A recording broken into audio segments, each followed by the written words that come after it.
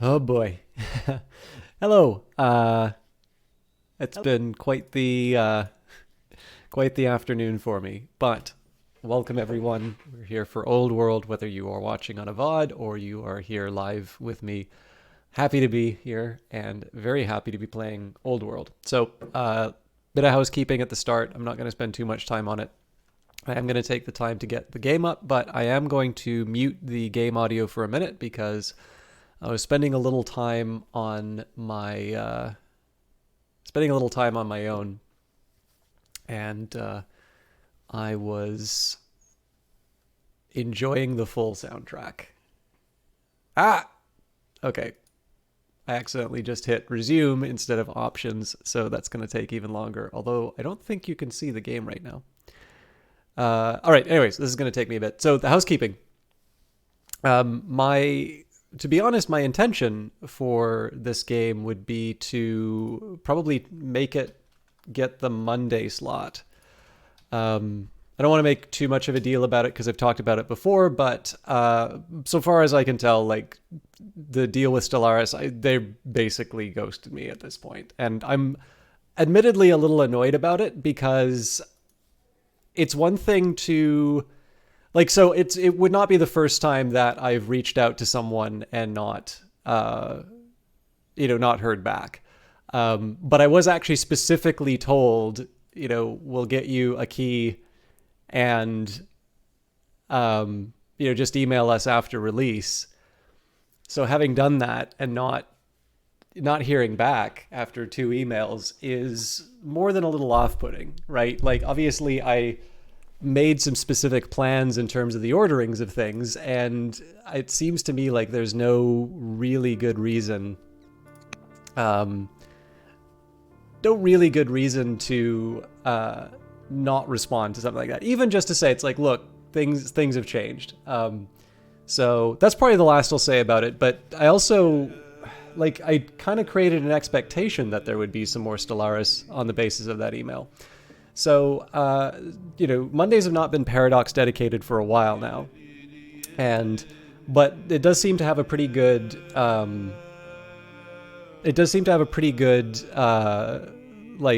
strategy foundation. Like, that seems to be the type of game that people are expecting, and the general audience for those days are probably going to be expecting strategy more than, say, like a boyfriend dungeon or Life is Strange, like that sort of stuff. So my intention was basically to sort of move Old World to Mondays at a minimum, and then sort of Friday would be a little more flexible. Probably would be more Old World. But also, we've done a couple of new games recently, so Out There, and there's another one that I still would like to cover, which I haven't done yet. This week was a little funny in terms of how everything worked out, so I shuffled things around. But just as maybe a word of warning, for those of you who are getting comfortable with Old World on Fridays, my original decision to do that was largely because Heroes of the Aegean's embargo lifted, I think, on the Thursday before, or maybe the Wednesday. I feel like it was the Thursday. Oh god, I can't remember the dates anymore. Anyways, it was more convenient and it was more in line with the big events for this game to do it later on in the week. My intention is to move it a little bit earlier in the week. That'll also mean that I'm actually starting on time, so that's a nice little side effect. But maybe just don't be surprised if you've grown accustomed to seeing Old World in a particular time slot and it starts shifting over.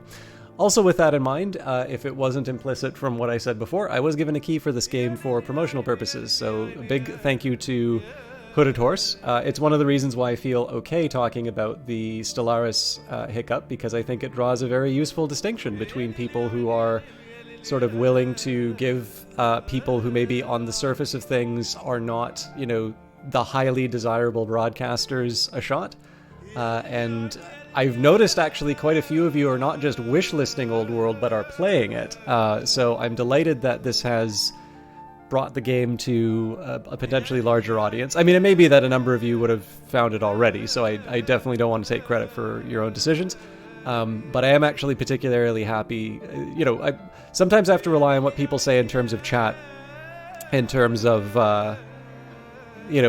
whether or not they picked up the game or enjoyed it. But as much as I enjoy Old World, and as special as I think this game is, I'm particularly happy that it seems to have connected in terms of just what people are getting out of the out of the stream. They're enjoying it enough that they want to try the game themselves, and obviously that's rewarding, not just because it means that there's a game that I really like that's getting supported, but it also potentially means that people are enjoying their playtime a little bit more.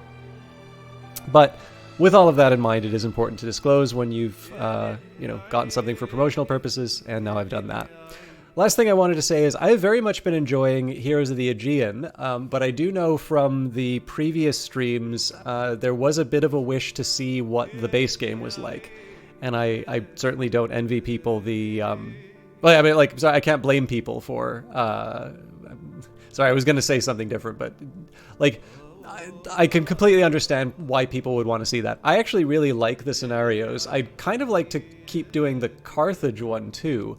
And I have been putting a bit of time on my own in the... I'll actually take a second here in the scenarios. So, Rise of Macedon. It does see... Now, I've also heard it pronounced Macedon. I still say Macedon, but it's probably Macedon if I wanted to do it properly. But what I've noticed is when I attack Demosthenes, it definitely feels like... So I don't know if I just don't have good vision in the Athenian territory, or if something about that war generates a lot of very heavy units. But it certainly feels that that nation has a considerable military advantage, an unexpected considerable military advantage. I've actually struggled quite a bit to deliver on the, on one of the major goals of that scenario. So it's good. I'm definitely being challenged by it, but it does... I feel like I'm trying to get my head kind of wrapped around this particular scenario. And furthermore, I'm trying to wrap my head around something that takes place about halfway through the scenario. So I could, of course, save and reload, so that you don't have to see me go through the whole experience again. But I'd actually kind of like to spend some time on that on my own and sort of kick the tires a bit, see how it goes. And with that in mind, I've decided that it wouldn't be a bad idea to start a brand new game. And that's what we're going to be doing. It doesn't mean I won't ever do scenarios again, and at some point I'd kind of like to try Game of the Week. But for the time being, for those of you who were wanting to see what the base game is like and weren't here when we were doing the tutorials, your time has come. But there was one thing I was kind of rushing to try and get the stream started. I forgot to get some water, and I could actually really go for some right now. So if you can just bear with me for 1 or 2 more minutes, I will put the sign up, but I won't be going far. I'm just going to get a glass of water so that I can, not keel over in the middle of the stream. We'll go over some of our options in terms of the leaders. I'm pretty sure I know who I'm going to play, but I'd kind of like to go over the leaders and talk a bit about the various, the different merits and some of the different approaches that I might consider. And it's going to give me a chance to talk a bit about some of the mechanics of the game, as well as maybe establish some principles at the start. I find that useful in terms of learning, but we'll do all that when I get my after I get my water. So I will be back in just a moment.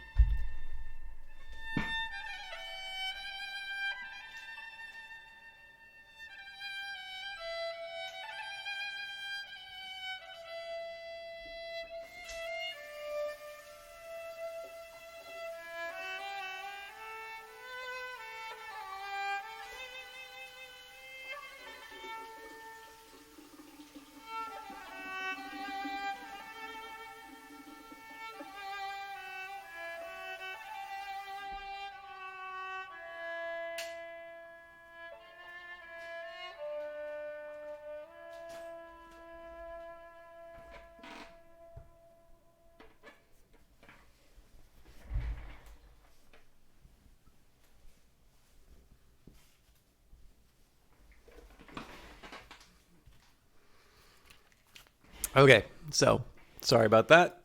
I am very professional. Incidentally, on speaking of professionalism, there's a special thing coming up next week, but I can't talk about it yet. I'll probably put out a YouTube video when I can. So this game, it's a 4X game. It's sort of returning to some of the basics as far as, maybe not the basics, but it's sort of considering what is necessary in 4X games and maybe not taking certain concepts for granted. And so, as you might expect from a civilization or a, or a Endless Legend or anything like that, you need to pick a leader. And generally picking a leader will mean that you are picking a civilization or a nation or a faction.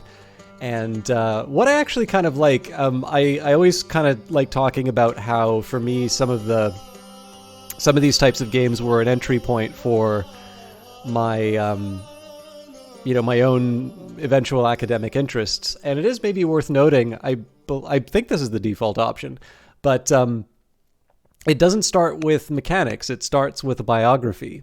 And so in this case here, you get to learn about all of these different characters. Now, if you play the scenarios, I believe you will play Philip in the tutorial, and you will, of course, play Philip in, and here's the Aegean, and you will play Dido of Carthage if you play the Carthage campaign. But the rest of these, you don't get much of an introduction to them, save for either your own knowledge of history or just picking one that you think is interesting.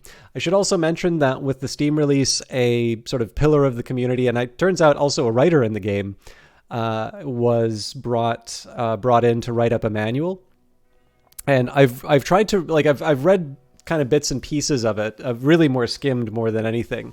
And there are actually some specific recommendations that they make in terms of different nations. So if you are finding, if you're finding that Old World is maybe giving you a little bit too much, I'd maybe say maybe too much that's new, or too many concepts to sort of wrap your head around, I actually think that manual will give you a nice set of ideas to work with. I always kind of like to think of manuals like that as, kind of the boundary that you can kick against. Like, obviously, the game's not really working if you have one perfect way to play, right? If the answer is always, well, just play Greece and demolish everything in front of you, maybe that's not the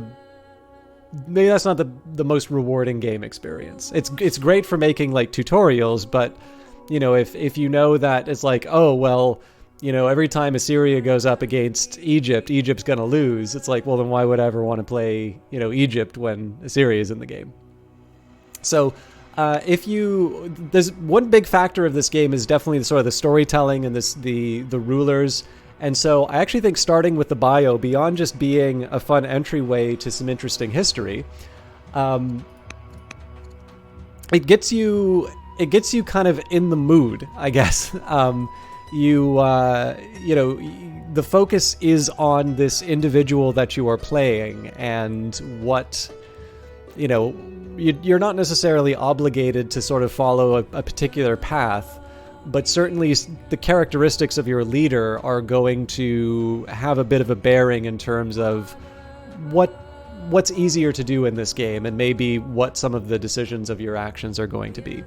And one of the reasons I'm spending so much time on this is my inclination is to read all of these, but I have a feeling that this might not be, like, I've already taken 15 minutes and we haven't started the game yet. So I think if I read all of them, that's going to be really exciting for me, and that's going to be of marginal interest to a group of people who'd really like to see the game. So what we're going to do is we are actually going to take a look at stats. We're going to talk about maybe some of the relative merits of some of these stats, and then once we select on the basis of the stats, then we'll read the biography of the ruler we select. Like I said, I kind of have an idea of who I'd like to play, but we'll get an idea in terms of what my options are. So Ashurbanipal of Assyria and again, I apologize for the pronunciations. I'm probably getting most of these terribly wrong. So we can start with trapping, which means that we begin with slingers as well as the ability to build camps. There's administration, so we can build treasuries, and I think that's granaries. Yes, granaries. And finally, military drill, which can allow us to build a barracks. Now, the other thing that's maybe worth mentioning, some of these cards, I believe, will give you... like, some of these cards will give a free unit. Nope, doesn't want me to... Oh yeah, okay, so press 1 to open the associated encyclopedia entry, but because we're not on the map, it probably can't open the encyclopedia. I can't remember what sort of free cards you get with these. But I'll just take those for granted. Now these are texts that you start with, which means that my opponents can also get these, but they may not necessarily start with them. So unique abilities. There's a battering ram. So that's developing culture. Siege tower. That requires a strong culture in the citadel. And then we've got, I believe these are all religious. So Shrine of Ninurta. So, oh, this is interesting. So idle infantry units still get extra experience. Shrine of Nuska will...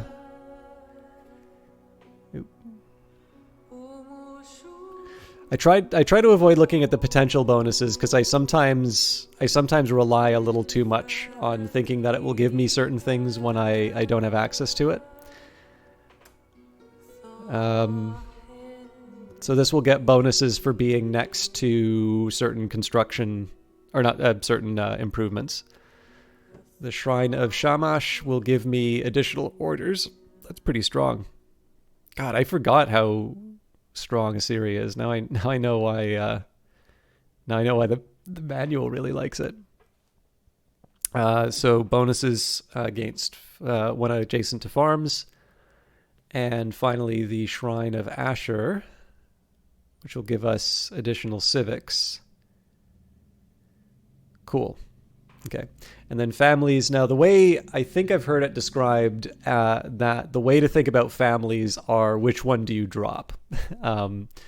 So champions are military focused. Oh, it looks like they're all military focused. So we've got champions, hunters, patrons, and clerics. Okay.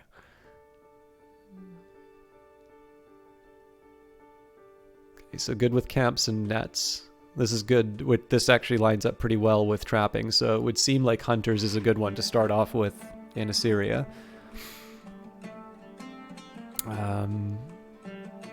Champions start with steadfast, though, so I need to remember what that gives us. Plus 25 versus tribal. Okay. The Adasi, civics and culture. Well, with specialists. They can hurry projects, and then minus discontent levels. Oh, wow. The Adasi family's pretty strong, too. So, man, yeah, that's actually a really tough one. So, like, -2 unhappiness per turn is okay, but something that'll lower down discontent levels for every culture event. I kind of feel like I'd prefer the patrons over the clerics. Can build urban improvements on sand, monasteries and temples, plus 50% output. Yeah, okay, so there's definitely reasons why the Ereshim family is helpful. So I suppose that would ask me the question, I suppose what this would bring up here would be, like, if I don't think that the extra training is important, which, again, let's be clear, training's super useful. Oddly enough, I can actually see scenarios under which I would drop the champions, even though it seems so aligned with some of the stats that work for Assyria. Now, don't get me wrong, I'm not recommending that. I'm just saying, like, I can actually see a situation in which maybe you would find some benefits to monasteries and temples, and then sort of you would remove the champions and just take the advantage from the hunters. Finally, the leader is a zealot, can serve as a general, can hurry production, Right. Okay. So serious fighters.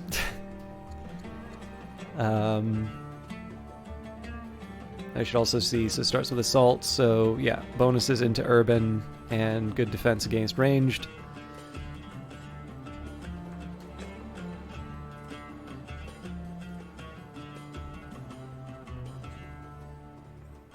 Okay, yeah, so basically just take cities. That's what it's all about.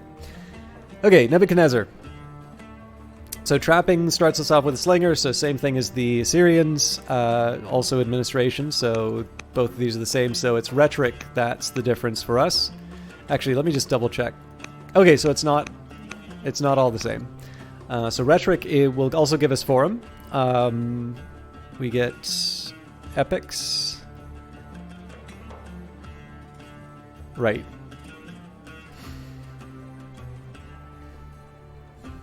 So I need to pick epics or exploration.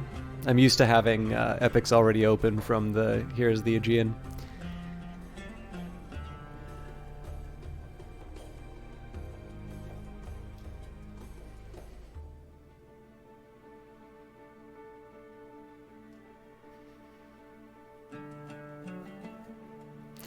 Okay, so we've got Cadian archers. So, I mean, I think that probably makes sense on its own. Strong archer units. Now, I've actually worked rather well with archers in the past, so perhaps Babylon is where I want to go. Sumerian archer, which basically seems to be Akkadian archer plus, zone of control and splash. So that's especially if the enemy units are all clustered up. I assume that this might be a little bit better for turtling. You just like build these nice strong cities and you have these strong archers that will splash the enemy. Finally, Shrine of Nabu, which will give us bonuses to scientific output. We've got the Shrine of Ishtar, bonuses for growth. Shrine of Ereshkigal for culture, and the Shrine of Marduk, which will give us civics. Okay. Although it's a little bit like the Shrine of Zeus in that it gives orders for adjacent wonders. I've kind of neglected wonders previously. So we've got the Kassites. Now for that, we get Sentinel, so bonus to... I wonder if there's a way for me to...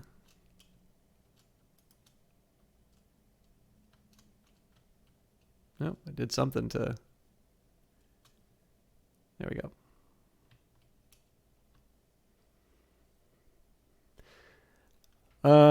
Okay.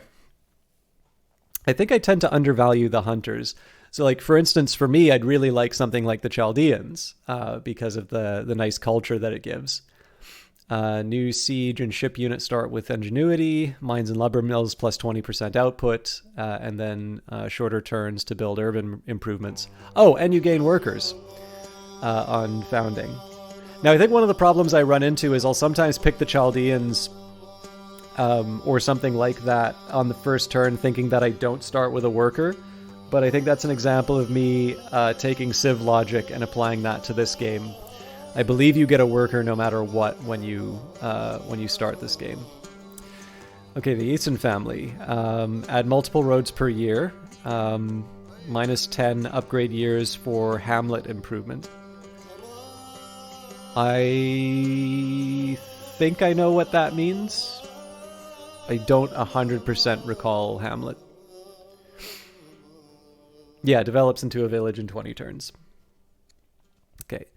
Family seat unlocks caravan. Can conduct caravan. I don't think I've used caravans yet.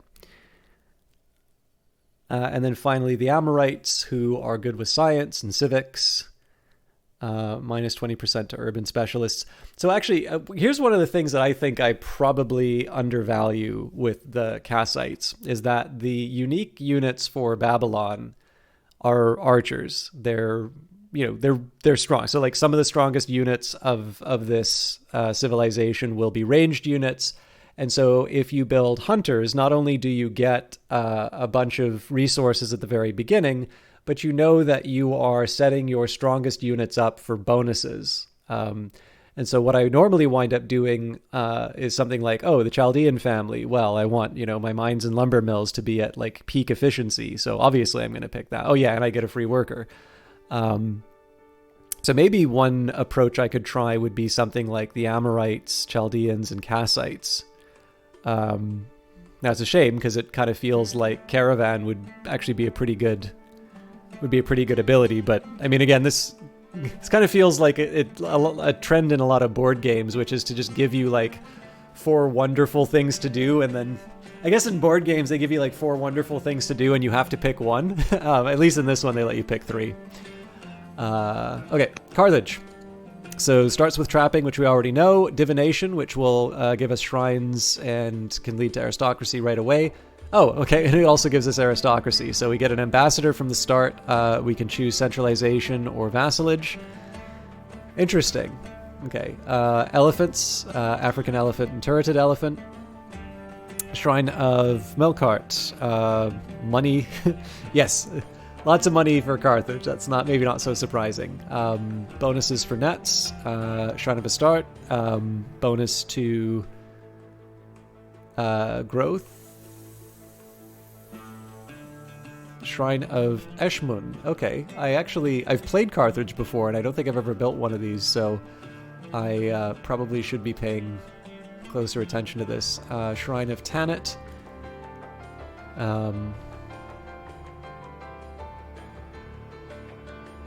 This is even more culture. Okay. So we've got riders who are good for training. Cities are always connected. Mounted units, for which African units count.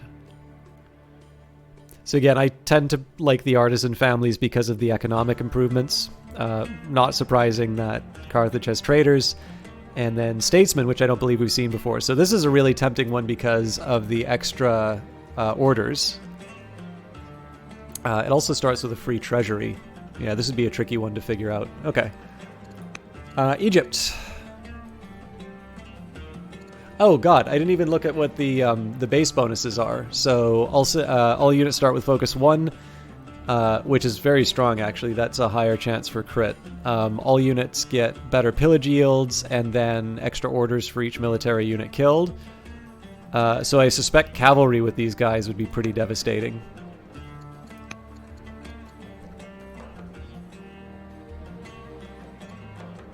Babylonia gets extra growth and science, as well as culture for treasuries. Carthage can hire mercenaries from tribes, and then as long as they're connected, they make extra money. Okay, Egypt. Egypt starts with more stone. We'll get 40% from farms on rivers, and minus 25% cost for identical adjacent improvements. Oh wow, so that's actually some really nice momentum. So the improvements in this game work a little bit like Off-World Trading Company. If you can build little triangles, you sort of maximize the bonuses that you get. And it feels like in the case of Egypt, not only do you get those bonuses, but you actually also get reductions in costs. So what you're giving up per improvement is what you're giving up per improvement is lower. So yeah, you kind of get it on both ends. Ironworking, you start with a warrior unit. Stone cutting, so you can start with quarries and labor force. Add new rows. It's funny because I always have to build these, but I guess that's because I've been playing Greece. So also more mounted units. Shrine of Ra, so extra orders. Bonus for adjacent farms, lots of culture, healing for idle units. Oh, interesting. New ranged units +1 level. Okay. Again, the biggest bonuses would be towards the mounted units. So, again, big strength for the specialized units from the riders. Landowners will give us extra growth, reduction to rural specialist growth time, bonus culture for crop resources. The clerics will give us lower unhappiness per turn and will improve the output of monasteries, and sages will give us civics and science. Okay. Greece, so they've got the Olympiad, bonus culture per turn, lower cost for settlers.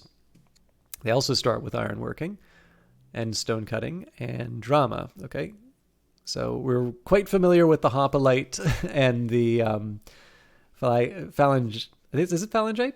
Shrine of Athena for science, Shrine of Poseidon for money, which I use very rarely. It feels like Shrine of Hades, which I for some reason keep forgetting I don't think I keep forgetting. I just think the game doesn't always recommend building next to mountains. And then finally the Shrine to Zeus, which gets bonuses for wonders, but I almost never build wonders, which is shame on me. Now, what does interest me here, so you get Steadfast when you start with the Champion family. So this is one of the ones where I actually feel like you don't necessarily get as much of a bonus for your specialized units in Greece as you do for some of the other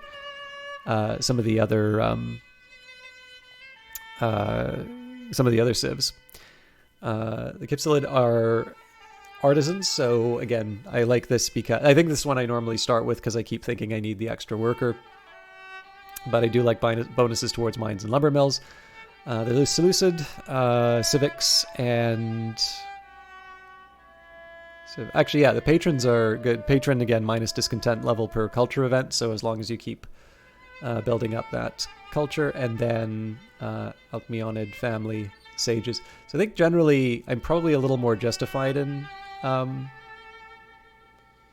ignoring Argead. It's probably bad that I do that, but I do it. All right, Hadi. Extra civics can remove vegetation, ignore hill movement costs. So they start with ironworking for warriors, husbandry, so you can start with pastures, and administration, which gives us treasuries. They start with a heavy chariot and a not start with, but their specialized units are heavy chariots and 3-man chariots, which this is actually kind of helpful to keep in mind because routes are really, really strong and I don't take advantage of them enough. The Shrine of Tarun, bonus to training, culture, healing, and better ranged units.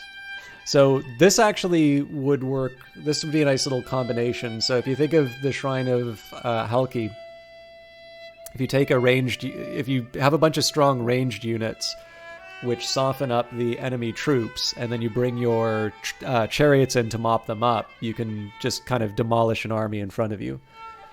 The Kusaran family, so they're riders, which you can get. Yes, this is mounted, so you can start with Saddleborn, which again in this case gives us bonuses if flanking. Landowners, bonuses to growth and crop resources. Patrons have that nice discontent per culture event. Sorry, that's for the family seat. That's not for all of the cities. Sorry, I was going to say that feels really strong if it's family cities. That's family seat. And traders. Okay. 2 more.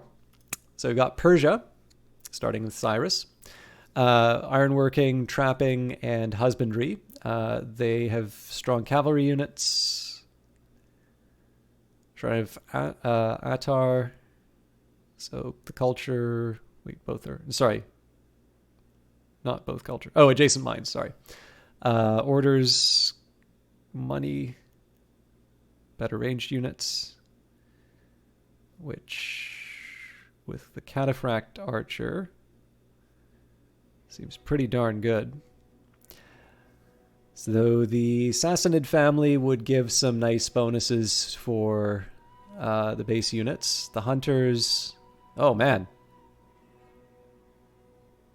That actually makes it a bit of a dilemma. So you can start with Hunters that get Sentinel, or you could start with... I kind of feel like Saddleborn might be a little more... Well, hang on. Are you really going to get that much of a bonus from flanking if you're using you're using ranged cavalry? Something to think about. Clerics and statesmen. Okay. Finally, Rome. Now, I mean, I realize it makes me a bit of a walking stereotype, but it is kind of hard to, like, when you have a game and you got Rome in it, it's kind of hard not to just, like, play Rome, in my opinion. I think when I played Civ 6, Trajan was probably my first ruler. And, you know, Rome Total War, there's a reason why you're playing a game called Rome, right? But in this case, lots of training, +1 fatigue limit.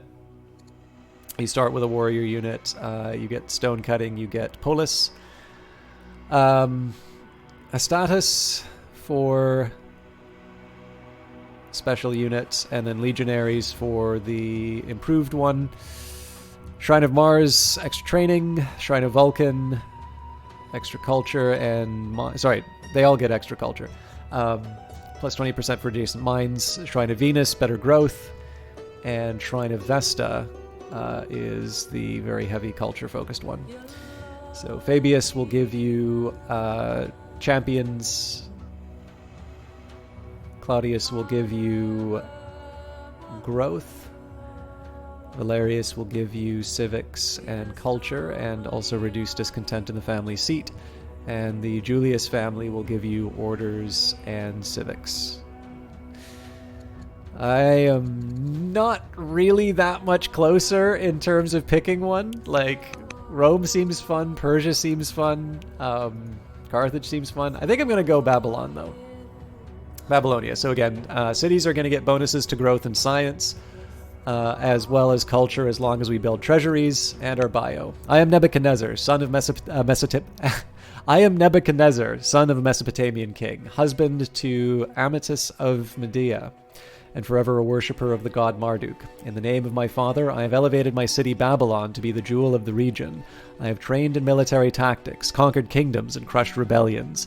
I built the Hanging Gardens for my wife so she could feel closer to the hills of Persia, and the Ishtar Gate to honor Marduk. I connected them both with the processional way, and all visitors are bewildered by the beauty of my empire. Under my rule, women have equal rights to men. We create intellectual institutes and temples, and my focus is on art, culture, science, mathematics, and craftsmanship. In a decade, I turned Babylon into a city of light. So, definitely in line with sort of my very economic focus for a lot of games. However, I also want to make sure that I keep those tendencies in check. So let's maybe actually start, before I go too much further. So let's say the Kassites might be my founding family because of the extra resources and the bonus to range. Now again, we don't expect too much from these archers because we need to hit certain improvements first. Artisans are still tempting. So let's say hunters and artisans, and then I'm going to need to decide between traders and sages, and perhaps what I will do is I'll make it kind of circumstantial. So if we can get near bullion resources, we might be more inclined towards traders, and if we don't, I'll probably go for the sages, just because I kind of like these family bonuses. Okay. This is probably more difficult for me than I should, but we'll do our best. God, it's tempting. So, region bordered by large seas, gulfs, or bays offering a substantial amount of coastline. Default map for Old World, inspired by the Middle East, but generally milder climate. So our options: cold oceanic region with numerous islands. Adventure map intended for single-player games with larger dimensions to compensate for lower percentage of habitable tiles. Balanced for support and free-fall multiplayer. I'm somewhat inclined to stick with Seaside, but yeah. And I kind of like going for base. I could do pre-made, but let's start.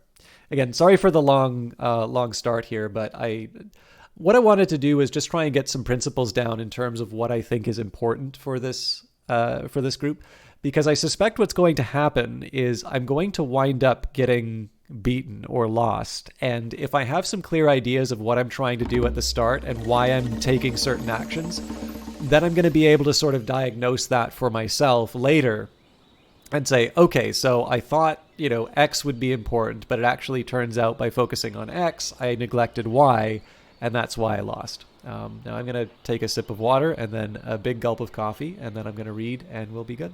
Good to go.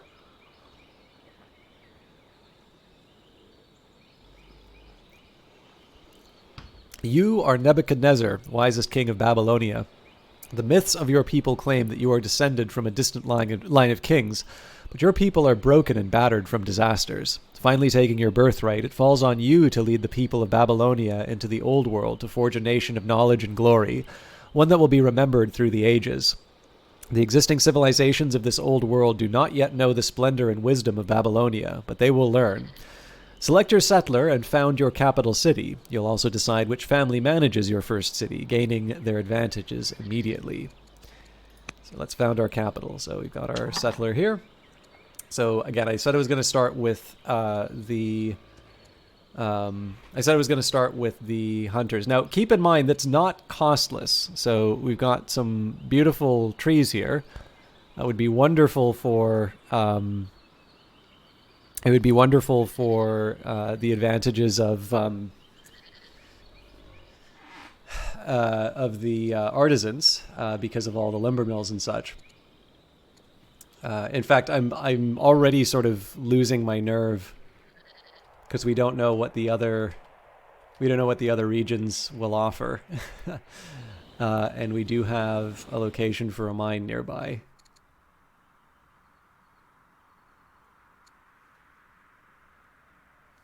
That's salt, so I don't believe that will...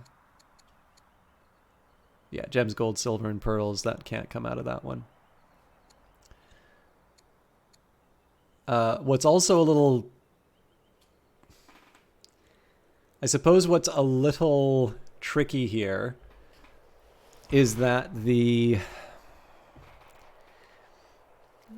So, like, the bonus resources are nice, but we're not going to hunt horses. We're not going to hunt goats. So all of the resources in the immediate area are really not built for... They're not necessarily the sort of thing that you would want... They're not really the sort of thing you would associate with a hunter. Okay, sorry, I lost my nerve. I am going for my artisans again. Alright, we've read this tutorial before, but we'll go through it really quick. Orders are an important feature of Old World. Units can move multiple times each turn, but each move consumes one order. Other actions, such as attacking or building, also consume orders. Your remaining orders can be seen in the lower left corner of your screen. We recommend that you first select your workers so that you may begin to improve your land before you spend all of your orders for the turn. I have to consider how to use my orders carefully each turn. Okay, so one thing that I'm very bad at in this game, and this is true for a lot of 4X games, is I neglect my military. And I really want to work on that. So I'm going to do ironworking. In addition, it's recommending it here. But I'll still be making improvements to my city, don't get me wrong. But I want to make sure that I'm keeping a fairly strong army throughout to make sure that I'm not sort of falling behind on necessities. Workers build improvements for your city. Rural improvements such as farms and mines gather raw materials. Urban improvements such as barracks or shrines provide training or culture. With some exceptions, urban improvements must be built on or adjacent to other urban tiles. A lack of urban improvements will lead to discontent, so plan carefully and leave some room for them near your cities. Improvement output can be augmented with specialists from the city screen. Okay, so remember we've got 2 workers here. Now the game's recommending a farm in this area. I don't know what the effect is going to be on the horses nearby, but I don't necessarily disagree with this recommendation because, of course, we do want to still leave some improvement tiles for the main city, and we do need to get our food up, so we'll build the farm there. We'll also figure out what to do with our worker here. Now, the game's got its own recommendations. It's saying I can't build the farm. Is that because I'm out of wood?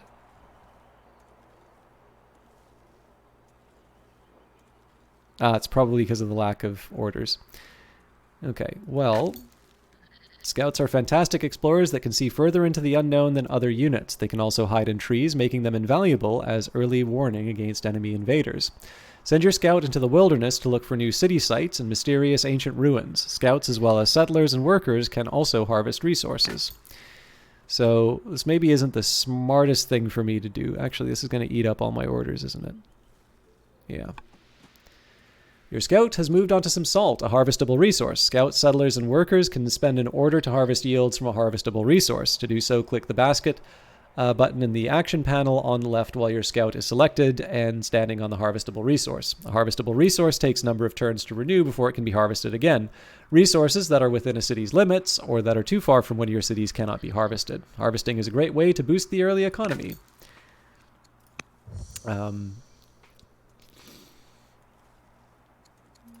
Governor. A city governor can be recruited from your court by clicking on the wreath icon button below the city banner or within the city screen. A governor can boost the yields of a city based on their unique traits. A governor, with the exception of the leader, cannot be from a different family from that of the city. I will assign some governors to my cities, but only when my orders are ready to go. So the worker's kind of sitting idle, but what's nice here is we're actually going to be able to chop down a bunch of trees early on. So let's end the year.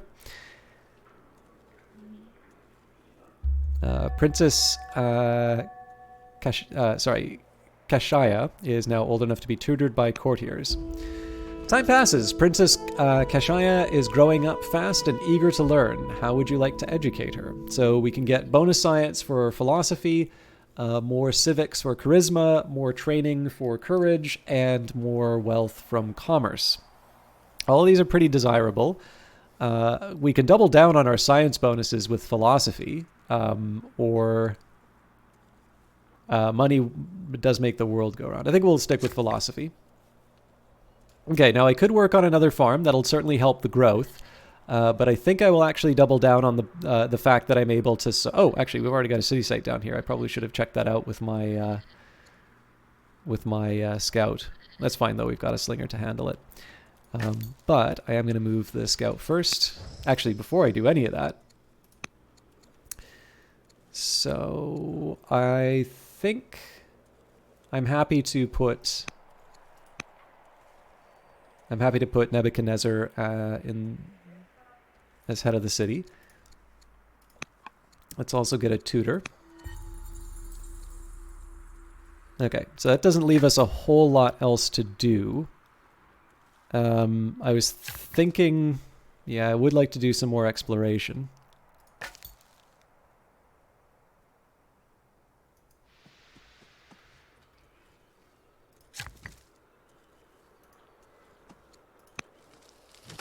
Definitely need to get more orders.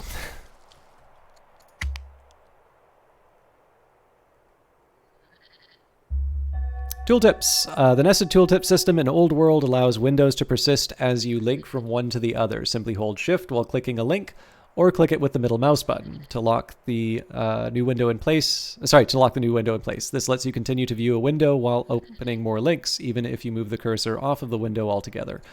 Try it out on this unit link Spearman.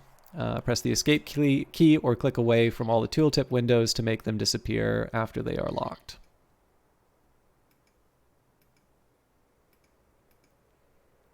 My God, he's gone mad. Okay. So still working on the various projects. I think I'll just keep running along the hills with my scout. Okay. A little something for me to pick up. And we found some barbarians who are occupying a city space.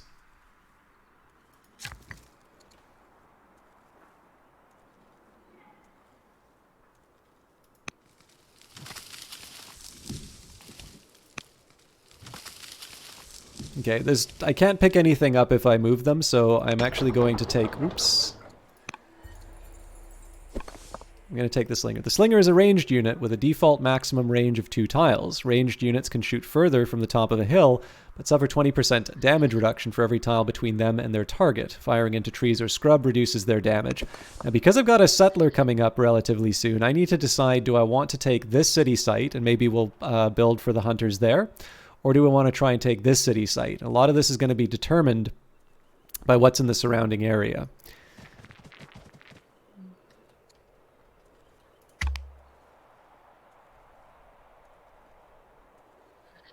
Queen Consort Amtis is quick-witted and silver-tongued, a most eloquent person. So if it's not clear, a lot of the bonuses that you will get in this game are not necessarily coming from your ruler, but they'll actually come from members of your court.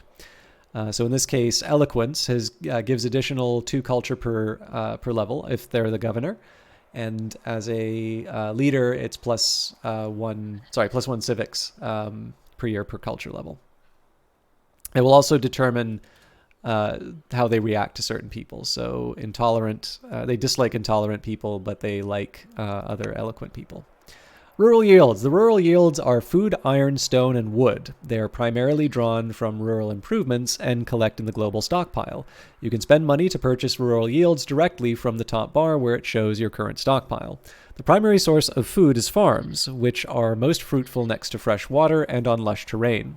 Food is needed to feed your population and to produce new settlers. The primary source of iron is mines, which are most productive on ore and hills. Iron is needed to produce many types of military units, including warriors and axemen.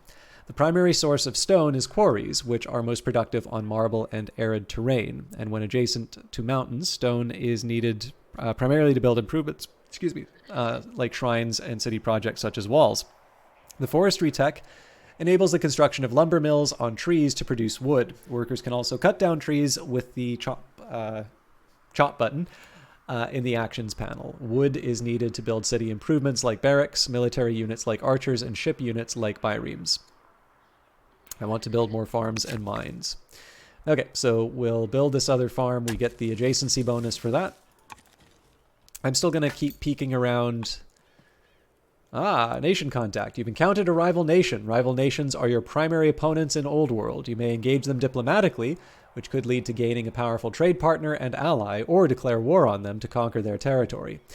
You decide which nations are worthy of being your allies and which should simply be conquered. At some difficulty levels, other nations begin the game already established with a number of cities, units, and improvements. If you hover the mouse over Egypt's name in the leaderboard, naming the leaderboard at the top left screen, you can find out important information about them, such as the number of cities they have, how strong their military is, how developed they are technologically, and also with whom they are currently at war or peace. To conduct diplomacy, you must appoint an ambassador, which of course requires aristocracy. So, upset. So I'm assuming this is 4 cities. So I'll do my best to make some friends. Okay, good. So I was going to say, oh, this is really scary that they've got a... I was going to say, this is kind of scary that they've got like a city near here, because then I'm going to need to clear this, clear the barbarians quickly. But it's not necessarily clear that they... that this is a threat to me. Now, with the adjacent... Pearl. I can never remember what the different cities or the different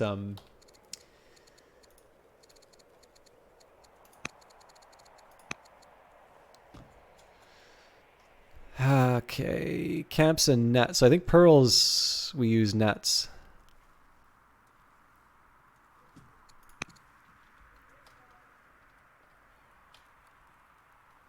Yep. Okay. So we are moving our Slinger as far as we can. Now, there's not much else for us to do, like any action that we take.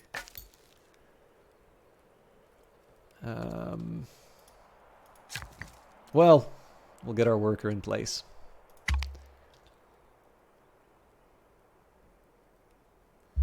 King Nebuchadnezzar the Founder has tutored Princess Kashaya, improving her wisdom. Your capital has finished training a new settler. Settlers are a key to expanding your nation because only they can found new cities. Take the settler to a nearby city site to establish a new city. City sites can be claimed prior to sending a settler to colonize them. Place a unit of any type on the city site tile to claim it as your own, thereby preventing foreign settlers from founding a city there. When you found a city, you will have to choose which family to grant it to. This family will grant powerful bonuses to the city. After granting a city to a third distinct family, you will lose access to your nation's fourth family, so carefully consider what bonuses you want and which family you can go without.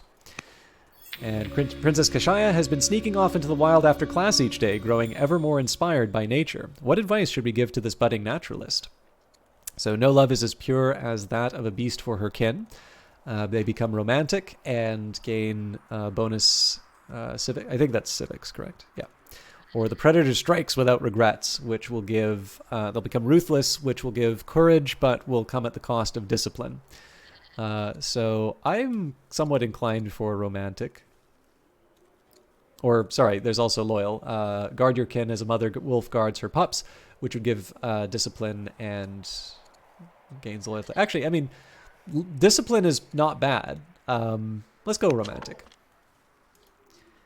So one thing I'm a little worried about here is that I could actually, with my settler, I could get a new city up and running quite quickly. But I definitely, like, there's quite a bit that's desirable about this area. Oh, Jesus. All right, they've already got bad guys in the area too, so that makes me all the more inclined to go for it. We are probably going to have a hard time of it, though, so...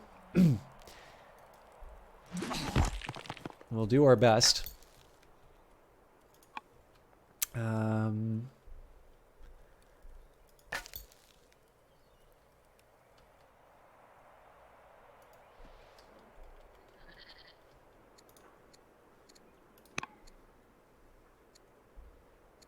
don't have the orders for the tutoring, which is a shame.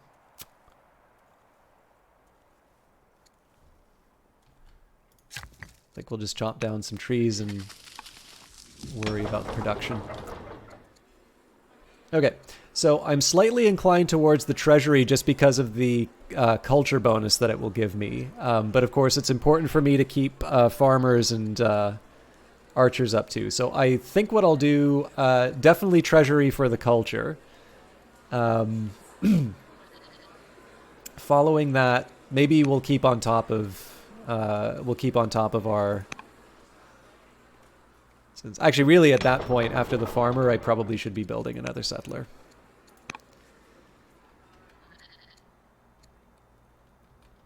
So let's see what the barbarians wind up doing to me.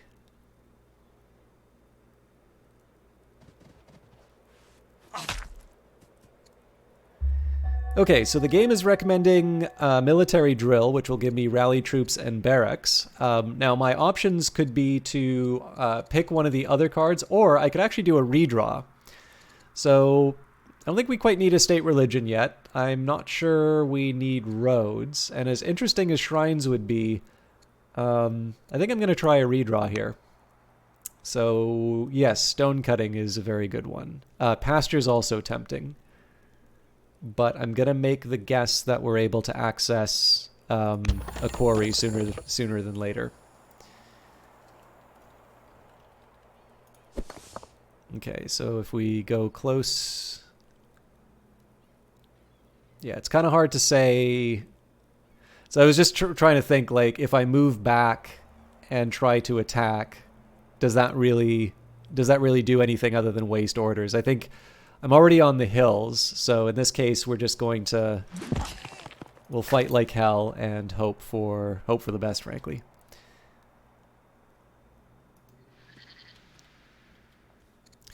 The tech deck. Upon completing research for a new technology, you will unlock the next technology on the tree, entering it into the discard pile, and 4 new cards will be drawn from the from the draw pile available technologies for you to select from. After making your new selection from the 4 drawn cards, the remaining 3 cards will be sent to the discard pile and ultimately recycled back into the draw pile when it is empty. Free unit and bonus cards are never recycled and are instead permanently discarded if not chosen. I will choose my technologies carefully. Okay, so we may be delayed in getting this territory. Let's get the tutoring done. And we will continue to cut trees. Okay, so this would be something I would use the camp on.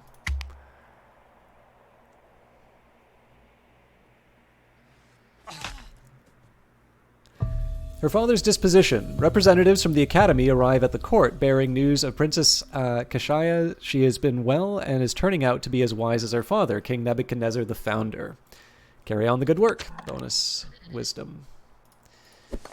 Okay, hopefully this finishes off the... No, it does not finish off the barbarians, so that's more damage on my unit, sadly.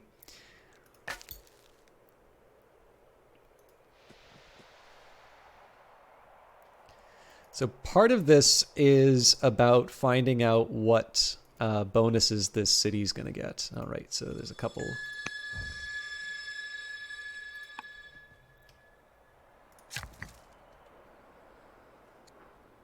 I'm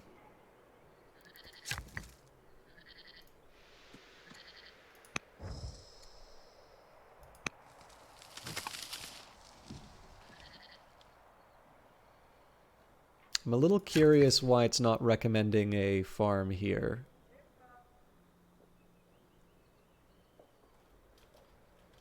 I wonder if there's a way... I feel like there should be a way to get the... Yeah. So you notice I get 9 for the one beside the city and 7.5 for the other one.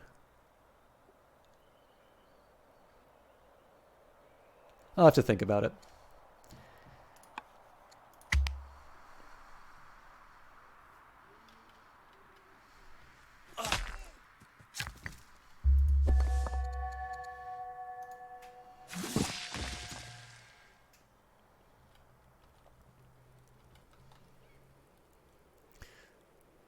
So it seems like any attack that we can do on the barbarians, they're able to throw that right back at us.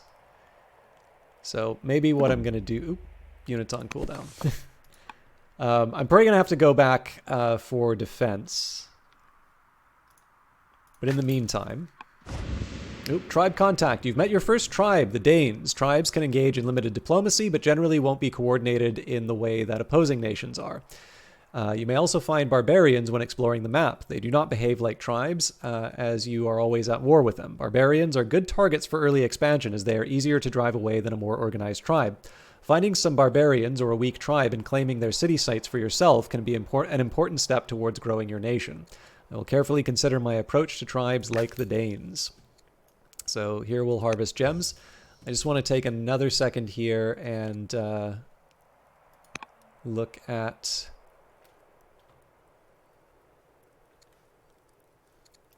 Trying to think of the fastest way that I can find my families. I'll just go back to Babylon. So again, I'm mostly just trying to find bullion. So gems, gold, silver, pearls. I believe this is different. Nope, this can give me gems. So there is actually a small argument for a trading family here. Actually, no, it would be the Dane spot is the better argument for the trading city. But I mean, again, we could still move it in. Okay. So I suppose one question is, how quickly do I actually think I'm going to be able to take this zone? Because in a certain number of turns, I'm going to have... You know what? I think it's fair to say I'm going to have enough time to be able to build another city up here. So I think I will build the trader city on this site, and that's just for the simple reason that I know I want to put my hunters up here where they'll get the biggest bonus from the nets. I'm also going to go against the game's advice, and I'm going to build a farm here.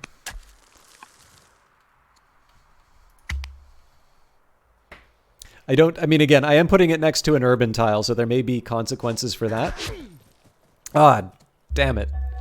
So it looks like the Egyptians are trying to take that zone. Curse of Agad. Kashaya comes to you after studying the text of the Curse of Agad, a fictional account of the fall of Acadia and the death of the king. It is normal for students to transcribe the story onto clay stele as writing practice, but the work has also sparked a philosophical struggle within Kashaya. She asks if the hubris of the queen will really lead to such destruction. As a leader, is it not right to take pride in your nation? If you are strong enough, then pride is not a weakness. So that will knock down the wisdom. It will gain legitimacy, but and there will be a bonus to courage. Or heed the warnings of the text. The proud become blind and will always fall. And it will be a reduction in humility, but overall benefits personality-wise. I'm actually going to say we'll go for pride, which I am assured goes before destruction, but we'll worry about that later. You are now known as Nebuchadnezzar the Settler. You were the first to discover this landmark. What will you name it? The Araxes River. A new court merchant, Gemti, has joined the court. Her keen attention to economic affairs will help with Babylonia prosper. Cities produce the following yields: growth, training, civics, money, science, culture, and discontent. Growth, training, and civics are all used for city production. Growth for civilian units, training for military units, and civics for projects and specialists. When not being used for city production, training and civics go to the global stockpile, and growth goes into the production of new citizens. Culture and discontent both go into their respective progress bars. When the culture bar fills, a positive event occurs with new improvements and wonders are unlocked. When the discontent bar fills, maintenance goes up and growth and science go down. Money and science both go directly into the global stockpile. Now, one thing I will confess about civics is that I understand it in terms of its construction for specialists, but I'm less familiar with it in terms of what it gives me in the global stockpile. I know you can pass laws with it. I'm just not sure if there's anything else in the global stockpile that I need to be aware of. So we're going to take a second here and read the tooltip, and I might take a second here to read the encyclopedia entry as well. So civics.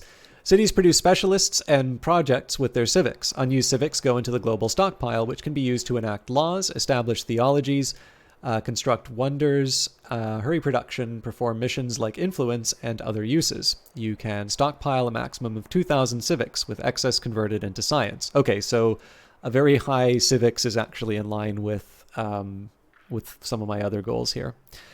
Increase civics by training stonecutters and establishing forums.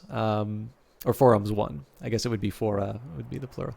Members of your court with high charisma also contribute to the global civics stockpile. And I think that more or less is just a repetition. Yeah. So a quarry built on marble will also produce civics. In the mid-game, courthouses and their scribes provide additional civics. Families that are statesmen, patron, or sages are better at generating civics in their cities. And wonders such as the Colossus, the Acropolis, and the Gnosticism theology are other ways of boosting civics. Okay. We'll keep tutoring. I know that costs orders, but I definitely think there is value in investing in the next generation.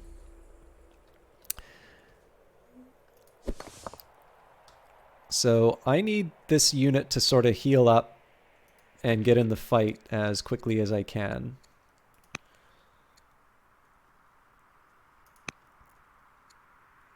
Nope. Don't have the orders. Okay, and actually it wouldn't hurt for me to produce some additional military units, but I am spoken for in terms of settlers and such. So let's start with a treasury for its culture. Urban yields, we've already read that. And I am going to change the order for Babylon. So in this case, I don't think 6 years is already a long time to wait for the settler, especially given that the Egyptians may be claiming this territory. But I figure this gives me a fighting chance of trying to get this back.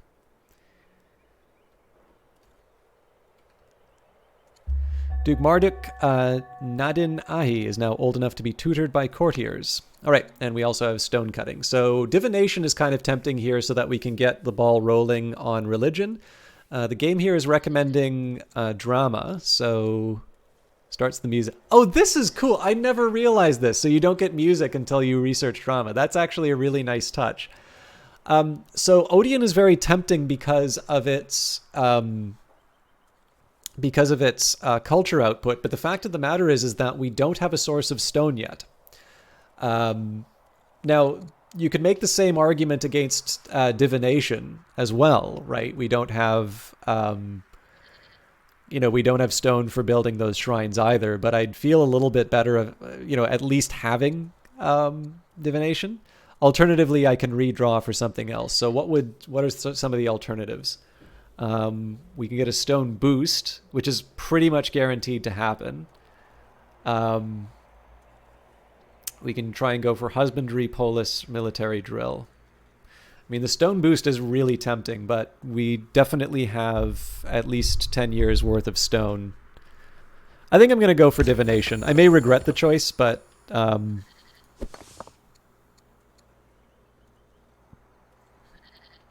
I guess I can't assign Nebuchadnezzar if I'm going to heal this guy. I definitely need to heal, so.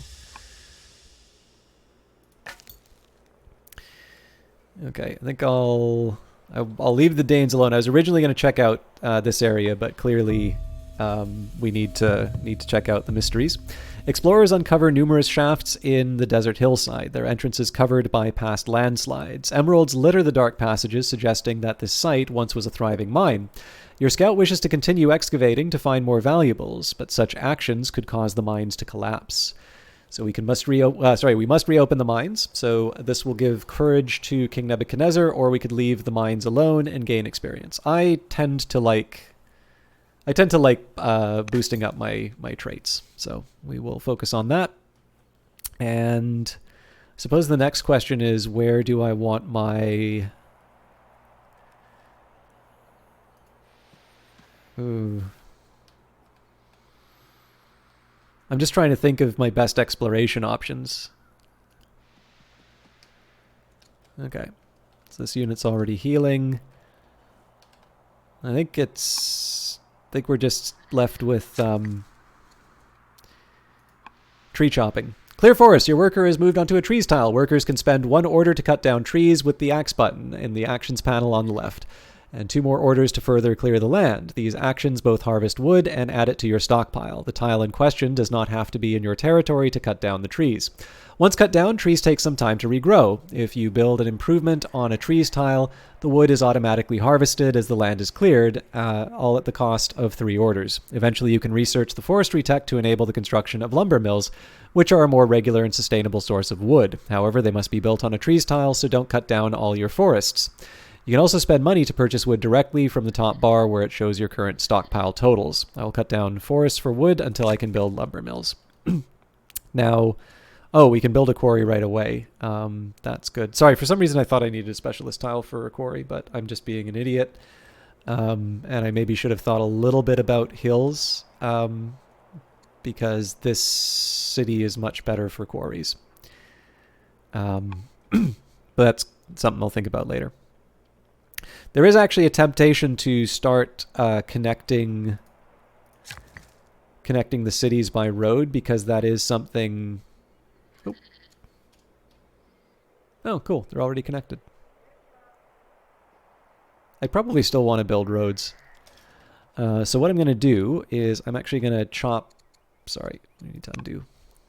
I'm going to chop woods on my way to...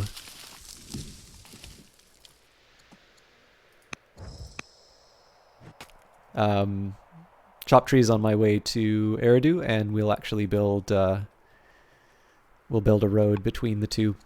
And finally in Babylon, I just want to see... Yes, we do not have the culture to hurry the settlers, so essentially we're kind of leaving it to Egypt to mess up the attack on the barbarians. Petty crimes. Outside the court, you discover your daughter Kashaya being dragged down the streets in chains. She is accused of a series of petty crimes: theft, bribery, and destruction of property. Once Kashaya has been released, she asks about her punishment. You must repay those you have wronged. She becomes bitter and less charismatic, or you are royalty and must answer to no one and become spoiled. Alternatively, you will make a public apology before the court, and this would require my character to have a higher discipline. So we will say, repay those you have wronged. Princess Kashaya has returned from her philosophy studies, but she would like to retain a tutor for additional training. What shall be the focus of her continuing education? She can spread knowledge to others, which will offset the bitterness, or turn to inward self-discovery. I think in this case, I'm going to offset the negative that I got. And time passes quickly. Duke Marduk Nadin Ahi is growing up fast and is eager to learn. How would you like to educate him? So we could double down and have more philosophers in the family, or we could try and start working on maybe some of the factors that we're weaker on. So for instance, politics would be good because that'll help shore up my my civics. I think I'm actually going to do that. So we will make him a politician. And you have unlocked the ability to choose an ambition. Ambitions are goals that your families would like you to pursue, and completing them will grant you all of your descendants a permanent boost to legitimacy. Completing an ambition unlocks a new one, and completing 10 is one way to win via an ambition victory. So always do your best to fulfill your current ambitions. Here are a couple of simple ambitions to get you started. So we can try and kill 5 enemy units, or we can try and control 4 cities. Now we're already halfway onto the 4 cities.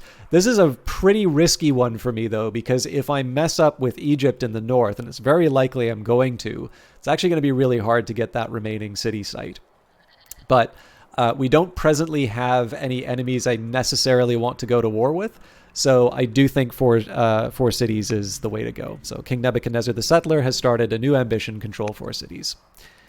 And I could have tutored Marduk. I mean, I could buy the order. I won't, though.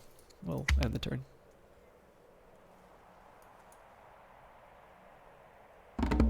A delegation from Egypt arrives with a marriage proposal for your daughter, Princess Kashaya. We should consider it carefully. So Neferkare the Slothful is the best option. Or Duke Thutmose is the best option. Not bad to have a schemer. Yes, we will marry with the Egyptians.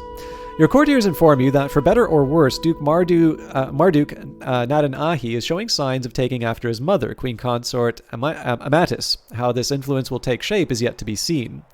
Superstition is to religion what astrology is to astronomy, the mad daughter of a wise woman. Our laborers' attempts to reopen the collapsed emerald mines have failed. Hillside supports crumbled, burying many men beneath the ruins and the rubble. Such a failed gambit has left the population shaken. A shame. All right. I'm willing to risk my units here a bit. Oh, dang it. I don't see any way that we're going to get that back. Unless we fight them for it.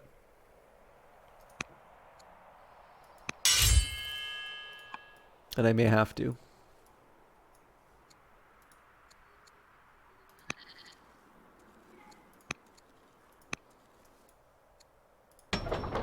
Do we have any governor candidates? Nope. Yeah, we may have an early war with Egypt, which I'm not exactly clicking my heels about, but we should probably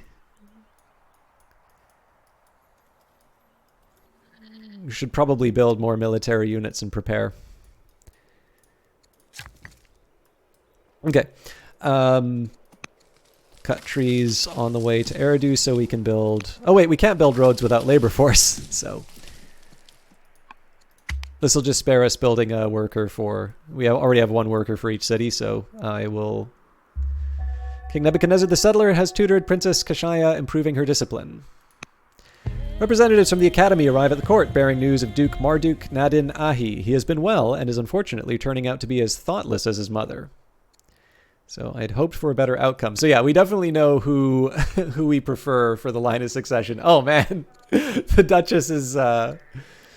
Okay, your family line has a new heir, Duchess Ishtar Gamlat. Training strong heirs will be vital to the survival of your nation once your current ruler is gone. Someone will need to take the reins. Once your heir's grown up a bit, you'll be able to choose an educational path to guide them into the role that you need them to fulfill. The first 4 heirs in the succession are members of your court, and their ratings will affect your global yields. For example, an heir with high wisdom will increase your science. This is a day for celebration. All right. So... I'm still inclined to tutor. We actually have multiple options here.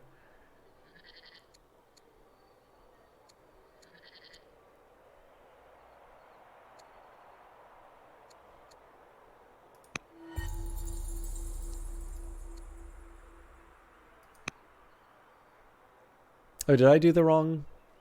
All right, that's fine. Merchant it is. Okay, yeah. Settlers are on the way, so... Trying to think how I can best block this while still damaging the Egyptians.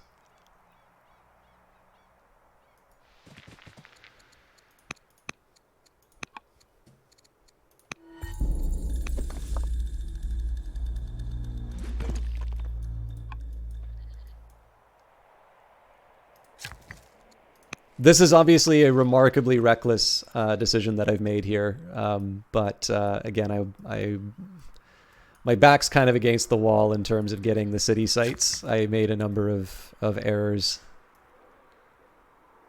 Okay, so it's recommending a quarry here. I would have thought quarries on this edge, but I guess I don't own these tiles, which is why it's telling me otherwise. The other thing that I'm thinking would be hill sites. So I was just trying to see if there's a way that there was maybe like hills that were beside, that would eventually lead to me sort of having sort of the adjacency bonuses against the mountains, but that doesn't really seem to be an option here. This maybe isn't as good of a starting site as I thought it would be.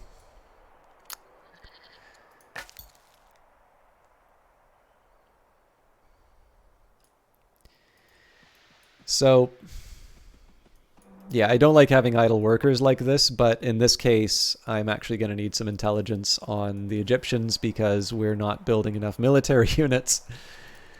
Babylon has reached a new culture level. Higher levels of culture unlock additional improvements and wonders for your cities. Each new level will also trigger a positive culture event for the city. Excuse me. Today, a group of laborers has decided to join your workforce, granting you a new worker. Well, that's generally good news.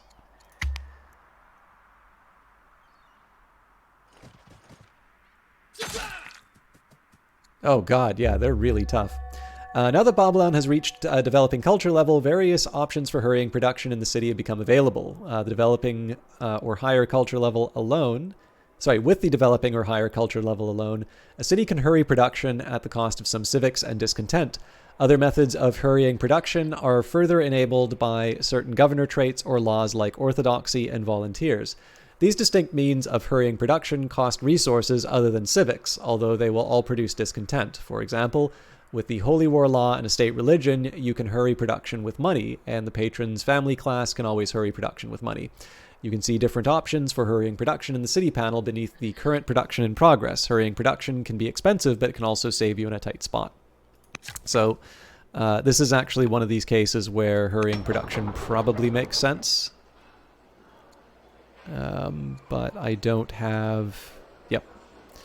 I don't have the resources I need for that. Now, I have got to admit, I was very surprised at how much damage.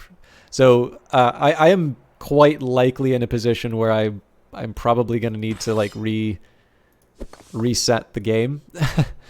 And this is just because I've made one too many mistakes, and I'm not entirely sure. I'm not entirely sure I'm going to be able to recover.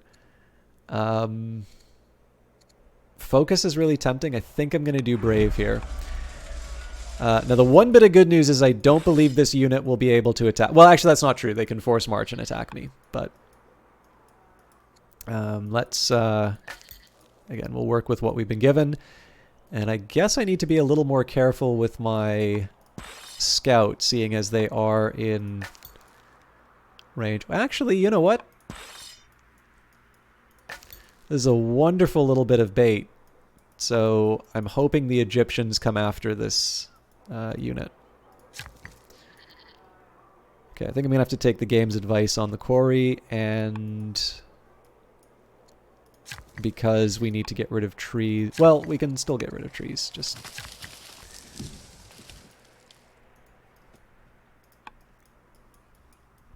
Okay, let's see how it turns out. I don't see any reason why the settler wouldn't take this site, so... Yeah. Duke Marduk Nadin Ahi has shown remarkable aptitude in mathematics and geometry, rapidly mastering the basics. During a visit to the court, Marduk Nadin Ahi asks for advice on the best path to apply these studies. What guidance shall we provide? Engineers are in short supply at the court. Becomes an engineer and gains bonuses for against siege and ship units. Carpenters make many things possible. Bonus experience for siege and ship units, or it is important to have a well-rounded education. I think we'll go for the trait bonus. Okay. So we are in pretty dark times, but let's heal up. Let's see what we can do to try and turn things around for us.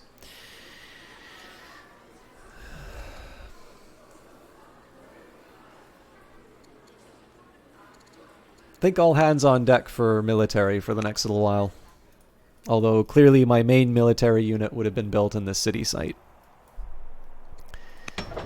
And we still do not have the civics to pull this on. We're not going to have the civics anytime close to when we want it.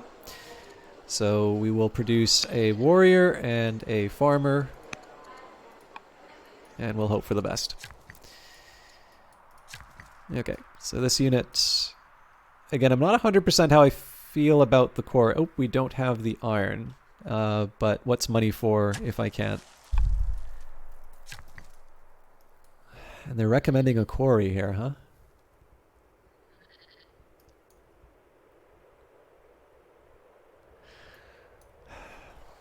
I guess there's logic in that.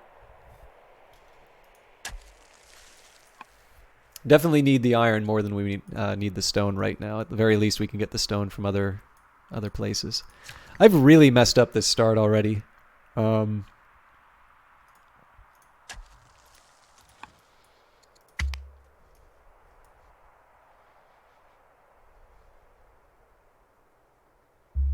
Egypt is now at war with the Danes. King Nebuchadnezzar the settler has tutored Duke Marduk Nadin Ahi, improving his wisdom, and oligarch Jemti the merchant has tutored Prince Marduk, improving his wisdom. Okay, pretty much I automatically pick the boost. There has to be something pretty incredible for me not to take that. So, and here I want to head to the woods as quickly as possible so we can see. So interestingly enough, we don't actually see any Egyptian military units here, which makes me a little concerned.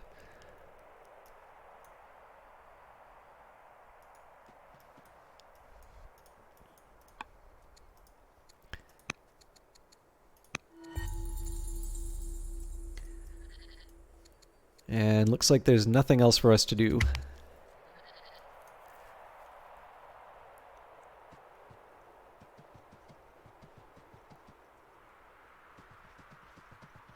Yeah, I rather suspect why they ran away there.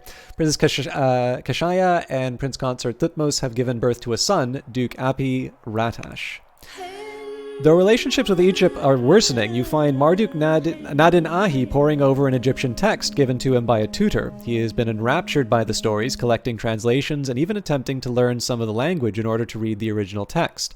Will you allow the influence of this foreign literature? So we should trade culture freely, which will improve our culture. We can encourage him to read as widely as possible, which will give additional wisdom, or we will cut off this bad influence for legitimacy. Now, legitimacy is helpful for the orders, and I am going to be in a war, but I do think continuing to gain the benefits of my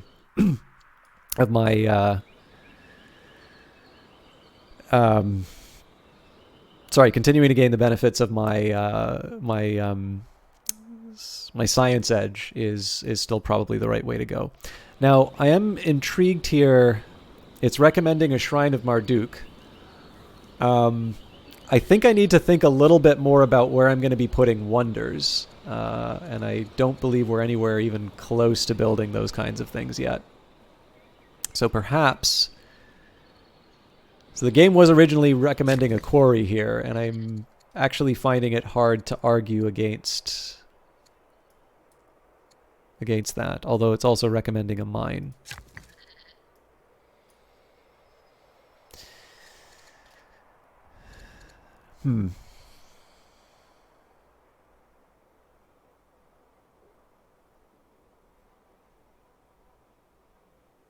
So one of the problems I've got now is that all of my sort of rural improvements are sort of next to these urban ones, and so the expansion of Babylon is going to be cut off if I keep going at this rate. But the thing is, if I don't make improvements, then we're not going to be able to build out. Okay, no, I see why it's recommending a shrine here, actually. It's recommending the shrine because that will expand my borders, which will then allow me to claim the ore, which I actually really need. So is there a better shrine that I can make? Ishtar would give me growth, and it gives plus 20% for adjacent pastures. So it'd be slightly better. I think if I could build it here, but I don't believe... Yeah, I have to build it in my own territory.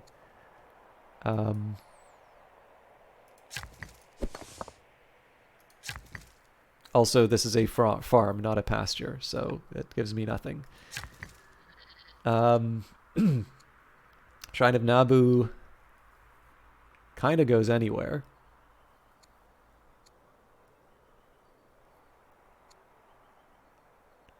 Yeah, so I mean, Marduk is the most sensible out of all of the options that I have. Let's go for it.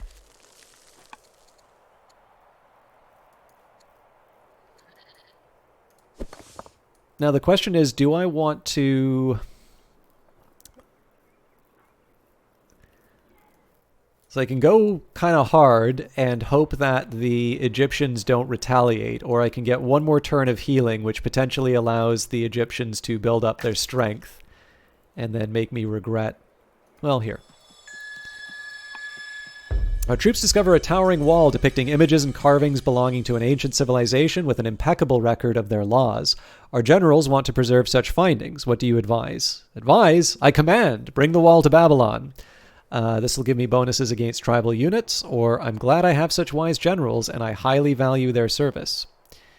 And we acquire aristocracy. Oh, man. This is actually a tempting one, right? Because... bonuses against tribal units means that we can go after the Danes. And the extra culture in Babylon helps us. But I get to get even more of my... I get to push even further down my technological advantage. I think I am going to say I highly value their service. We found the Rubicon River, although... Clearly, Egypt found it before us. And scrub, I don't believe, counts as cover for my scouts, so we might get murdered.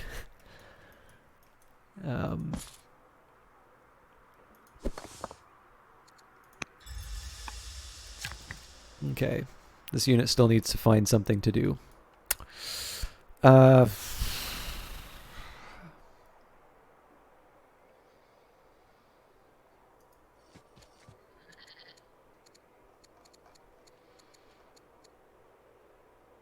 So I'm missing an order. So at the very least, we can cut the scrub.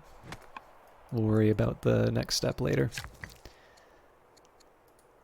Oh, is that all?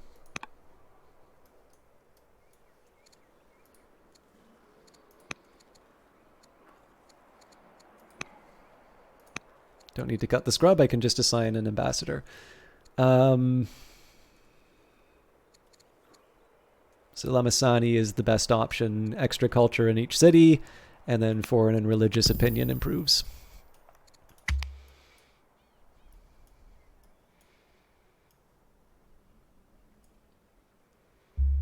Babylonian paganism founded in Babylon. Princess Kashaya and Prince Consort Thutmose have given birth to a daughter, Duchess Erishti Aya. Okay, so military drill will give us access to barracks. In the deck, we have labor force border boost. Border boost is really good for us right now. Husbandry will allow us to build the pastures.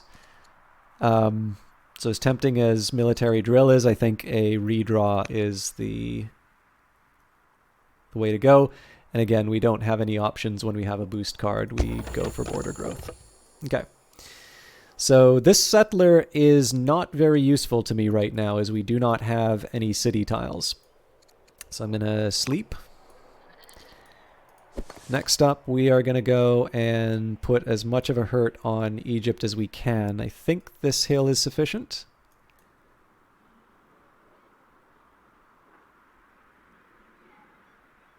Apparently not.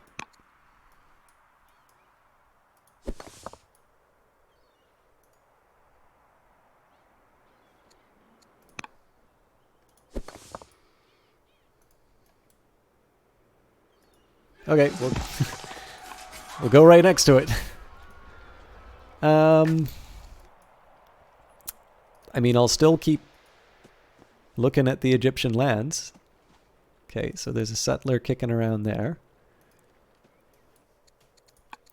Pagan religions are founded by building your first shrine, and they spread by building more shrines. They have no disciples, theologies, or access to special religious improvements, but improving the religion's opinion will reduce discontent in cities with the religion. Paganism can be adopted as a state religion if you enact divine rule. I will build more shrines if I want to spread paganism, which I do. You can use your ambassador to conduct diplomatic missions. Just select the portrait of your ambassador in the top right, and you will see their available actions in the panel on the left of the screen. An ambassador can make peace with nations and tribes, form a trade mission, offer and demand tribute, and more. I will use my ambassador for diplomatic missions. So we definitely need to... We just need to get the economy running, basically. Wow, they want me to build another shrine already? Huh. Not sure how I feel about that.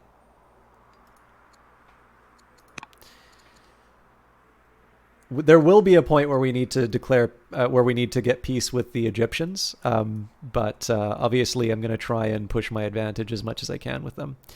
And I think, actually, what I'm going to wind up doing, when the time comes, I think this is going to be the unit that builds a road between these two cities, because obviously if I'm building this warrior ahead of time, I want to get the movement done relatively quickly.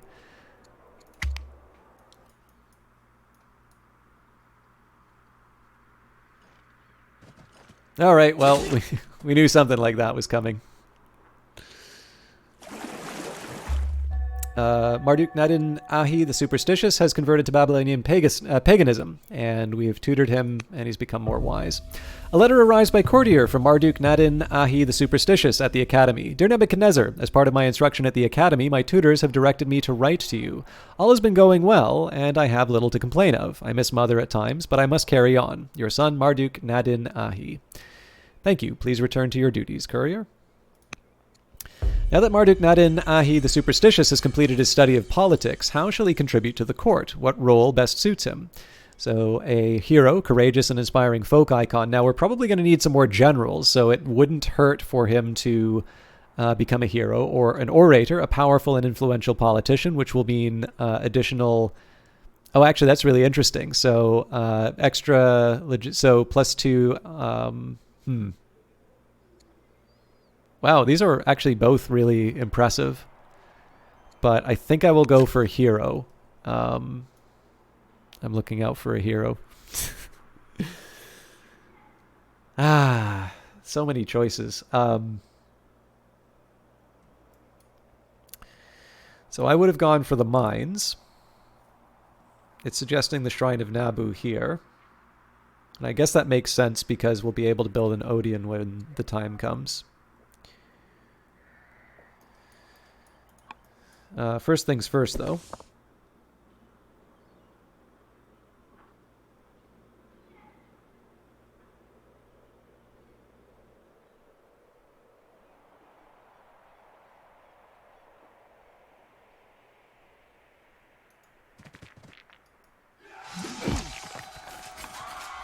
I want to be a bit careful about this, right? Like, they are going to be chasing me down, but the hope is that I'm going to be able to move back into my territory and heal when the time comes. Okay.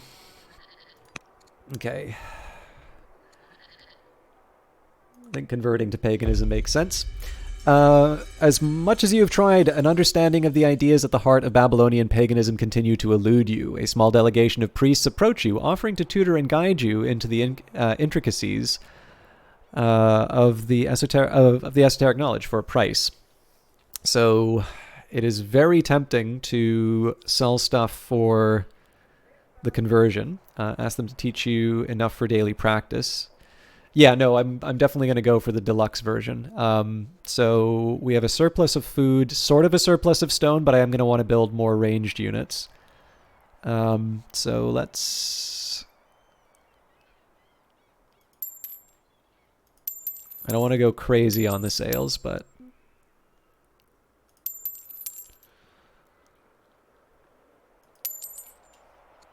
Do not rest until you understand the deepest ideas of Babylonian paganism. King Nebuchadnezzar the Settler has converted to Babylonian paganism. And still idle.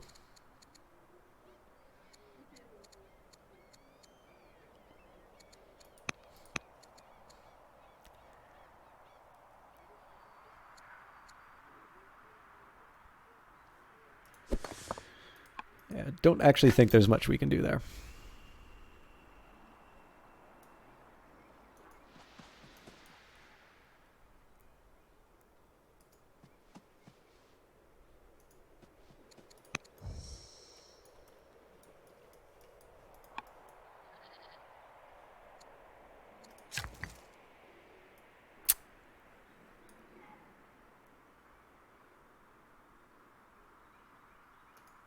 Against my better judgment, I will build the shrine.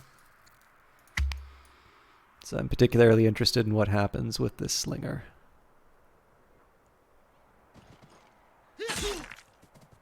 So yeah, not a surprising move, but we lose it and potentially my ruler if I stick... What?! Okay.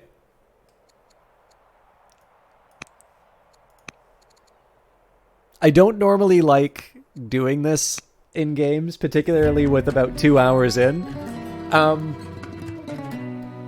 I really blew this in just about every possible way I could. I had the wrong priority in terms of what I settled. I took a completely unnecessary war against an obviously superior foe, and it's possible to fight my way out of that, but I think I need to say, don't be an idiot. Learn from your mistakes and don't do a start like that again. So I'm just going to say I blew it, and I think I should just start with a clean slate and maybe be a little less reckless. So the court convenes one last time to discuss the tragedy of our defeat. We tried our best to serve and protect our nation. Babylonia will go down as a minor footnote in the history of the old world.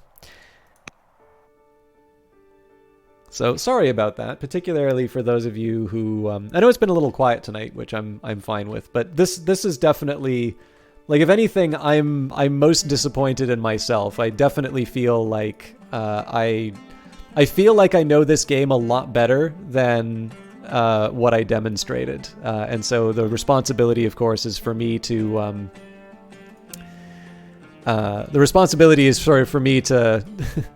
to make it up. So let me just take a quick second here and see. Yeah, single player. I'm still going to do Nebuchadnezzar for essentially the same reasons that we did before. We'll just dust ourselves off. I'm still going to try the Noble. So this is just to give you an idea in terms of the overall difficulty. So it goes the able, the just, the good, the strong, the noble, the glorious, the magnificent, and the great. And I think the glorious is kind of where they start really turning the screws. You actually, the thing that's I guess what's interesting to me is that I will actually admit I've gotten victories on higher difficulty levels before, but that was a long time ago, and I suspect the game might have been easier in certain regards. But anyways, so on the able, you can kind of see from this that there are a lot of bonuses. This is actually, I think, a really nice... So just a reminder from something that I had said earlier. There is definitely a very... So I think it's a positive culture. I actually think this is the culture that Mohawk Games is drawing from, because Mohawk Games definitely takes a lot of players who are familiar with the types of games that they make, and they use them as part of the development process. It's a really impressive way that they do this. And certainly there's a very robust multiplayer community among 4X fans. If you go and look for it, there's websites, there's fora, there's lots of places to get people with a very, very careful and kind of considered approach to these games, and particularly playing these games multiplayer. But they're not the only people who like these kinds of games. I think one of the things that's worth remembering is that Sid Meier, so far as I've heard this story, and I believe he's even said so in his memoirs, one of the original inspirations for Civilization was SimCity. And if you think of SimCity, right, this is a single-player experience where you are building something, wonderful, and you aren't maybe necessarily... Like, there's disasters in that game, sure, but it's not like you are going out of your way to take out something. It's not like you're going out of your way to overcome some opponent. The value of SimCity really is building this thing. And this is actually a way that people will play 4X games. So I have a friend who, when they play Civilization, they will actually play Civilization up to the first time that they find another civilization. And then they stop playing the game and they start a new one. Their focus is entirely on construction. And so what's kind of neat about the Able is that if you like that experience, it says here, nations will not declare war. So you're given lots of resources. Now, I'm a little curious here when it says AI aggression peaceful, war probability minus 50%. I'm not quite sure exactly how this works. But again, like this is definitely... I think this is definitely something that if you enjoy building, or if you just kind of want to learn the basic mechanics, like there's nothing wrong with playing the Able, in my opinion. And then, of course, as you go up, right, AI aggression peaceful, you can sort of move up. It says the good, so AI plays on this level. So, I mean, if I wanted, I suppose I could technically try on the good here if I thought that I was being beaten because of the difficulty. I'm not really sure that's why I've been losing the last couple of times. I think I've been losing the last couple of times because of poor decision making on my part. And that has nothing to do with AI advantages and such. Once you move up to the strong, I think, is when you start dealing with maybe AI head starts. So existing nations start with an average of 3 cities and 3 technologies. There's a chance for raids. Wait, what's the difference between raiders and tribal raids? Raids emerge from tribal sites which have too many units, a random unit. Yeah, fair enough. Yeah, so it looks like this is the... I think one of the reasons why I'd selected this before is that a slightly more aggressive AI forces me to play in a way that I am unaccustomed. What I mean by that is I neglect my military almost all the time. And so if I have an increased probability of AI aggression, then, I fail to build these units at my peril. I think the Glorious is a little too much for my patience. Advanced AI starts, gets a little difficulty. I'm intrigued by how it says AI advantage none on all of these. But yeah, 50% chance of war probability, very powerful neighbors. It's a little rich for my blood, at least the way I'm feeling right now. So let's see if we can make a slightly better showing of Babylon. And maybe the other thing I could try is just to go to Assyria and just admit that I'm going to be a jerk and go heavy on military units.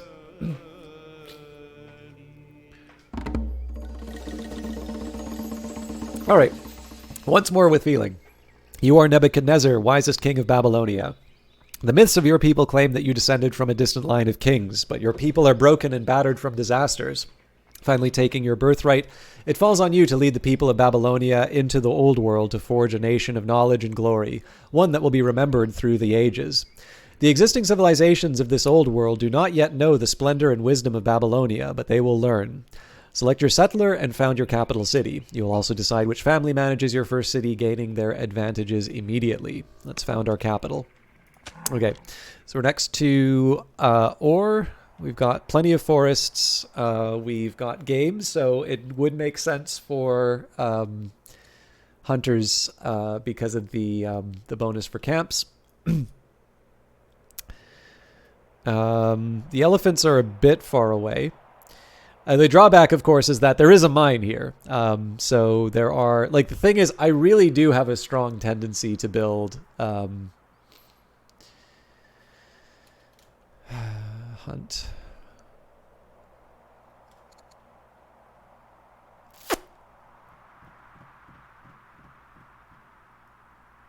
I really do like the economic advantages of... I'm going to do the artisans again because I'm an idiot. Okay, we could start with a warrior. I think that's probably the right way for me to go. And we've read some of these tutorials before, so I'll leave it there. So I could have built a camp right away. Yeah, the artisans were probably a mistake.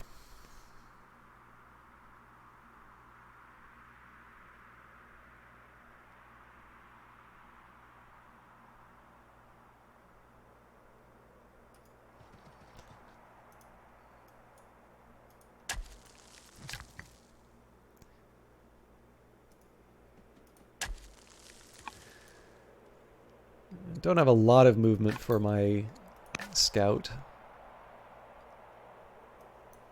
Let's go inspect the city site right away. So we'll let the settler keep being built.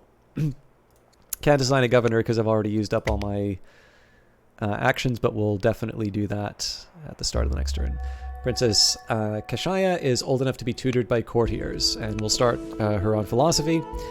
And the Slinger is a ranged unit capable with default maximum range of 2 tiles. Ranged units can shoot farther from the top of a hill, but suffer a 20% damage reduction for every tile between them and their target. Firing into trees or scrub also reduces their damage. Okay, not ready to work with that unit yet. Let's deal with... So we can actually put the Queen Consort and... Ubalnu... but I'm going to put King Nebuchadnezzar on the throne in Babylon, tutor my daughter, and we will harvest resources as well as inspect potential city sites. So again, it's not great that I'm ignoring this site, but I want to make sure that I'm getting some early exploration in.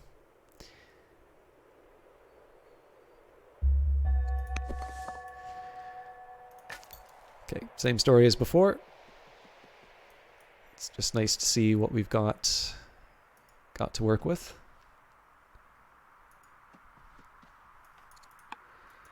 I don't think there's much else for us to do right now, so I'm going to start moving my Slinger towards this prize. Suppose we can get a little promotion in.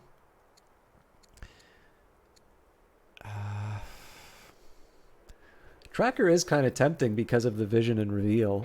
I'm going to go for focus. So I'm going to need quite a few I'm going to need more orders for construction.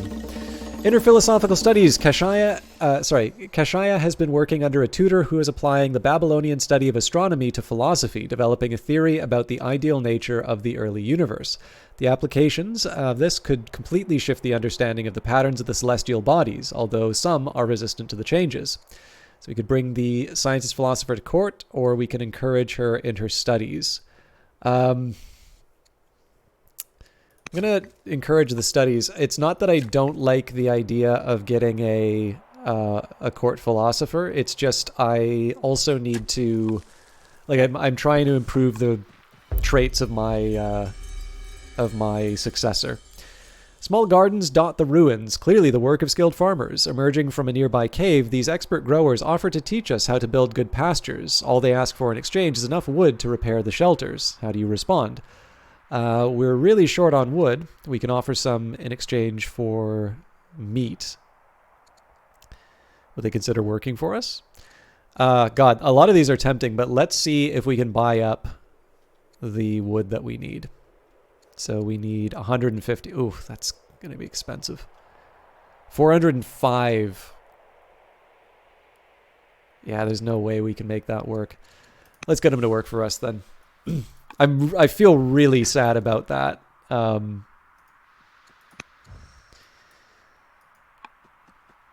All right, you've encountered a rival nation. Rival nations are your primary opponents in Old World. You may engage them diplomatically, which could lead to gaining a powerful trade partner and ally, or declare war on them to conquer their territory. You decide which nations are worthy of being your allies and which should simply be conquered. At some difficulty levels, other nations begin the game already established with a certain number of cities, units, and improvements. If you hover the mouse over Rome's name in the leaderboard, at the top of the screen you can find out important information about them, such as the number of cities they have, how strong their military is, how developed they are technologically, and also with whom they are currently at war or peace. So clearly we know not to mess with the Romans.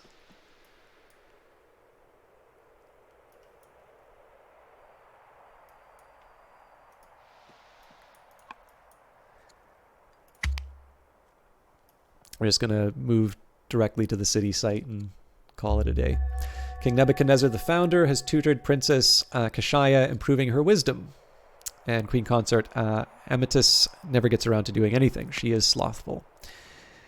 Your capital has finished training a new settler. Sorry, we've read this, and specialist, and we got a new duke.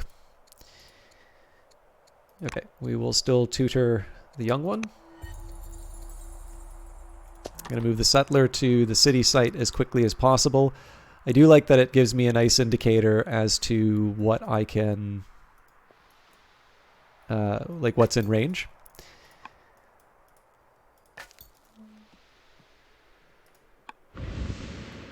You've met your first tribe, the Gauls. Tribes can engage in limited diplomacy, but generally won't be coordinated in the way opposing nations are. You may also find barbarians when exploring the map.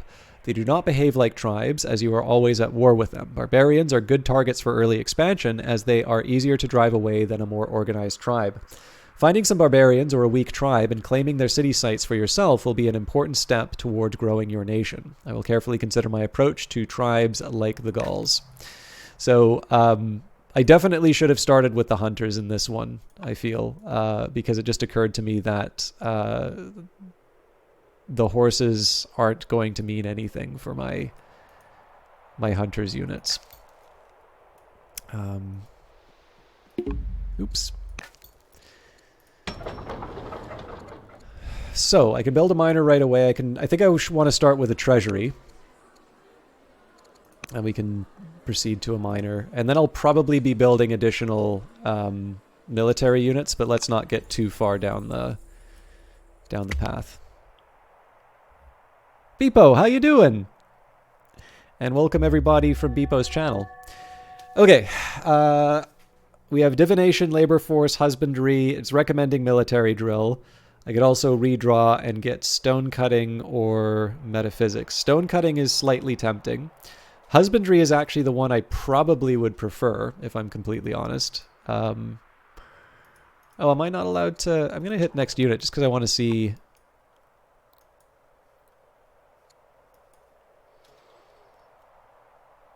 Yeah, so I get extra orders from the pasture. Oh, go to hell. Really? Am I? So it may be that Rome is actually going to take this for itself. I didn't even think of that as a possibility. You're the first to discover this landmark. What will you name it? Oh, only just... Well, I just said welcome. Happy to have you here, Beepo. Okay.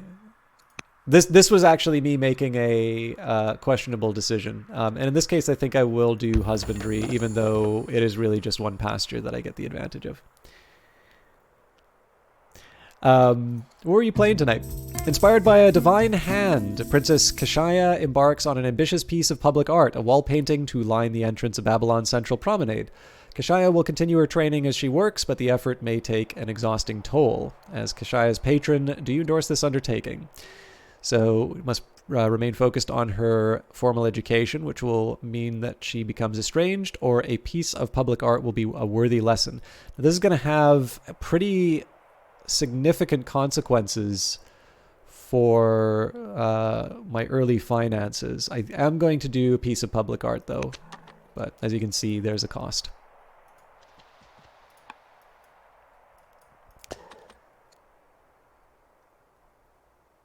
Yeah, so this is blocked by the scout. So I may actually wind up resetting this one more time if the scout prevents me from actually being able to develop that, because I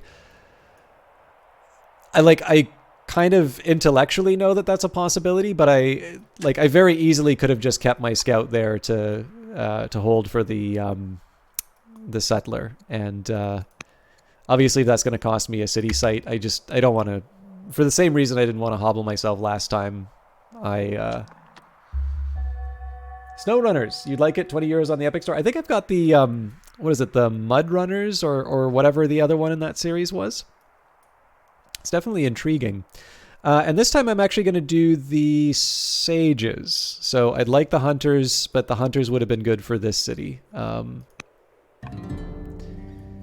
we've discovered metaphysics. We are now known as the Settler.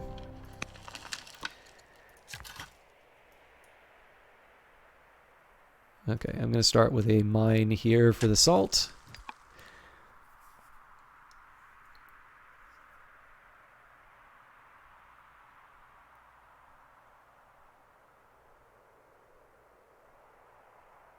Introduced you to SnowRunners or introduced you to Old World? Hey, another city site. Okay. I'm actually...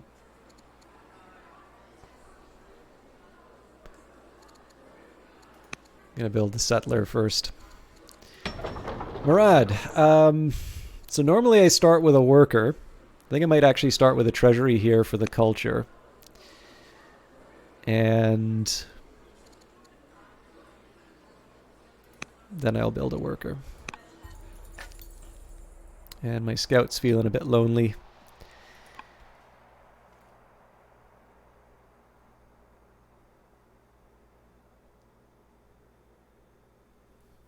Yeah, I was thinking more in terms of playing it, but yeah, no, I've seen SnowRunner. I'm interested in it. I think it's actually on the I think it's in the Xbox or Microsoft Game Pass.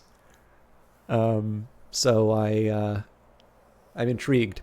Rome is now at war with the Gauls. Who could have seen this coming? And we have tutored Princess Kashaya into improving her charisma. Astronomy has been practiced in Babylonia since the days of your ancestors. Princess Kashaya has been studying the stars, and it comes to you in excitement, claiming to have predicted a rare eclipse of the sun. This doesn't align with the existing calendars, and once your scholars check, they find an error in the current calendar system. It would take longer due to her inexperience, but allowing Kashaya to oversee the reforms would be a good chance for her to take responsibility. Allow the reforms, stepping in if things go too slowly, which will give us additional civics. Also becomes influenced by me. Praise her work, but let the scholars take over. Oh, that would suck. Or have her oversee the calendar reforms.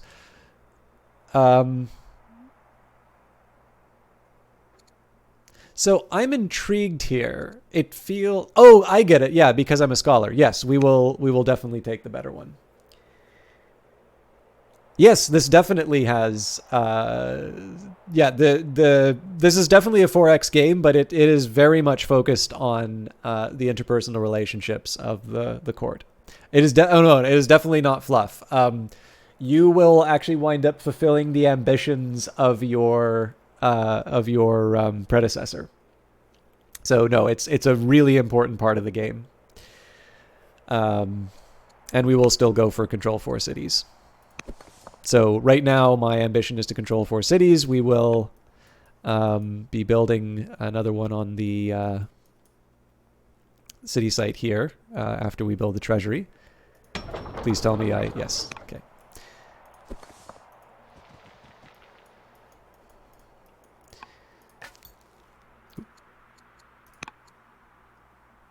Still going for the tutoring. Buried treasure. Your scouts stumble across an ancient, long-abandoned structure that appears to have once been a village surrounding a mine. Upon investigation, your wise men inform you that the substance mined here was kaolinite, and that the vein has not yet been exhausted. It would take an investment to get the mine back to operational, but the result would be that your craftsmen could make most extraordinary pottery. What say you? So sadly, our treasury cannot bear the expense at the moment. We gain experience, or 300 for porcelain. Now, the big question here is whether or not my families want porcelain, because if they don't, I don't see any value in... I don't see any value in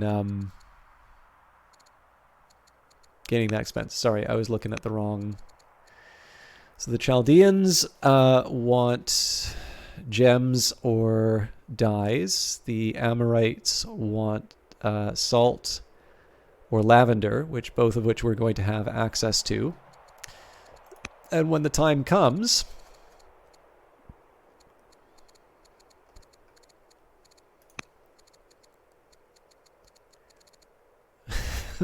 Where's Babylon? There we go. We'll be picking either the hunters, which will want fur and honey. It's very hard for me to see a situation where I would... Okay, but in either case, the pottery doesn't really get us... Hey, where'd the... Yeah. Treasury cannot bear the expense.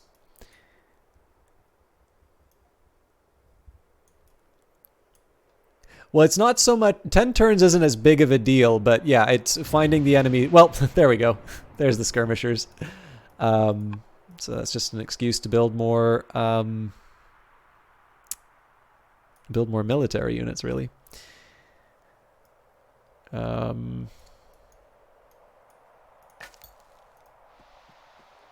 Ooh.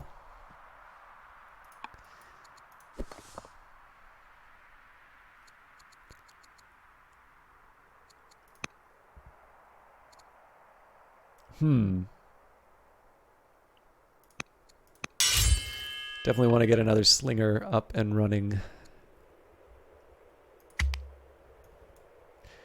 Yeah, so if you do that in this game, I think you will get clobbered. At least that's my general experience. Okay, I'll start with a farm here. Oh, does it not want me to... I don't have the wood. Right, okay. So yeah, I'm going to need to get my house in order. Okay, I'm still going to mess around with the scout here, but I'm going to need to make sure that they stay to the woods when...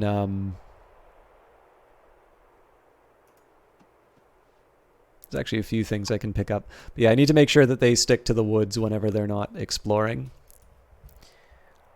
Okay. So the danger here is that somebody comes and takes this tile from me. Actually, sorry, before I do that. Okay, yeah, we don't have any special events, so it does make sense for me to...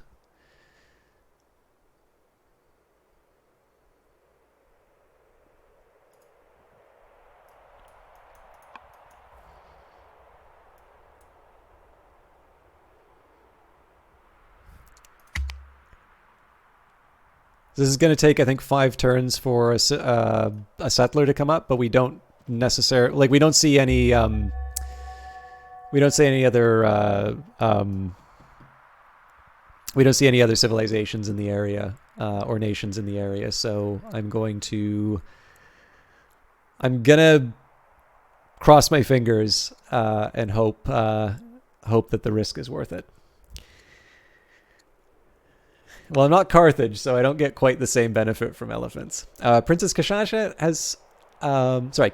has returned from her philosophy studies, but she would like to retain a tutor for additional training. What should be the focus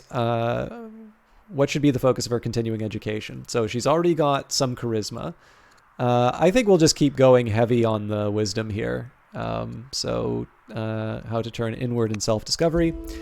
And we're back to this. Now, I think in this case we're going to teach him tactics because we're a little short on our military, and I have a feeling that we're probably going to want some commanders. Okay, so we'll build a mine. I believe that should get an adjacency bonus if I'm not mistaken, but again, we are We're spending money that we don't necessarily have to acquire the resources to make that work.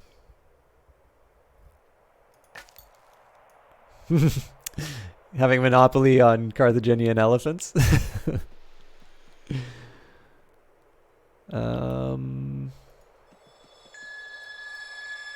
Ooh. I think I'm still gonna stick into the woods just to make sure that I'm not seen. So if it's not clear what I'm doing, the scout unit is not visible in trees. So in this case, I'm just sort of dodging the barbarian. I want to be able to see what they're up to, but for my purposes, I'm dodging the barbarians, or the weak unit's dodging the barbarians, and then we're just going to start throwing rocks at them when we can.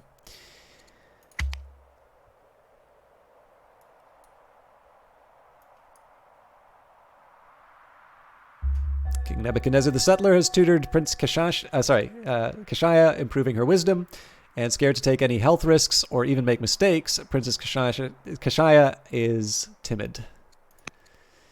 Okay, so we could do stone cutting, which is kind of tempting where we are right now. I'm wondering why it's recommending military drill. So an essential step towards unit upgrades and promotions, military drill unlocks rally troops for a one-time boost to your training stockpile. Military drill allows for the construction of a barracks to increase your training. So yeah, it's probably something about the tech tree. So it's the axeman and the composite bow. Okay, yeah, so I can definitely see why this is beneficial. The question is, do I want to work with it now? So we can take the food boost or the spoked wheel. Okay, so what I'm going to do here, I'm actually going to do stone cutting for the benefit, but then what I can do is I can redraw into military drill when the time comes. Okay. I don't think I have a good way of handling this. So I think we're just going to get as close as we can, and we're going to throw things at the bad guys.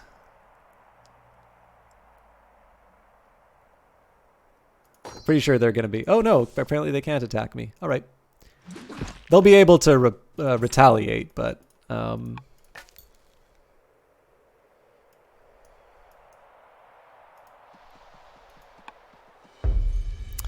massive edifice surrounds this hilltop, a city in the clouds which looks to have housed many thousands of citizens. Sheltered by tree roots and overgrown with dense foliage, this settlement appears to have been an early Gallic capital.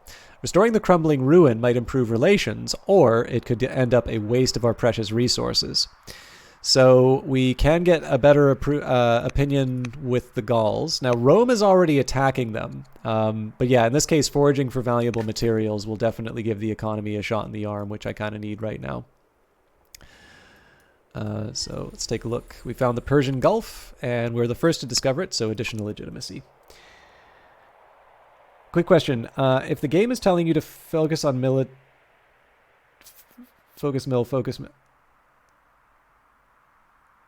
the option was grayed out because I didn't have the resources for it.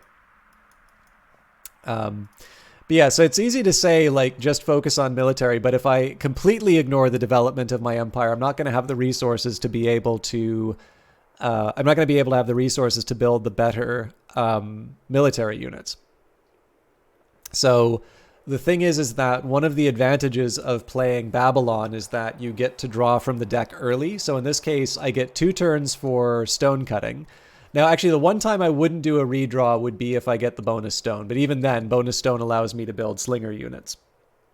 So focusing, like, picking the start item, if I just wait 2 turns, I can get something that I need for being able to build the infrastructure I need to make sure that I'm getting a positive amount of stone every turn. And then I'm able to just redraw and get that military tech anyway. And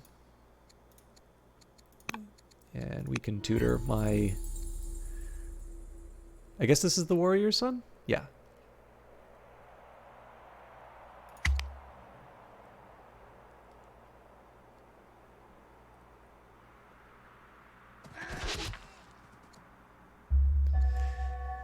So Babylon has reached a new culture level. Higher levels of culture unlock additional improvements and wonders for your cities. Each new level will also trigger a positive culture event for that city. Today, a group of laborers has decided to join your workforce, granting you a new worker.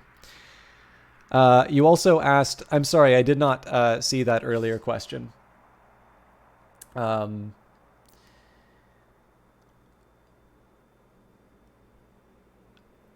I'm not sure about Rat Race. No, I don't think I've seen it. Or if I did see it, I don't have any memory of it. But yes, you can select your heir. The game already has a line of succession, but I'll show you how you can do that change. So not that you have a son, could you favor him? Yes, I definitely can. And there are, I believe you can also assign certain succession rules in the game, although if I'm not mistaken, I might want to double check this. I'm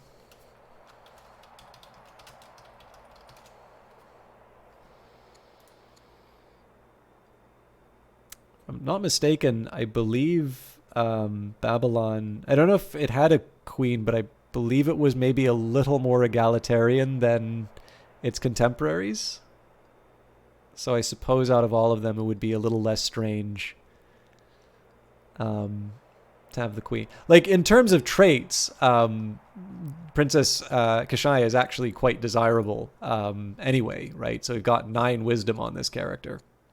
Whereas Duke Marduk currently only has 1 courage. Uh-oh.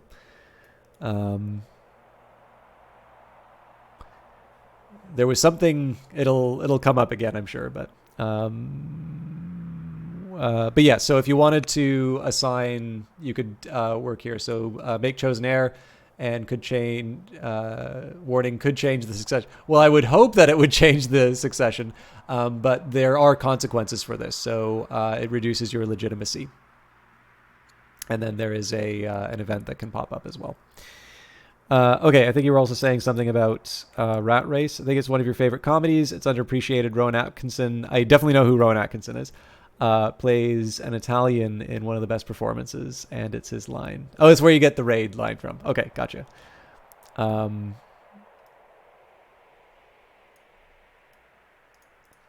But yeah, in this case, I've not really found situations where I want to do something other than what the game is currently doing, but that doesn't mean that they include that for a reason, so. In a surprise piece of news, you receive an update from your son, Duke Marduk Nadin Ahi. Academy scholars respect him, and the other students compete to befriend him. At the moment, Marduk Nadin Ahi is thriving, so we can encourage him to focus on scholarship, or it is healthy for him to seek friends and fellowship. Now, him becoming affable is somewhat desirable, because if this person becomes a governor, it is actually quite helpful to be able to have that extra growth. However, I gave him the training in tactics because I wanted a general. So in this case, having wisdom that will go into the pool while I have this good general, I think is a little more desirable than say having somebody who I'm gonna stick in a governorship. So. Yeah, I was wondering if Rat Race... There's another, race movie, which I'm trying to remember. It's, a really old one, and to see whether or not Rat Race was related to it. Because I definitely have heard of that movie. But, like I said, I don't remember anything about it. And I say don't remember anything about it. It is likely I have never seen it.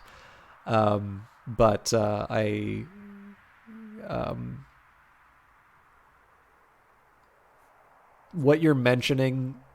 It makes me feel like I've probably seen a trailer for it, because I do seem to remember. I do seem to remember Rowan Atkinson in that line.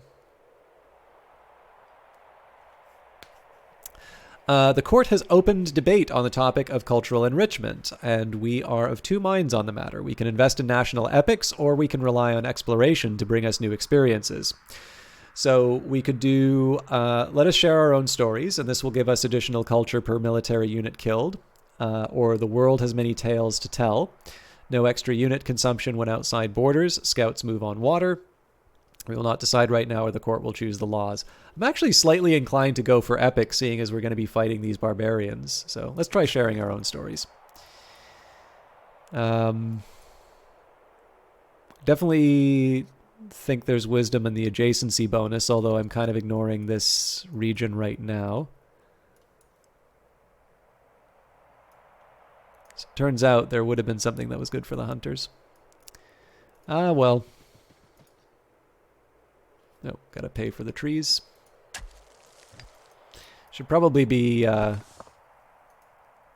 having it out with the barbarians.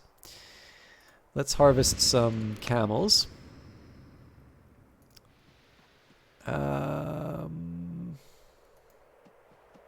I'll harvest the silver next turn. All right, we got an extra worker. I wonder... Oh, yeah, I don't get roads until I research labor force. So this is definitely going to be a unit that's cutting down forests. I probably should have started at the edge here, but... Okay. Yeah, so we'll see how this all turns out.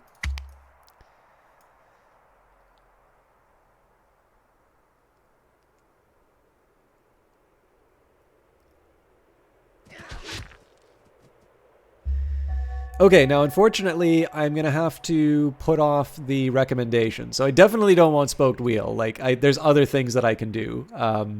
But in this case, I want the food boost because if I don't claim it, then I'm going to lose it forever.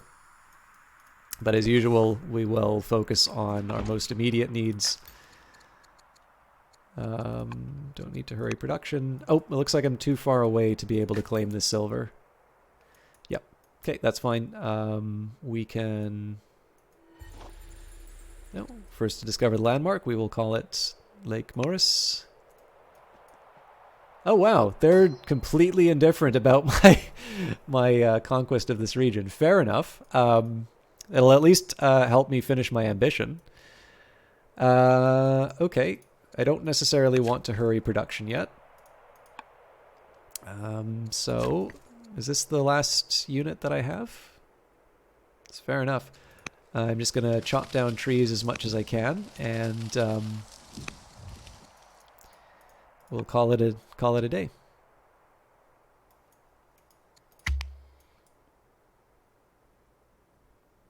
Definitely looking for more places to expand to, so we've got 3 turns before the settler is done. Oh, looks like there's more barbarian units now. One day on the training grounds, Duke Marduk Nadin Ahi notices a lame mongrel begging for scraps. He takes the creature into his care and nurses him back to health. From that point forward, the creature never leaves Marduk Nadin Ahi's side. The dog possesses a complete devotion to Marduk Nadin Ahi, a direct result of his master's training. So he treats the dog with affection and gentleness, which will help charisma and discipline. He teaches a systems of rewards and punishments. So becomes strict.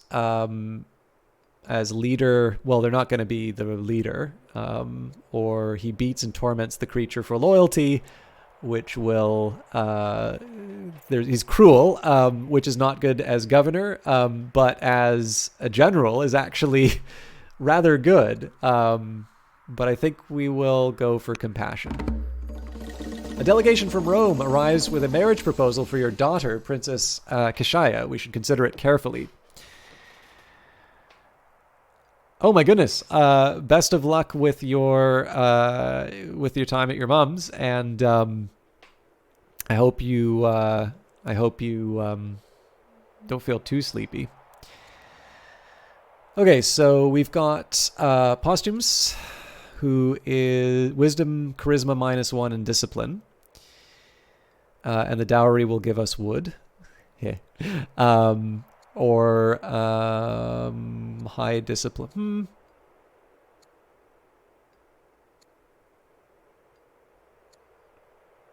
I think Posthumus the tactician. I mean, he's 32, which is a bit old, but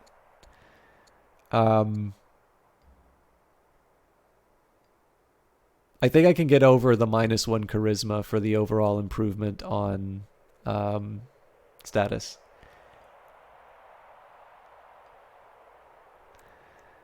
Yeah, let's do Posthumous the Tactician.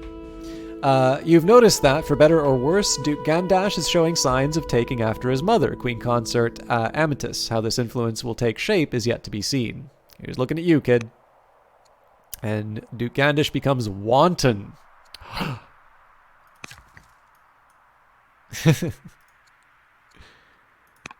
you even allowed to play video games at that age? All right. We will continue to tutor.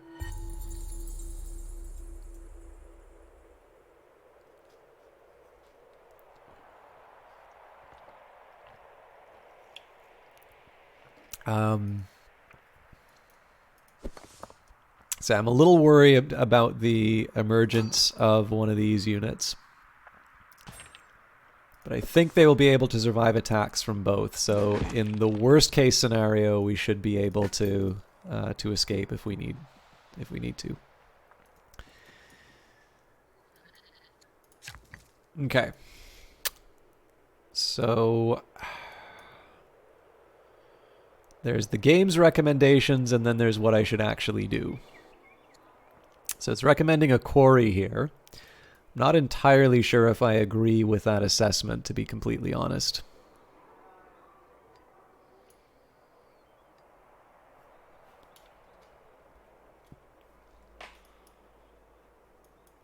On the other hand, I suppose the question is, what else am I going to build and where else am I going to build it? So I'm going to kick the can down the road for a little bit and chop down some trees.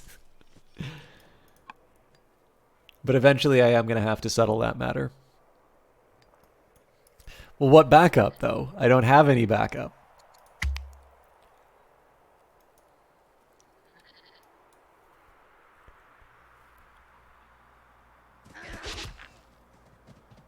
Okay, looks like they're not that interested in my Slinger, which is interesting. So they've already given birth to a son, so we've secured the line of succession. Princess Kashaya has a great deal of sympathy and concern for others. She is compassionate, and Duke Gandash is now old enough to be tutored by courtiers. So I would have done the redraw, except that now we have a stone boost, so we'll use that. Nebuchadnezzar is you and governor of Babylon, so we can upgrade intelligent. As governor, 2 science per year per culture level. As leader, all cities +1 science per year per culture level. If I could go for eloquent, so additional civics per year, or I could go discipline, which would help my income. I think I'm going to double down on intelligent, just being able to crank out, the science is really nice. Okay, so this is going to get a little hairy because I've got a somewhat weak Slinger unit right now and a... Hey, we found the Nile. I'm getting the settler next year, but what's nice is I can claim the city site. I will have the Slinger in a city which is protected, like it's over a river, and they'll be able to heal themselves. So that's going to, that's probably going to mean the difference. That's probably going to make the difference. All right, time passes quickly. Duke Gandash is growing up fast and eager to learn. How would you like to educate Gandash? So we already have a tactics student. We could get somebody to study politics to up my civics. We could get another philosophy for the science, or we could go for commerce to sort of round it out. I think I'll get a commerce student. We can sort of spread the love.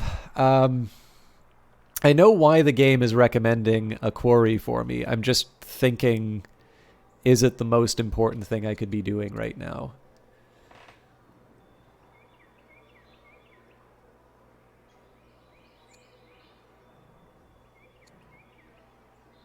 So yeah, it's mines and lumber mills are the big advantages for this city. And I guess it's worth mentioning, I don't necessarily want to destroy all the forests, although we can build a nice little triangle of lumber mills. I think I'm actually going to build a mine. I'm going to build a mine here.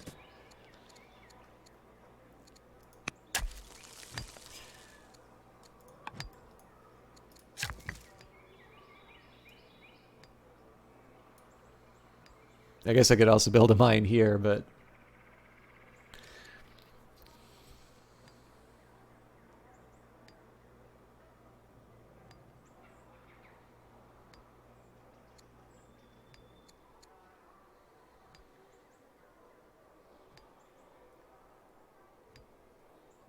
The necropolis is a little tempting to build, but it's very expensive in stone, which I don't have access to right now.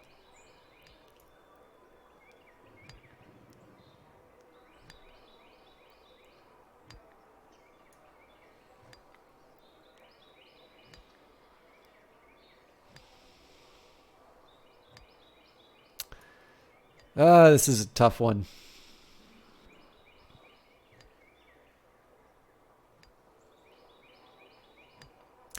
I'm going to get them to chop down some woods.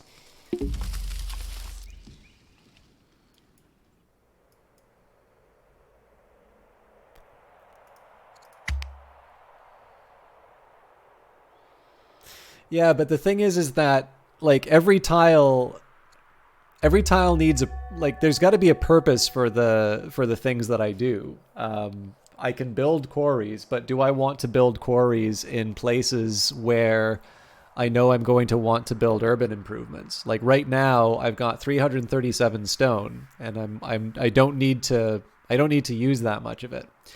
And so if I can build things that the city has a specialization in, and then I can make up the difference with that advantage by building things in other cities, I wind up coming out ahead. So I don't just consider, but how do I build them further out if I have to build things within my borders? Like, that doesn't make any sense.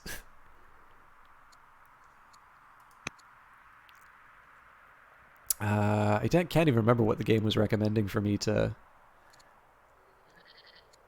Oh yeah, it was military drill so that I could build crossbowmen. But I could go for divination and then get religion. I'll do military drill because that is going to give me...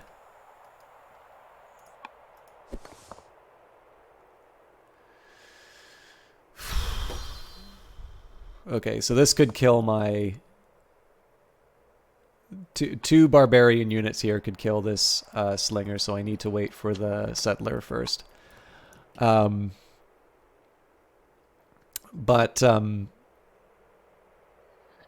yeah, so we'll get military drill for the bowmen. We will go...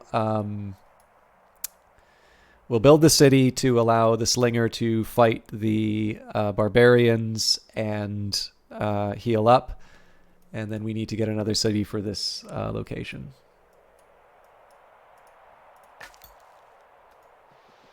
I didn't want to do that. I wanted to harvest the resource first. So yeah, definitely we want to... Ooh. Aha! All right, so this is going to be great for our culture. And this is another city site. Okay. So it's a little bit of a shame because I do... Like, there are other improvements that I need to be making. Among my families, the Amorites like salt. Yeah, but settlers are still a major priority. So, and we go for a miner. Definitely want a miner that's going to get us salt because that's going to improve relations with the Amorites.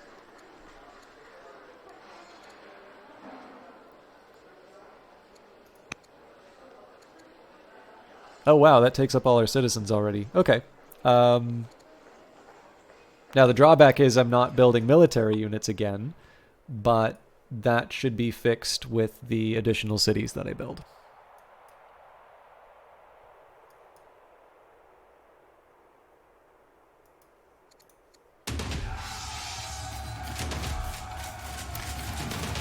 You approach Marduk Nadin Ahi during his training one day to find the tutor running through theoretical situations. Say there is a walled city by the banks of a river. You have only a short time to convince them to surrender before your own resources run out. What will you do? Marduk Nadin Ahi looks puzzled and then lights up upon seeing you, his questioning gaze seeking an answer to the puzzle. Divert the river to starve resources. Storm the walls with an elite force. Or send a diplomatic envoy to convince them to surrender. So Marduk... Now, it's also worth remembering, right? Marduk is not necessarily going to be a ruler. They're going to be a general. So they can become a besieger. Divert the river to starve resources. Now, again, we don't care about governor because that's not going to be what we go for. So, I mean, charisma for the extra civics is nice, but I think we're going to give him the besieger trait. If Babylon doesn't build the Hanging Gardens, I'm going to be very disappointed in myself. Okay.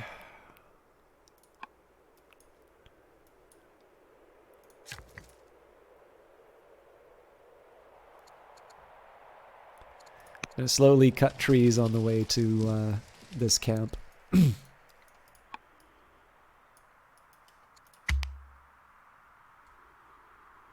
I currently have 2 cities. I will have 3 when I settle this city site.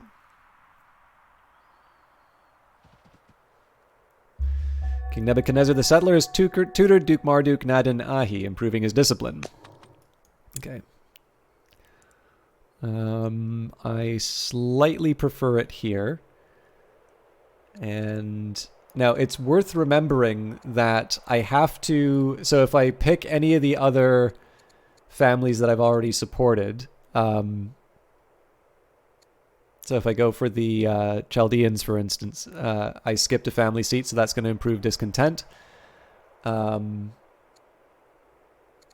But the one that I don't pick is going to be... I'm never going to be able to get that. So Kassites it is, even though this isn't necessarily a good Kassite location. Now, unfortunately, they're just far enough away that I'm not able to attack them. So I'm gonna get a heal in. Okay, barbarians are coming to take out my scout.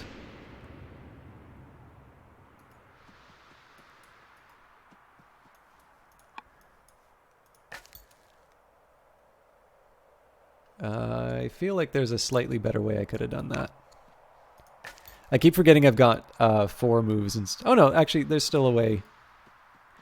I keep forgetting that I've got 4 moves instead of 3. Okay, Nipper. I usually like starting with a treasury because of the culture bonus. Now, this is definitely a site where military units make the most sense. So we'll get the Sentinel bonus for the Slinger. Eventually, we are going to want some infantry as well. But for the time being, I think I'm just going to settle with these 2. Oh yes, and at some point we'll produce a worker, although we've certainly got a surplus. So,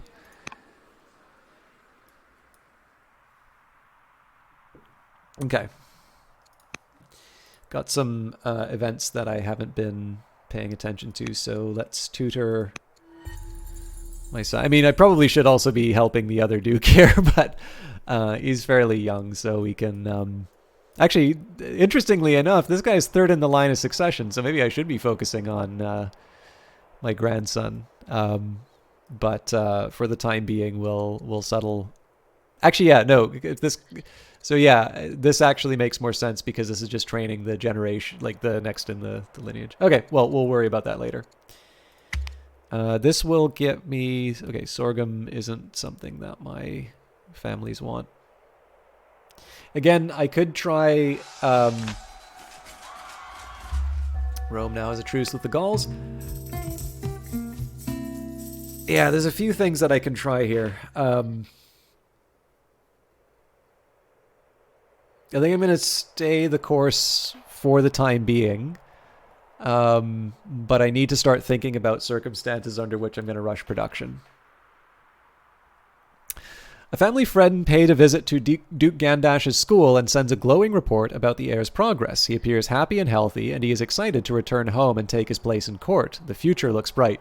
So in retrospect, I probably should have made him learn philosophy for the purposes of, of continuing the line. But we could send him wine for revels with his friends or a gift of academic texts. We'll give him the wine.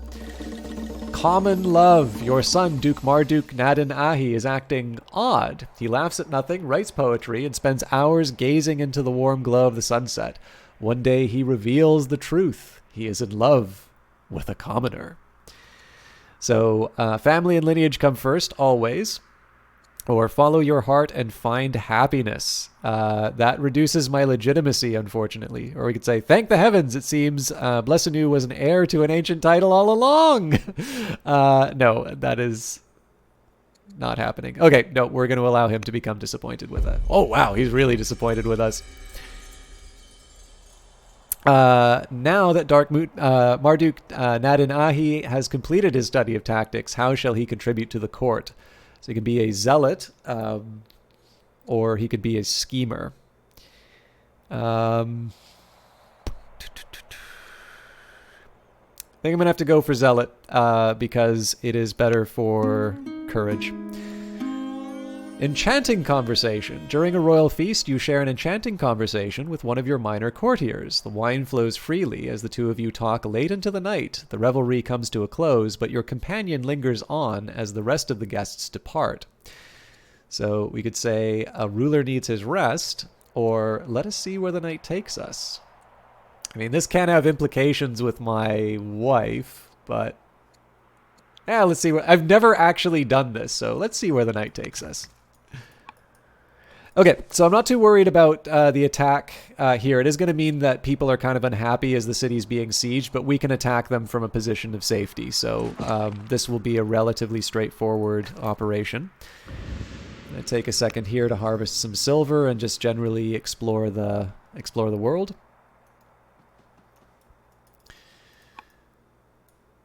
Should probably make some choices in terms of what I build here. So this is a pretty decent place for quarries, I think, as far as the hills go. And I think now I can get an account of... So, yeah, camps and nets for the Kassites, mines and lumber mills for the Chaldeans, urban specialists for the Amorites. So there's not necessarily an argument for one family over the other on this city site for the moment. There may be a change to that. Okay, Murad has got another worker. Not that I'm entirely sure that was necessary.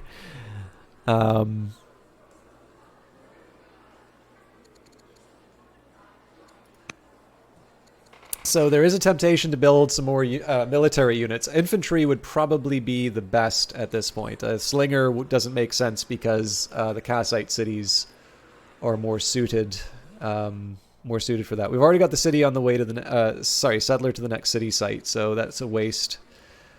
I'm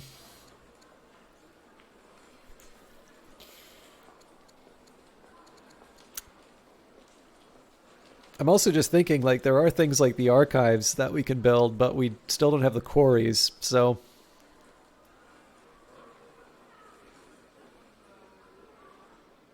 I really bungled it in terms of the placement of the cities. Like, this would have been wonderful for a ton of lumber mills. But yeah, honestly, at this point, I think it makes as much sense to train a warrior here.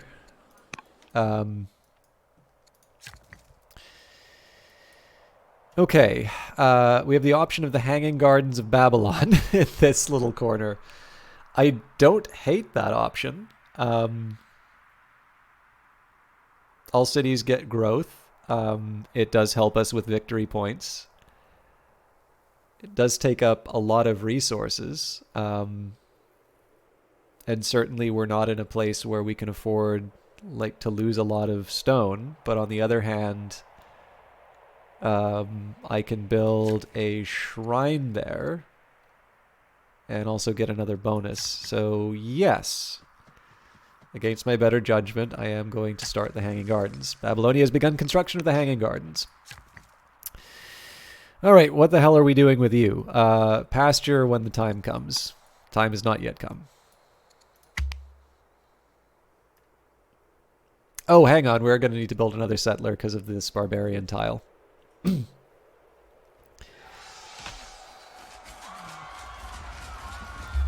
Zoroastrianism is founded in Cumae.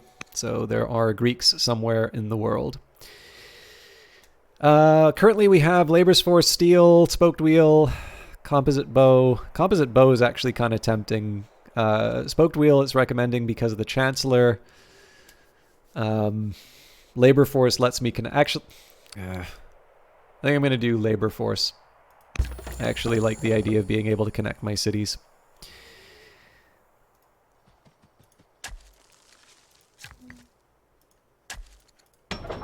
Oops.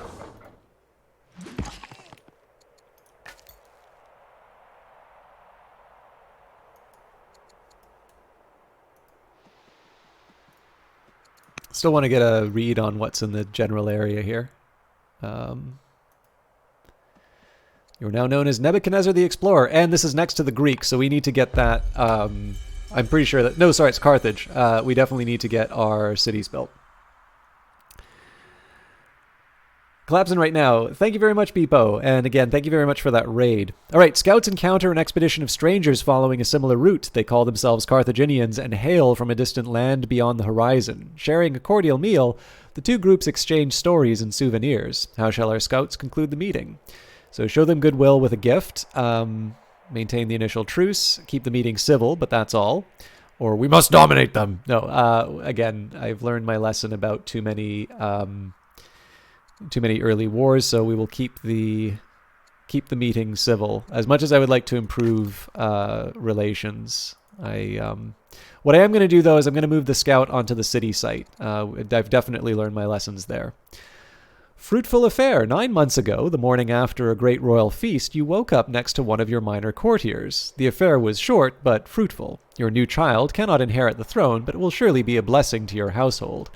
This is a blessing to us all. So now the queen consort is now estranged from me, so everybody hates me. You have a new illegitimate son, Nabopolassar. Your cognomen has changed to the Explorer. Your cognomen describes your recent accomplishments. Acquiring a cognomen is one way of increasing your legitimacy in the eyes of the people.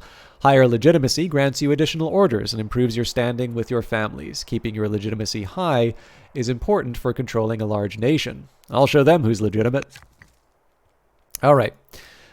So I'm waiting on religion before I build this barracks. So, and we're still working on labor force. So let's, this is the only unit available. So again, I do want to build quarries. It's just a question of where I build the quarries. So I think we're going to move up.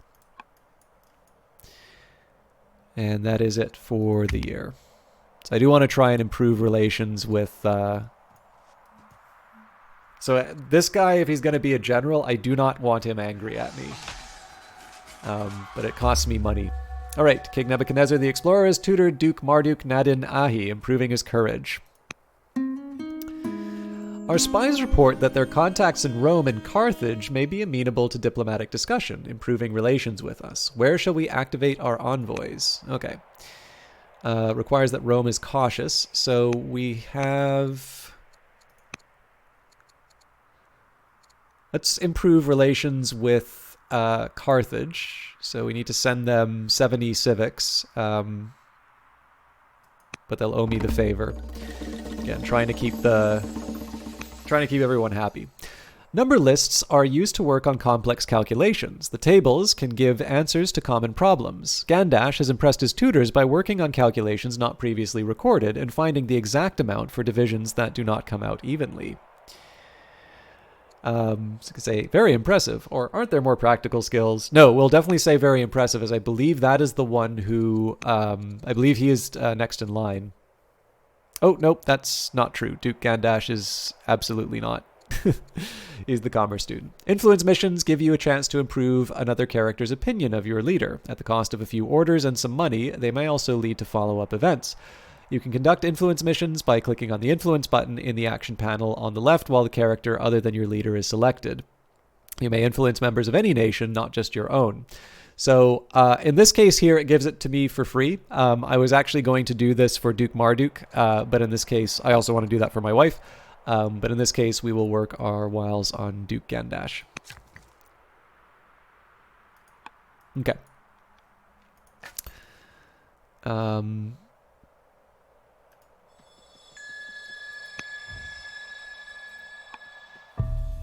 Strange scroll. Sealed within a musty tomb surrounded by strange signs and sigils, our scouts uncover an ancient but surprisingly well-preserved scroll. Thinking this unsettling, they bring it to you for judgment.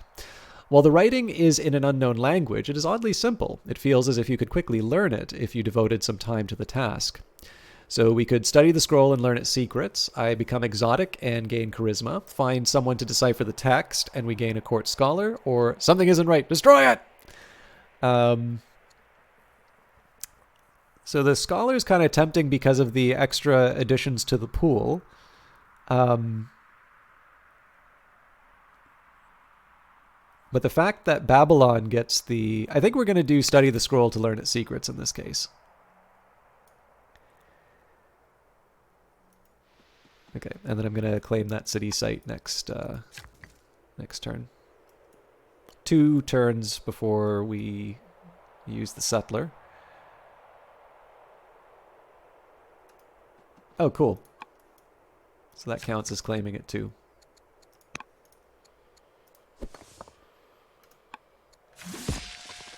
Atatsu is the general of the Slingers, so they can become swift and get additional movement. Besieger, extra points towards urban, or we can make them wise, which will make them focused.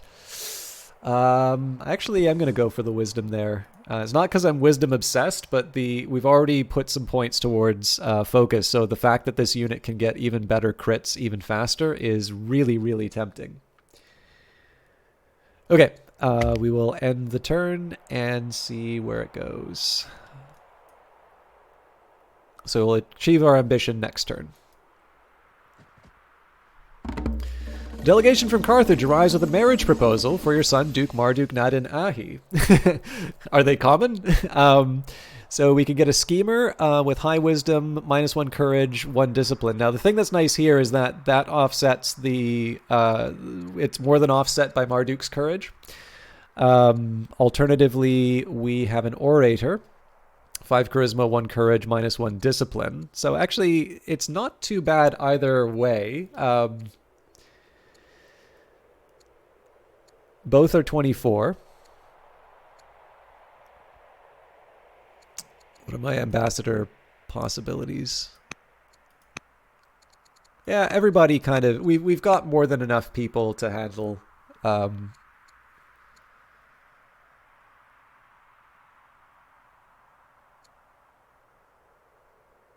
Just go for nutty amounts of wisdom. I want to heal, but the promote is very inexpensive. Okay. Bonuses to combat. What have we got for units?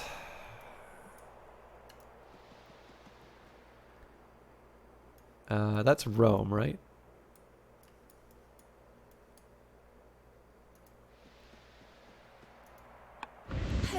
Ripe lands. Scouting reports portray the Scythian lands as a valuable source of potential plunder. We should consider seizing this opportunity and taking it from them. So either now is the time to strike, 6 legitimacy, or maintain the initial truce. I mean, it is tempting for the legitimacy, although I don't know if I can afford to... Yeah, we'll say now is the time to strike. It's very unlikely we're going to pull it off, and I may wind up losing my... Explorer as a result of this. But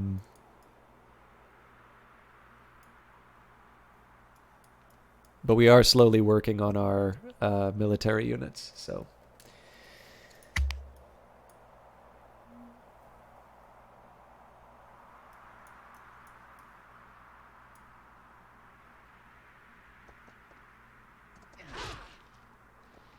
Holy crap, that's a lot of them.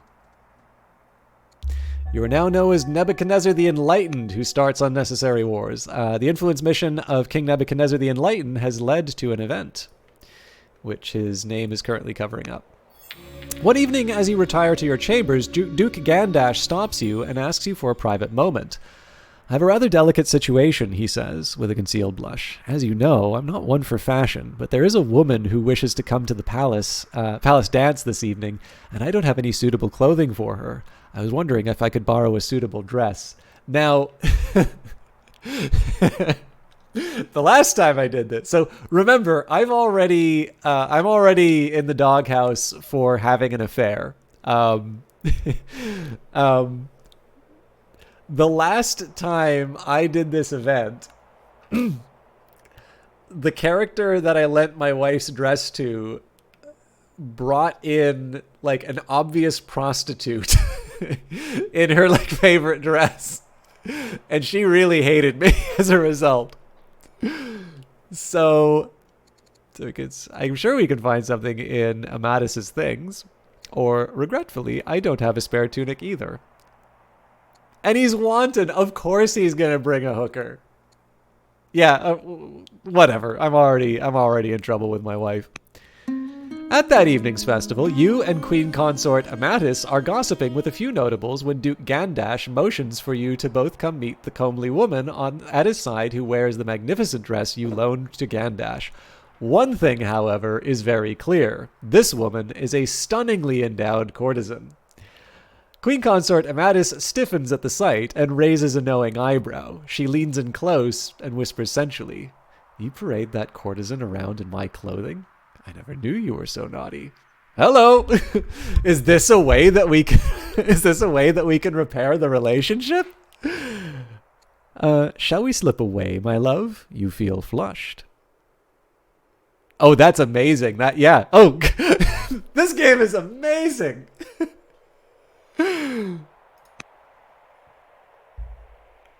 I'm not going to question it. Okay, so the game is recommending phalanx. I'm inclined to shrine. Or we can finally get archers. I'm going to do the shrine. We've been waiting too long for that.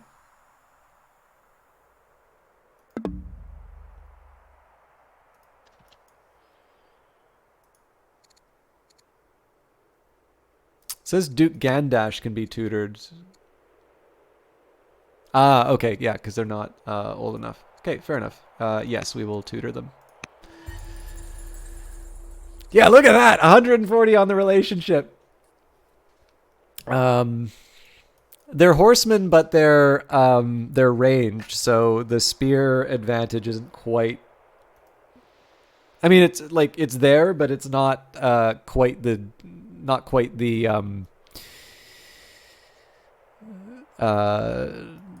like not quite the game changer that you may be thinking it is. All right, we're gonna heal.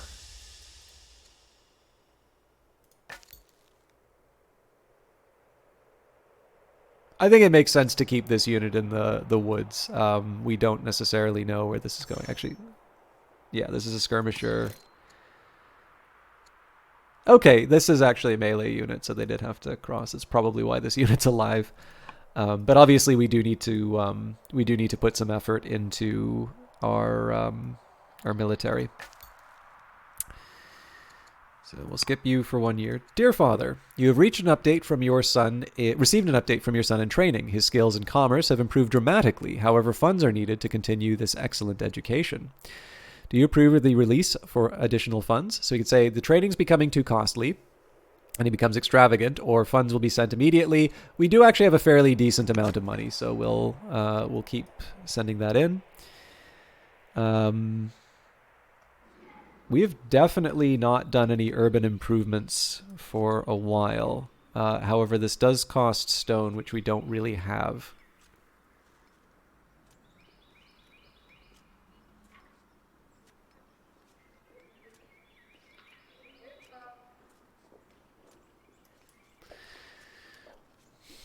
Okay, let's take a quick look here at quarries. There's no mountains nearby, but that's true basically for all of my territories. So if we're going to be putting down quarries, we might as well start with them here. It's clearly the thing I need the most. So,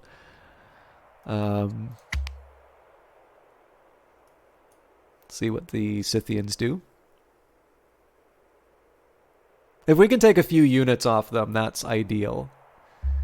After recent exposures to danger, Gandash, your son, has acquired new phobias and has lost one courage. Okay, commerce studies. Now that Duke Gandash has completed his study of commerce, how shall he contribute to the court? So he can become a commander. Okay. or a schemer? Nope, I think we will build another commander. All right, it is time to choose your next ambition. What shall direct the future of Babylonia? Have a good one, Beepo. I hope you get enough sleep. So we can field 4 generals. This is probably something that I can handle. 10 ambition, and the Kassites will like me. Oh, yes. Okay, so let's actually take a minute here. So the Amorites are upset. 6 archives is... That's not happening. I could definitely see 3 specialists. So, like, I want to field 4 generals. I want to have enough units to field 4 generals. But I think 3 specialists is the most achievable. Okay. I'm trying to think if there's an advantage to me building the city on one of these tiles as opposed to the other. All of these give me access to the lavender. I guess this gives me more hills, though. Are you? Oh, I see.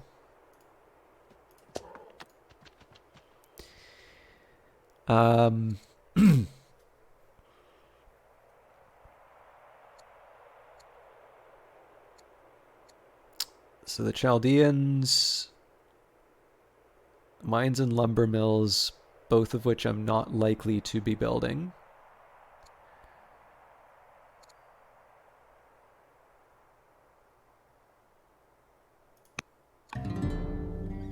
You've completed the ambition, control 4 cities, and gain 10 legitimacy.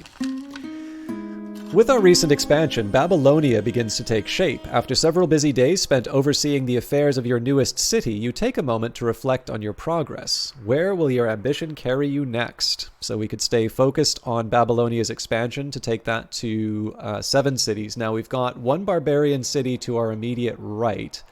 The question is, would I be able to conquer both that Scythian city and an additional location in time for...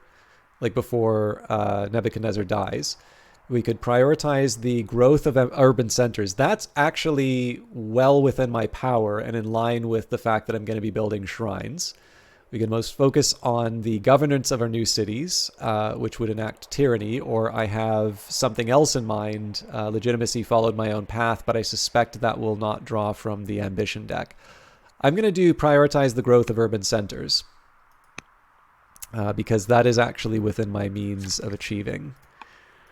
I'm also going to take a second here to heal. Now we're probably going to need that. Well, we'll see. Also want to heal my scout. So my preference is definitely to take this unit and like take out whatever barbarians I can. We should probably get rid of this raider before I do anything else. And obviously I want to get bowmen sooner than later, but...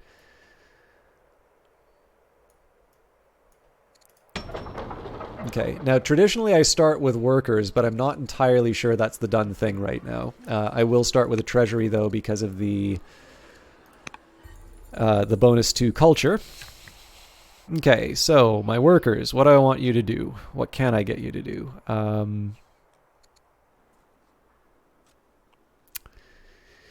Well, it is recommending that we get urban improvements. So I am spending a lot of money to do this, but Garrison gives me extra orders, and it is an urban improvement. So I think that is the right call overall.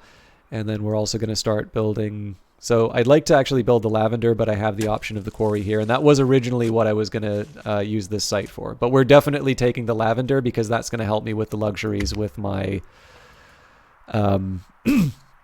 with my my families. So I think this is starting to take shape. Duke Marduk, Nadin Ahi, and Duchess Consort Hanbi have given birth to a son, Duke Erba. Okay, so the game's recommending Spoked Wheel here, probably because of the Chancellor. I kind of want Archer. It's very hard for me to argue for navigation right now because we seem to be pretty landlocked. The discard pile has drama, aristocracy, polis, and phalanx. Definitely none of these are ones to complain about. To be honest, my inclination is somewhat for composite bow. But that is quite a while to lock up. That is quite a while to lock up my research.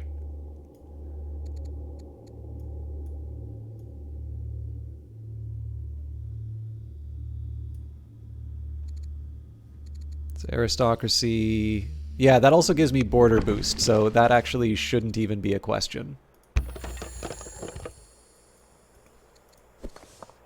But it does mean that we're committing to these slingers for longer than I was expecting. Okay, now, if I am not mistaken, it is better for me to stay on the hill. Well, I think I have to be fortified for it, but that's fine. I mean, we don't have any other way of sort of building defenses for ourselves. So... But as you can see, we do a pretty impressive amount of damage, so we can just jump back into Nippur when the time comes. May want to start distribute. Yeah, actually, here's what I'll do. So I've got kind of one worker for each city and then one free agent. So maybe once we get labor force, I will start connecting the cities and yeah, we'll see. We'll see how it goes. I probably want to be focusing on the Scythian conflict. Okay, I gotta heal you. Strange Scroll translation. Your studies of the Strange Scroll have borne fruit. While at first the language it is written in made no sense, you have rapidly come to understand it. It almost feels as if the scroll wants to be read and is somehow helping you. But of course that's not possible. The scroll tells of strange creatures and how to communicate with them. The things described are unlike anything you have ever heard of. Although you are learning a lot, studying the scroll is giving you a terrible headache. So we could say enough and destroy the scroll, or we can continue your studies. I'm so close. I'm on the verge of greatness. And astonishingly, we have got 9 free orders, so I definitely need to have more units running around, because this represents just tremendous waste.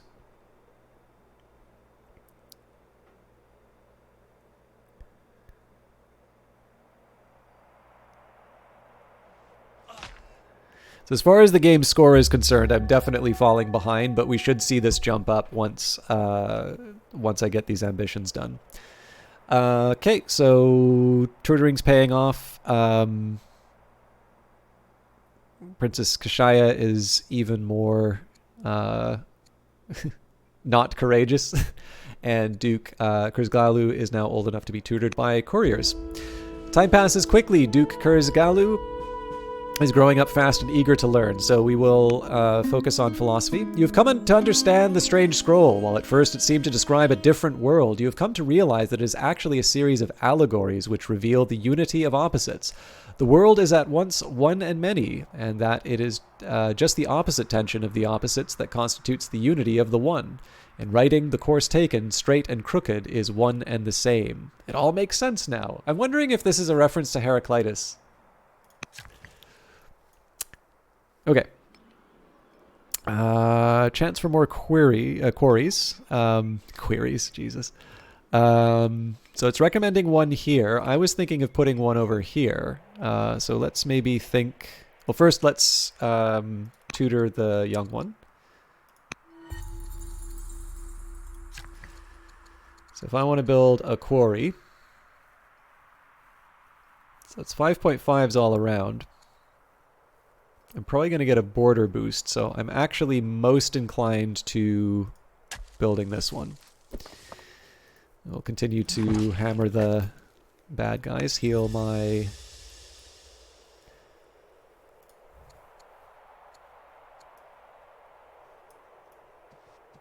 So I suppose I was building that settler thinking that this barbarian camp would be emptied out. That was probably not a good assumption. I really only have one military unit, but that'll change. We've got a warrior coming up.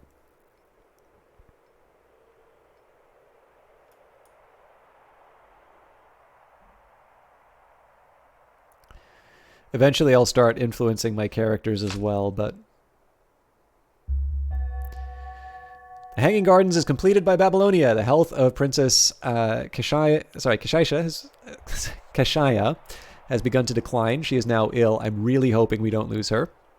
Oligarch Anatsu, the younger of the Slinger, has died in the field. Wow. And Inishu of Babylon is head of the Chaldean family. So that's actually important. One, we need to get a general back. But number two, we need to make sure that we haven't lost too much in terms of our relations with people. An ambassador arrives from Rome with a diplomatic offer. Romulus desires to build a relationship on a solid foundation, as solid and reliable as the magnificent stone from your quarries. How shall we respond? We could agree to sign the proposed treaty. We could accept this stone as a symbol of peace, so we could give them stone in order to really improve relations. Or politely decline. I am actually completely okay with a peace treaty. I would prefer better relations, but we'll do what we can. Incidentally, for those of you curious about this game, I highly recommend. So I've talked a couple of times about how the Civilopedia in the original Civilization had a really big impact on me, not just in terms of gaming, but also in terms of me eventually pursuing higher education. I'm not going to suggest that games like Civilization... I'm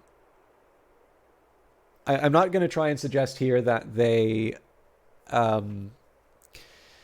caused me to say... So my field ultimately was economics, although I did do classics, and that was very much an influence of some of the games that I'd played before.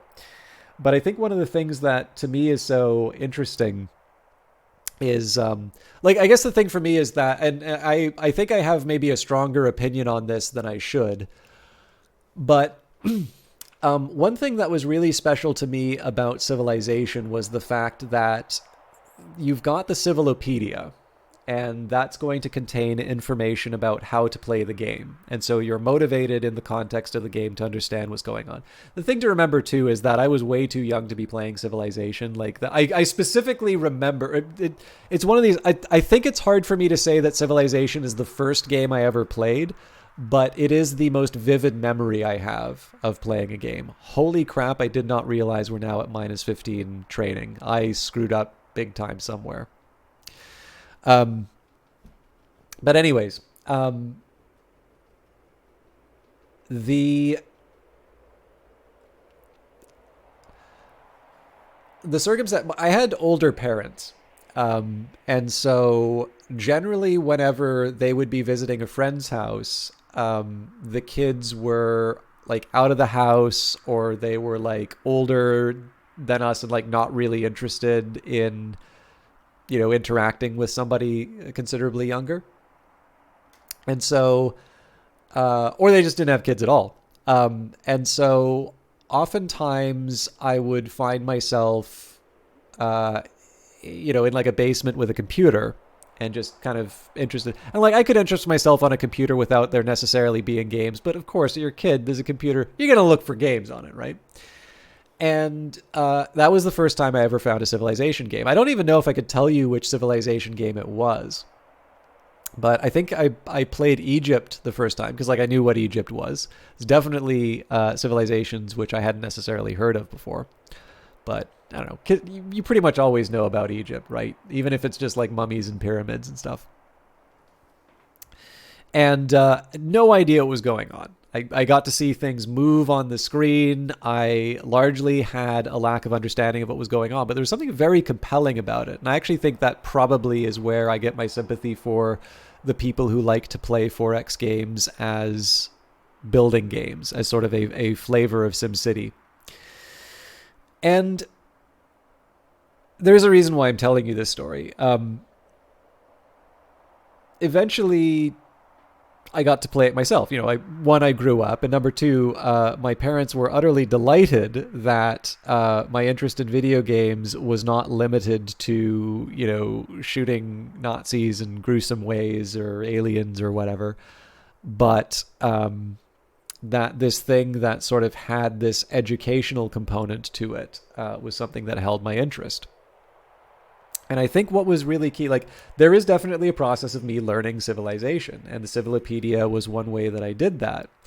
But what is also important here is that on top of the Civilopedia, on top of learning the game mechanics, there's only so many times you can read an article about a hoplite and not be curious as to what a hoplite is. And so that wound up being something that that was a gateway to starting to learn a little bit more about the world and a little bit more about history. One thing, what was interesting to me, I think there's an excellent film called Baraka, and it's by a cinematographer I have tremendous respect for, Ron Fricke, and I've talked a little bit about him in previous streams. But my first exposure to Baraka was not actually in the context of studying film or working in film. It was actually seeing not the achievements, but the wonders in Alpha Centauri. And likewise, the quotes from Alpha Centauri wound up being something that was very impactful. And that definitely led me to seek out some of the books that those quotes were coming from in the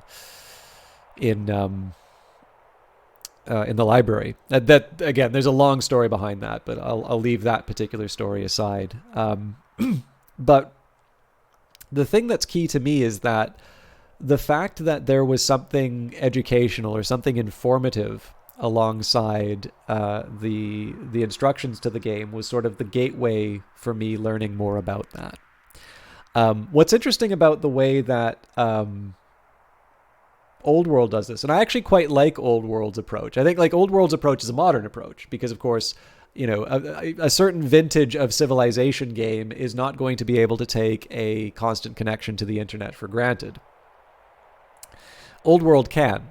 And this Old World's not necessarily the first game to do it, but I think Old World does it considerably better. So if you play Crusader Kings 2, there is a Wikipedia option. You can click it, but you play like one generation and that Wikipedia button may not exist. Like there's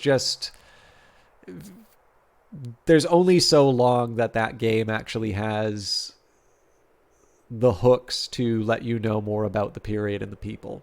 And so I think that's kind of a missed opportunity. What Old World does is, in addition to sort of the highlights, so in this case, the Hanging Gardens event, in addition to the highlights of history, there are a number of events in this game which are maybe based off of certain concepts. Now, this could be in scenarios, this could be just something that comes up. But what's interesting here is that it's not communicating the idea in like the manual, but what's happening is because there is this element of storytelling, and it could be about the relationships between the characters, it could be about the events that happen to your character. It could be a scenario in which, let's say, certain, maybe there's like a basis in history or that. What it will do is that it will include the globe link here, and if you click, you'll get it'll link you to a website. You can learn more about the historical backing. So even if you're winding up going down this alternate history route, the game is actually still giving you those hooks to learn a little bit more about the world. And this is honestly something that I really like about games. My experience is probably not going to be one that a lot of people have. In the end, there's going to be a certain number of people who will play 4X style games, and they will enjoy them as games, and they may or may not encounter the world of ideas, and if they do, they may come to it through another means. And that's fine, right? Everybody has their own way of approaching things. And I think it's very true that there is going to be a lot of people who get into history because they've played more action-oriented games. I'm thinking specifically of the Assassin's Creed series. And in fact, I had the great pleasure back in October when I visited Vancouver, on top of getting a chance to meet a lot of very cool game developers, I had a chance to get in touch with one of my classics professors, and he actually talked specifically about the Assassin's Creed. I think it was, I can't remember if it was Origins or Odyssey. I wouldn't be surprised if it was Odyssey because of the fact, like, I had him for philosophy, and specifically kind of Hellenistic was the last course I took with him, but he's I think his research is on ancient commentators on Aristotle. But in any case, he talked about sort of the exploration mode, and I think that's a really good thing that Ubisoft has done, which is not just building a franchise around history, but to actually provide tools to allow people to explore that history in their own way, without necessarily having to have the assassins part. And again, it can be. There's lots of different ways to get into this. These games are older now, but I'm thinking of the Assassin's Creed 2 games, to go from, the Ezio stories and to see Renaissance Italy. Well, of course, what was a contributor to the Renaissance? What was a major feature of a lot of the thinking and the works that were done at that time? Well, it was the rediscovery of the classic texts. And so you take that next step, and then all of a sudden you find yourself back in the ancient world. And that's not to suggest that the ancient world is the only thing that's worthy of study. But, to me, it definitely has an important marker. And it would be a little silly of me not to discuss it in the context of a game like Old World. But I realize it's a lot of talking, and I've talked about this before, but I actually care a lot about these kinds of things being included inside of games, because I think the view that sitting down and playing a game is a very passive experience that can mean that you are giving up the opportunity to do better or more high-minded things. Like, obviously, there's a certain persecution complex that I think happens in gaming a lot. And I'm actually going to go so far as to say that those criticisms can be quite legitimate at times. You need to kind of take the measure of the person to see whether or not they are like only about games, right? The fact of the matter, oh God.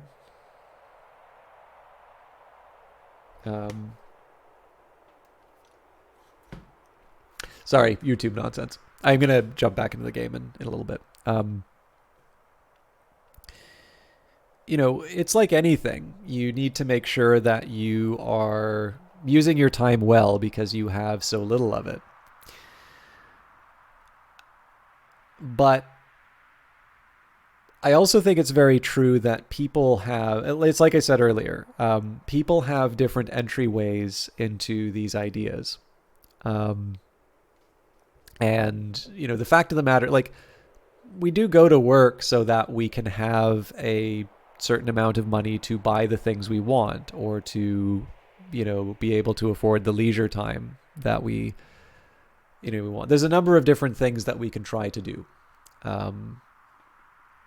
And, I think in that sense, being able to play games like Old World or Assassin's Creed or, anything else that will ultimately give you that opportunity to discover, bigger and greater things is a good thing. I mean, I realize that sounds very cute. Like, why wouldn't it be a good thing, right? But it's one of these cases here where I feel like you can make a pretty good argument in terms of this being a worthwhile use of time.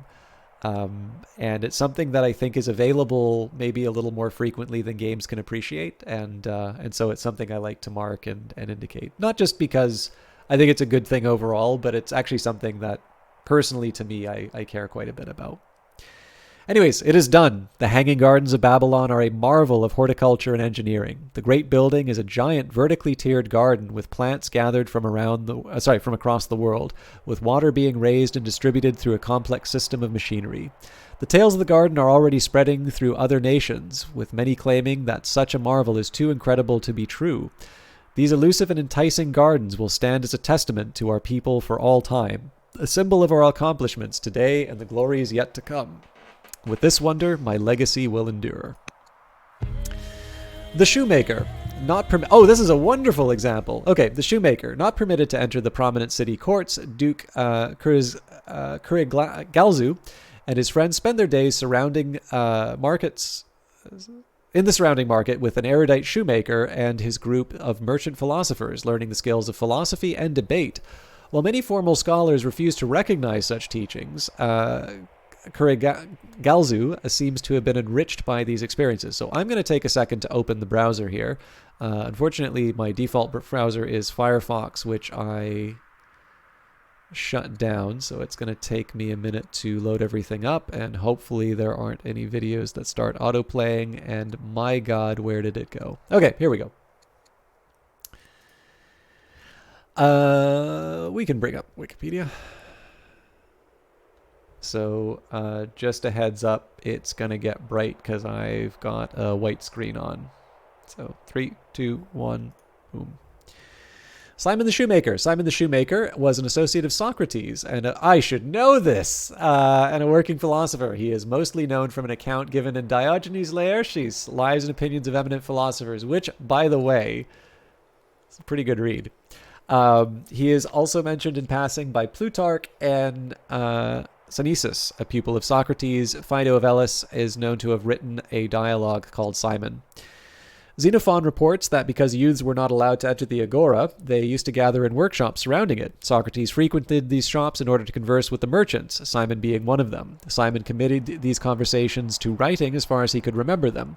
These were the first Socratic dialogues. Indeed, Simon's excellence in the art of shoemaking would have been a form of expertise that Socrates, of Plato's Apology, held up as the only example of genuine knowledge.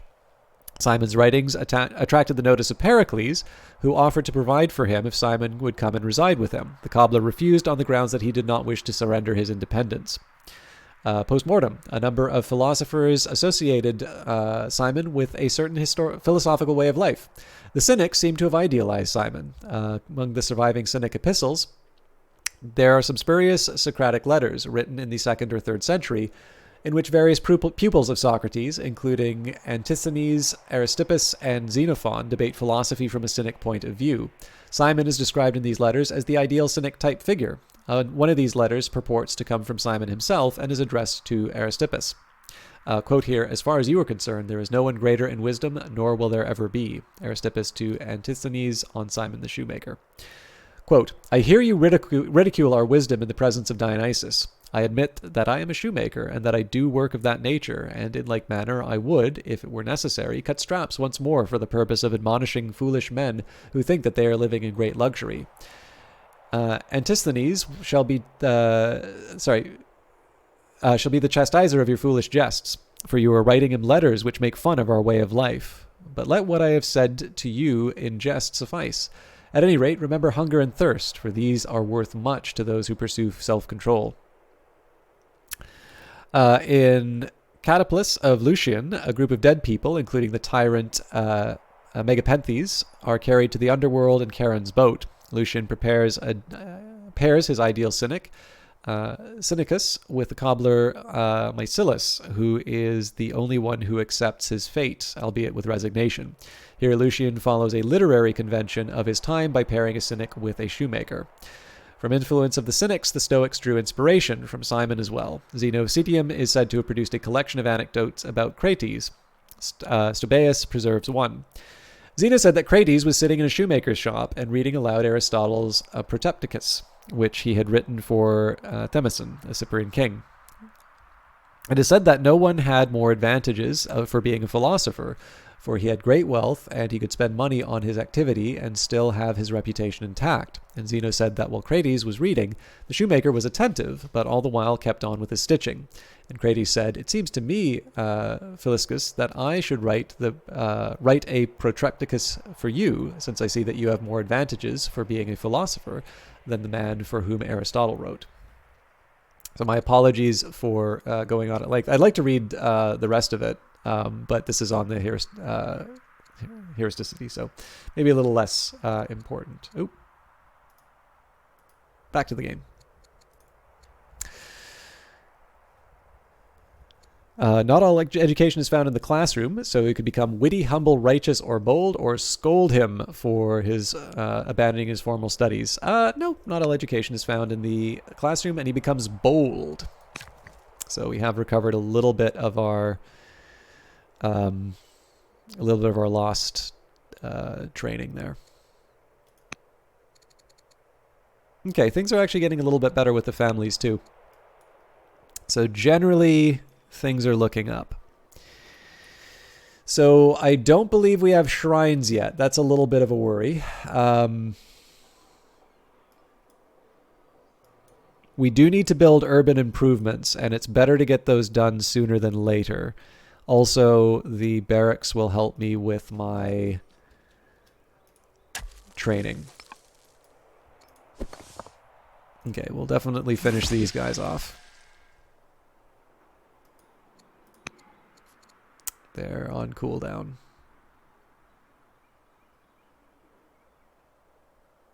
I'll still put Duke Marduk in this on this unit because I should not be attacked too much by them. I'm also kind of lucky that the Scythians aren't taking advantage of the fact that I'm ignoring war. Warrior selected. The warrior is the first melee unit available to your nation. Melee units will form the backbone of your army, defending you from enemy tribes and nations. Okay. I gotta be careful about my use of training. Yeah, actually, so I can't afford to have 2 generals right now. So I'll worry about my scout first. Now I have a little bit less to fear from Rome. But yeah, what I'm going to do here, the Scythians are my opportunity to expand my empire. So I want to try and find their territories as quickly as possible. Okay, Murad, what's going on here? We do need specialists. So a rancher is going to give me order. Trapper is going to give me, it's also going to give me bonuses. And we don't have citizens for the stonecutter. On the other hand, it's probably better that I just close because I've got 2 turns worth of activities taken or accounted for. Next unit. Oh, okay. So I just have, it's just the warrior now.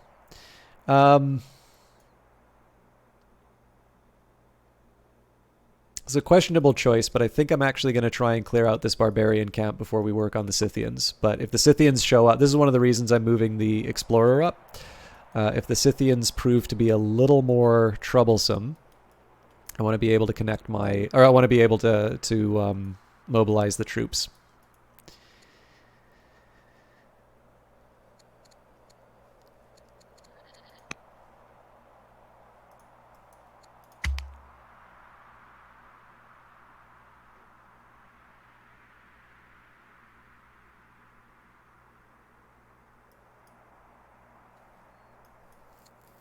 I just saw a bunch of Roman units go by. Princess Kashaya is no longer ill. She's fully recovered and self-assured and assertive. Duke Marduk Nadan Ahi exudes an aura of confidence. He has gained 1 charisma. Let me select the... Thank you. Babylonia is in need of a decision regarding its labor force. Some in court support the system of slavery, while others wish to keep freedom of virtue. So if we keep slaves, we get 4 orders a year. One thing I will say about this is that 4 orders a year is a pretty big improvement. 1 extra unhappiness a year is a pretty decent trade-off for being able to get more orders. But I do think subjects will be free. Extra science, which is continuing to press my advantages, and being able to specialists already sort of line up with my urban interests. So okay, want to heal up when I can. I also want to add a general though. Well, yeah, we'll add Duke Marduk first.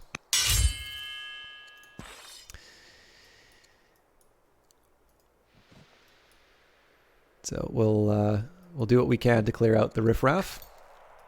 So here, I just need to make sure that the explorer is staying in the woods. Actually, sorry, there's a slightly more intelligent way I could have done that. Ooh. So the reason why this makes a little more sense is that I can use all 4 movements and still end in a woods. Okay. New production. So there is a pretty strong argument for a warrior here. Let me just make sure. Yeah, everybody's kind of got their workers. Sorry, that's not true. Nipper does not have a worker. So we've got 1, 2. We've got 2 here. Okay, so that's, yeah. I still like the idea of building another warrior. You can see why I didn't choose slavery. I've already got 4 orders not spoken for. Rome's climbing up. King Nebuchadnezzar the Good has tutored Duke Kurzgalu, improving his wisdom. Okay, so it's recommending drama. I'm not opposed to this because it gives me... Odeon is a urban improvement, so as much as I want composite bow, drama also enables the wonderful soundtrack. So even though it's a drag on my stone, I do actually think the time has come. And again, it aligns with my urban improvement requirement. Actually, I should have traded out for shrines now that I think of it. Okay, maybe that wasn't the best choice.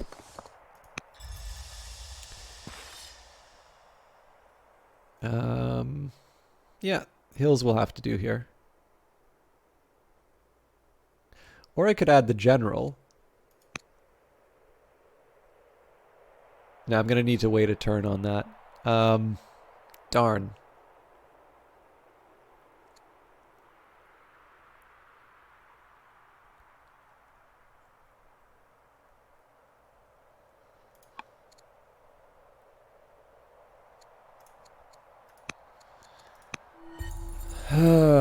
Too many decisions.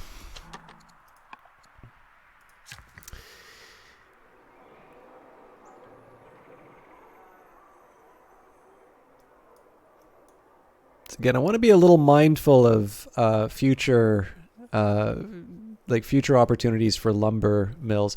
Now, there's a small argument that it's okay to remove the mine here because I'm going to have the camp down already. So why would they want me to put down the Shrine of Marduk here when I clearly have a benefit from the Hanging Gardens?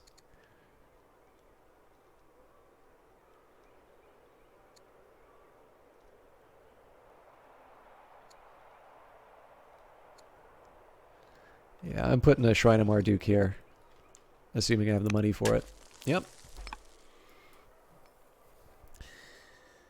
We're also quite late in pursuing religion, so... Okay. So there's that garrison. Now, I was originally going to use... Oh, wait, I can't build roads. I keep forgetting I can't build roads with this guy.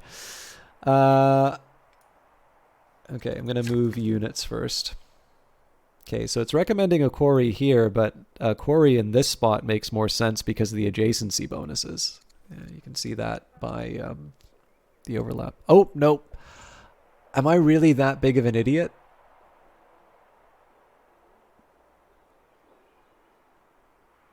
Yikes.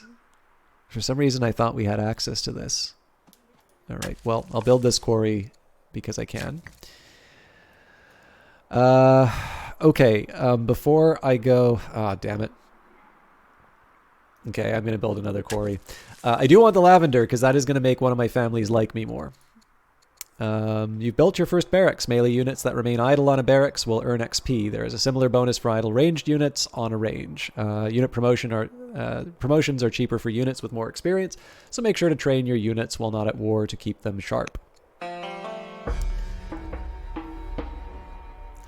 On a recent visit home, Duke Kurzagalu fills the palace with animals from a nearby wood, birds, lizards, and all manner of furry beasties. He cares for them like a loving father. Upon Kurzagalu's return to his studies, you suggest ways for him to further his interests. So we could study group care and behavior, which he will become a cultivator. As a governor, farms and groves get higher output. We could wade among the lakes and rivers. He becomes a pathfinder. Camps and nets gain 10%, 100% output. Now, if he will become the leader of Babylon, or sorry, the governor of Babylon, that's a good one for him to have. Or to ride is to know true freedom. New mounted units get experience. We're probably not going to be building those anytime soon. So let's say wade among the lakes and rivers because we know we have camps. Appoint a chancellor. You have researched the spoked wheel technology, and you have an available candidate on your court with the zealot, judge, or builder archetype. Then you may appoint a chancellor using the glowing quill pen icon in the top right of the screen. So I will appoint Ublanu the Delver as chancellor to help manage my realm. Good for money. Or I can find a better candidate. Well... So one thing I'd kind of like is if the game would tell me... Oh, yeah, it says it right here.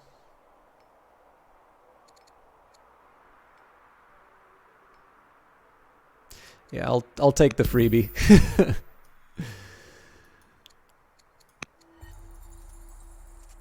Leading the next generation. Oligarch Nishi Inishu of Babylon meets with you to discuss court matters, as she has recently taken up the mantle of family head of the Chaldeans in wake of Atanansu the Younger's death. She converses with you on various issues as you stroll through the palace gardens, until finally getting to the heart of the matter. My predecessor, Atanashu, God rest her soul, was non-committal about your relationship, based on all the correspondence I have read. I have come here to see for myself what sort of a person you are. How should you respond to this? I try my best and leave the rest to fate. I am a humble servant who labors for the good of the people. I am not charming. Or I could be a loyal patron of the Chaldeans if we could reach an understanding. So I think let's sell some iron to help the relations with families.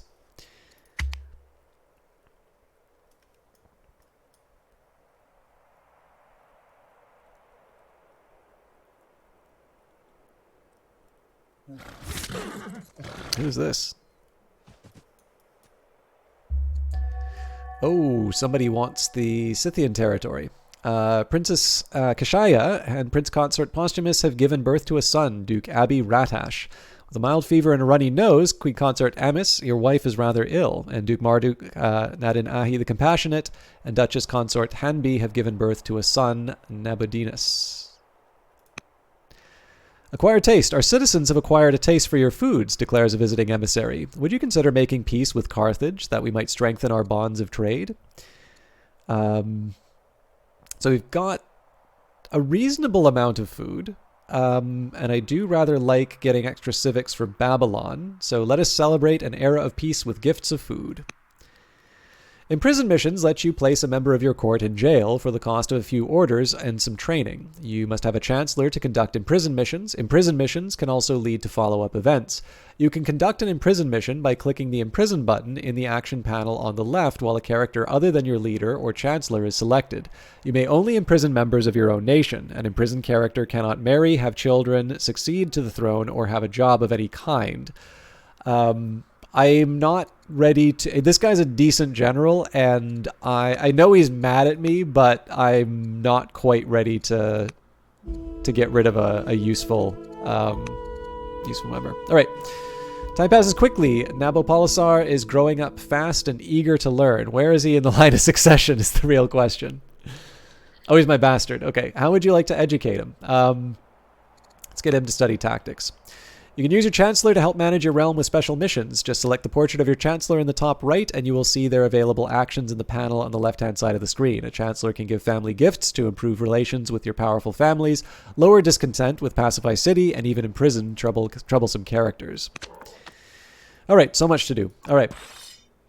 So let's start by adding a general. This is really delaying the fight. I'm wondering if I can ninja the territory out from under the Carthaginians.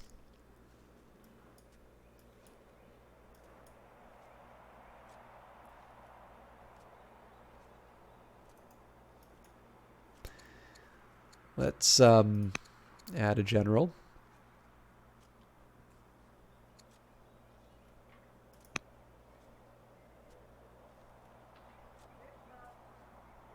Yeah, I think that's acceptable.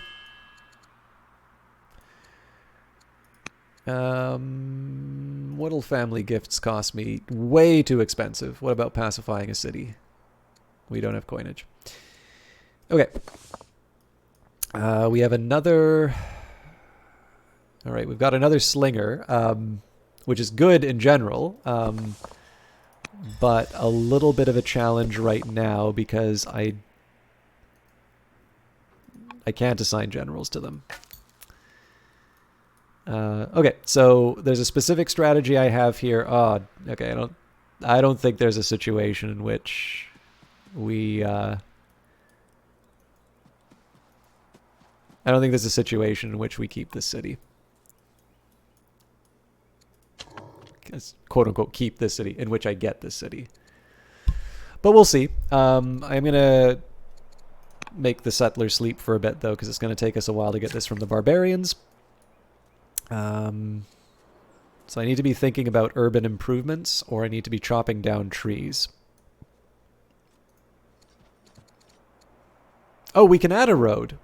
What on earth was I... Why did I think that I couldn't? This is going to take a while, but... Oop. Your worker is on cooldown. Yeah. Fair enough. So we'll see how this goes, but I suspect the Scythians are done for.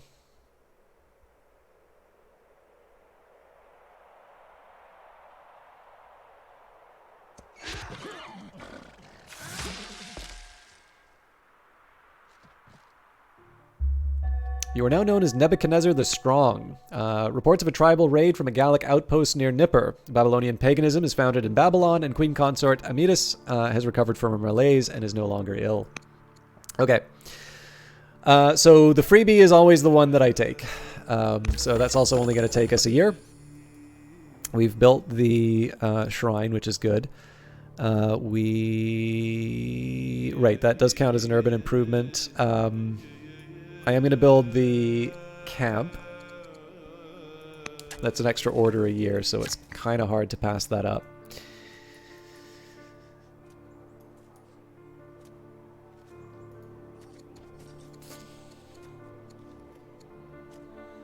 I really need to stop buying stone, but... Okay. This is a questionable choice.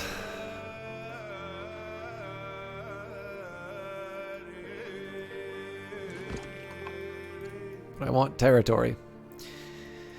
We should also think about, I guess, yeah, the invasion's coming from here, so let's get the slingers in position.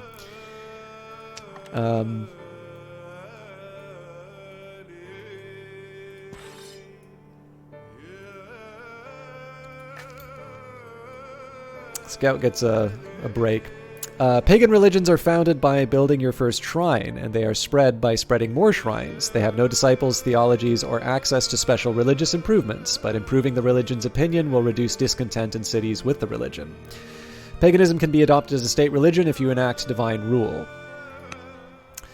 The strong, that is what they call you, from the travelers on the road to the royal courts of far-off lands. It is well known that Babylonia has risen to meet every challenge under your rule, whether on the field of battle or in the back and forth of diplomacy. The question that all are wondering is, what is next? Pride often comes before the fall, and it is time for you to prove your legitimacy as a leader of action. What ambition would take your name to even greater heights? So our cities are the lifeblood of our nation, so 4 strong cultural cities. I will gather people I can trust to be extensions of my will, 8 generals, or I am not feeling ambitious right now. No, we are going to go for 4 strong cities. Now, one way we can achieve that is actually by killing more units, because we do actually get culture from that. Duke Kurzagalu has shown remarkable aptitude with mathematics and geometry, rapidly mastering the basics. During a visit to the court, Kurzagalu asks for advice on the best path to apply these studies. Now again, this is somebody who will potentially be on the throne. So we could say engineers are in short supply, carpenters make things possible, or it is important to have a well-rounded education. Again, this is going to be the leader, so we'll go for the rounded education. I should also be assigning governors, but that will happen in the future.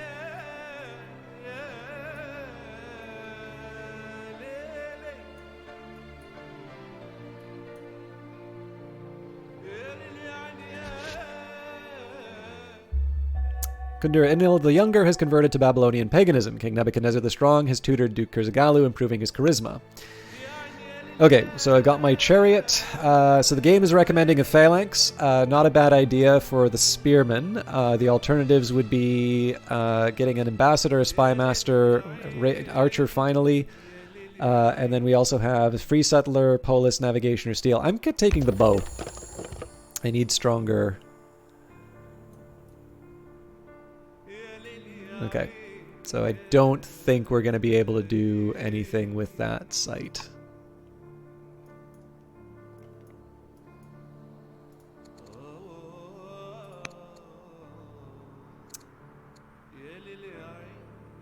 So most of these options are not super exciting.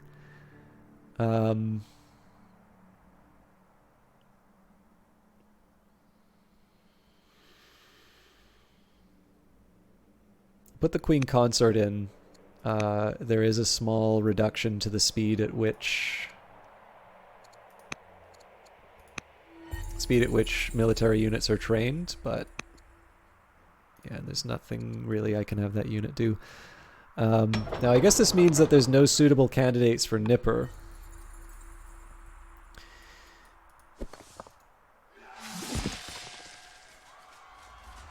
That was unexpected.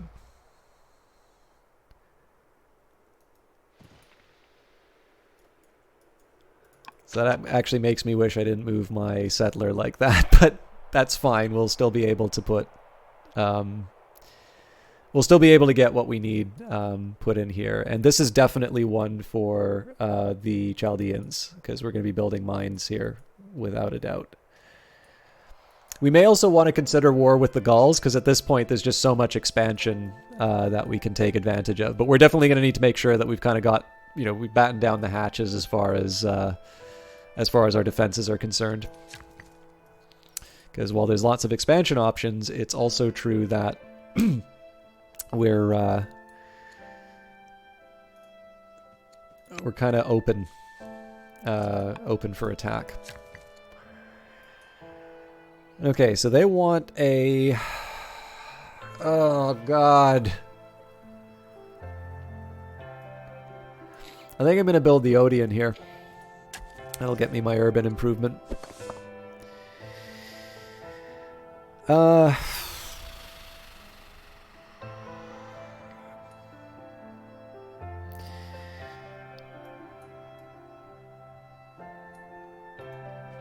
It said they were attacking Nipper. We don't know when or where that's coming, so I think I'm just gonna wait for it. We'll see what happens.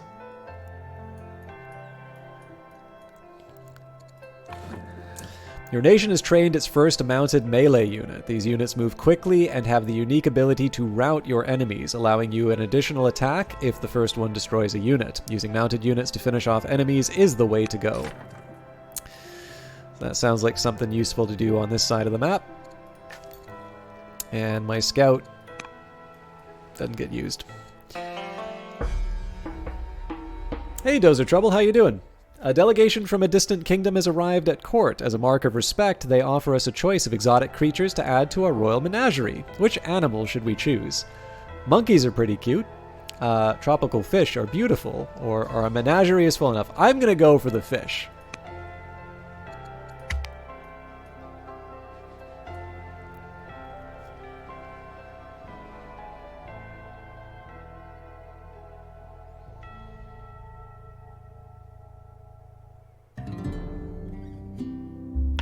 You are now known as Nebuchadnezzar the Noble, and I've completed the ambition, control 3 specialists.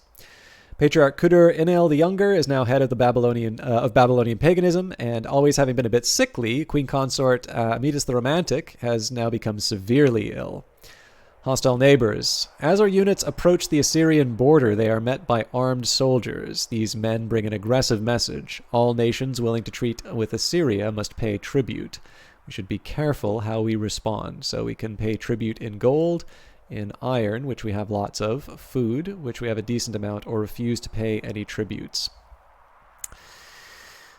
We'll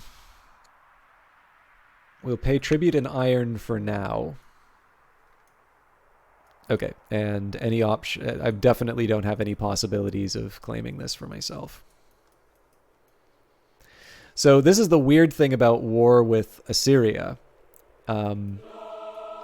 It's...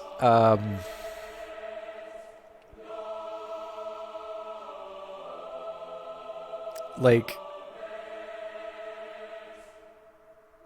a fight with that... They're really far away, so it's actually difficult to fight with them. A delicate matter.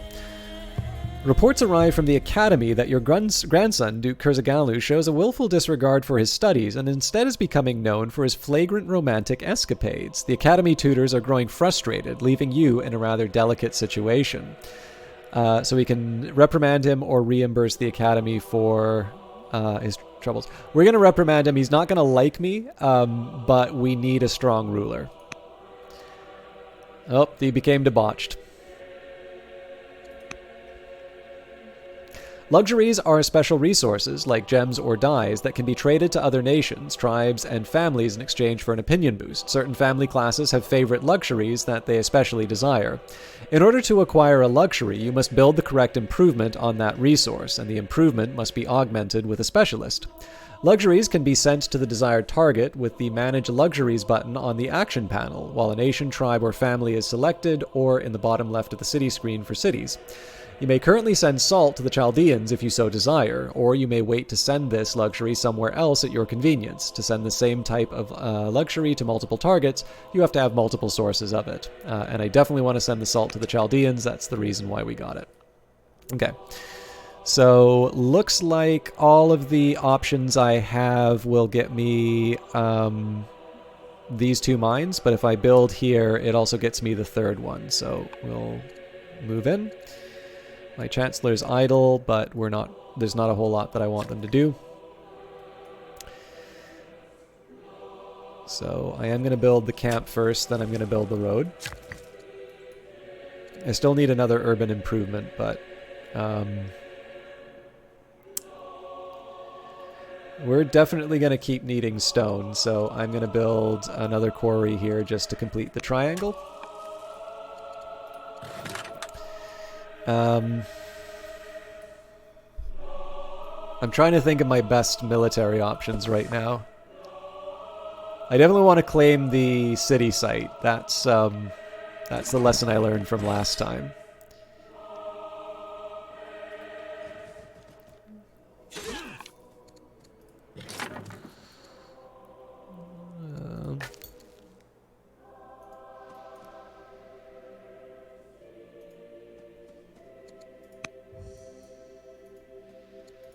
I don't think it would hurt to get an idea of what we're up against with Assyria. So they currently have... They're angry. I paid them tribute. 2 active laws. Doesn't it normally say 2 weak cities, 3 developing cities? Okay, they've got quite a bit. Carthage has got 7 cities, my god. It's going to take us a while to get to strong cities, it looks like.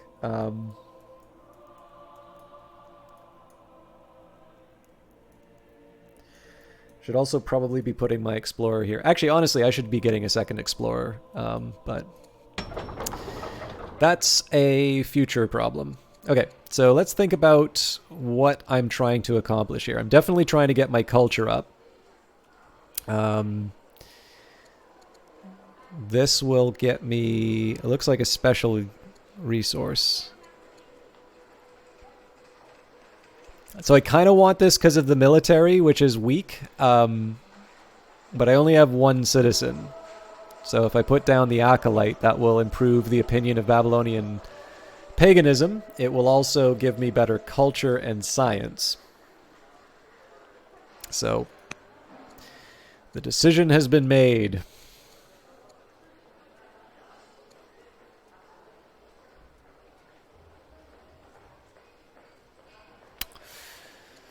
It's quite a bit for me to do, to be honest, but okay.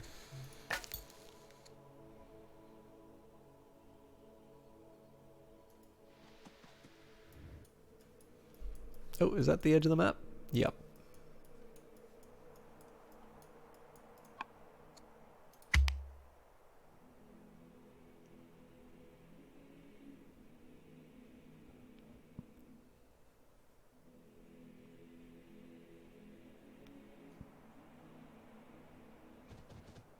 Okay, we did know that there was a raiding party coming in, so it's a little unfortunate that we're in the wrong spot, but although she was at death's door, Queen Consort Amethyst the Romantic has miraculously recovered from being severely ill.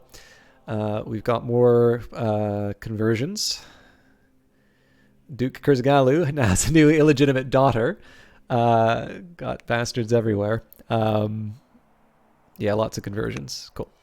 Now that Duke Kurzagalu has completed his study in philosophy, how shall he contribute to the court?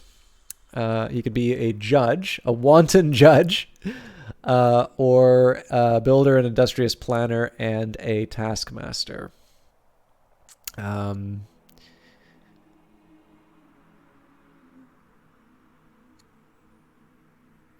Yeah, so if he's debauched, I don't want somebody who's going to be increasing unhappiness.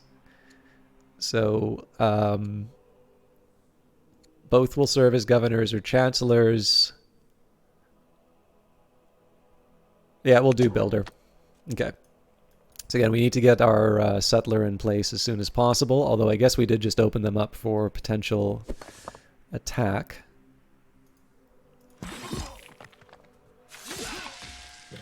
So that kind of forces my hand with the chariots.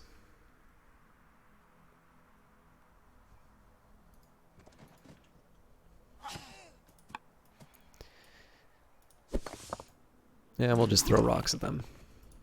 Okay.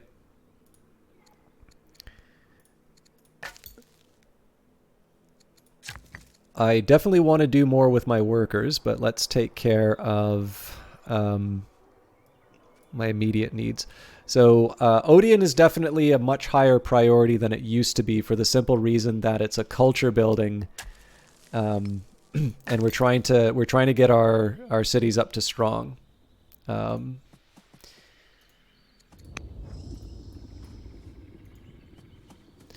And again, this is kind of intelligence gathering for the strength of Assyria. Because the thing to remember is that, yes, we're not a really great military right now, but if we can get our act together, we have got just these devastating bowmen, which we can then just go running into their territory with and obliterating their troops and then mopping them all up with our chariots. So we do actually have a bit of a strategy in place if we can... if we can get some decent intel. And of course, we can apply the same reasoning to the Gauls. Like, maybe we just want to take territory from the Gauls, although in this case, it would be better for me to actually see, like, what's in the area. So turtling is not necessarily a good strategy in this case because of the... you do see an increase in your discontent when your city is under siege. It's just, I only have so much I can work with. So, hey, we got a white beard. We're definitely not improving the strong cities, although we should improve the get the urban improvements. Reports of a tribal raid from a Gallic outpost near Anat, so I'll keep an eye on that. King Nebuchadnezzar the Noble has tutored Duke Kurzagalu, improving his discipline, and severely ill, coughing up bloody mucus and suffering from sharp pains in his chest. King Nebuchadnezzar the Noble fears he does not have much time left. Ever more slothful and lazy, Princess Kashaya has stopped following her strict regimen of diet and exercise and has lost one discipline. Ooh. Things are not looking good for the future of Babylon. A letter arrives by courier from Nabopolassar at the academy. Dear Nebuchadnezzar, as part of the instruction at the academy, my tutors have directed me to write to you. All has been going well, and I have little to complain of. I miss Mother at times, but I must carry on. Thank you. Please return to your duties, courier. And connections versus relations. For a long time, the Chaldean family have expected to marry one of their scions to Duke Kurzagalu, but more recently the Gauls have offered to formalize our peaceful dealings if one of their women can marry Kurzagalu instead. While our agreement with the Chaldeans was informal, breaking it would still have some repercussions. On the other hand, making peace with the Gauls could have many benefits. It might, but we could also just take them over. So he shall marry Demkintum the Younger. The Gauls present an offer promising a stable peace. Okay, yeah, so we spurn them. But I lose legitimacy. Nope, offer's not good enough. Sometimes you catch yourself gazing at the court's new fish for hours on end. How calming, or I wonder how it tastes. Let's go for the extra culture. We are trying to build strong cities. Okay. So this is definitely one for the Chaldeans, and this is because of the mines that we can build.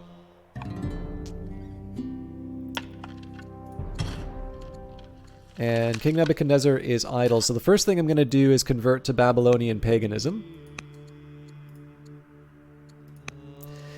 And the next matter is, what can I do in terms of sort of wheeling and dealing? How can I make people happy with me? So first thing, it seems like the Amorites are somewhat unhappy. Now this is funny because, I gave the salt to the Chaldeans. I completely forgot. Oh, hang on. Oh, that was a mean thing the tutorial did.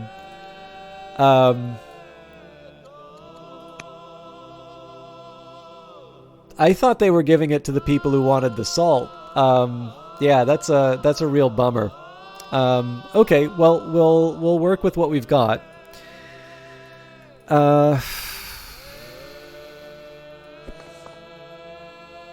Okay, so we're able to wipe out this unit.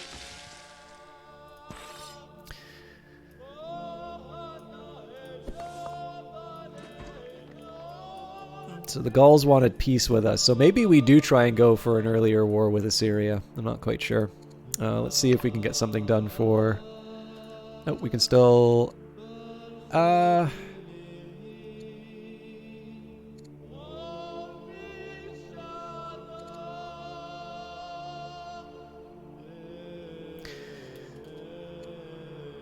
70% chance a year of death, included in close to death, excluded from healthy. Let's take a look at the... Oop.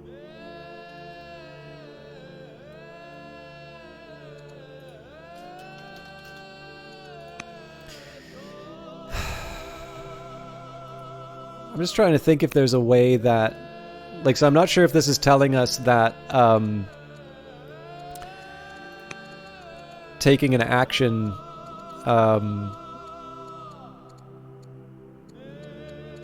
not sure if this is telling us that taking an action is going to make us more likely to die.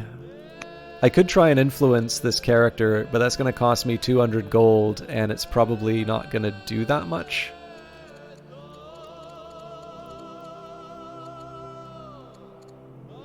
So here's what we're going to do.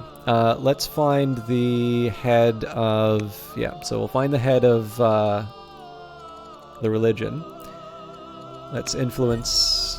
That's a character worth influencing, because then we can use religious influence to have our plans enacted.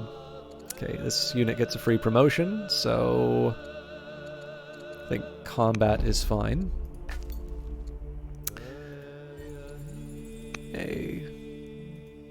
Always happy to find new landmarks. Okay,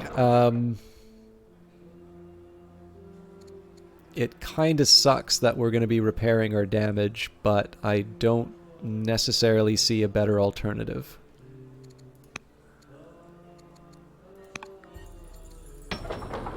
I think this is also a... Okay, no, we're first going to start with a treasury and then we'll build a worker.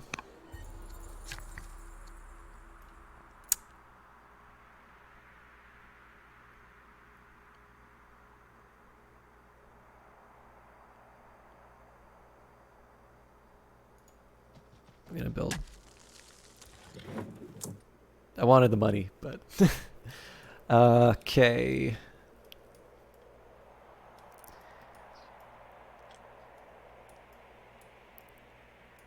I think this is what the game was warning me about. Let's just start with the good old-fashioned attack. And we don't have the actions. Okay, let's see if Nebuchadnezzar survives the next year.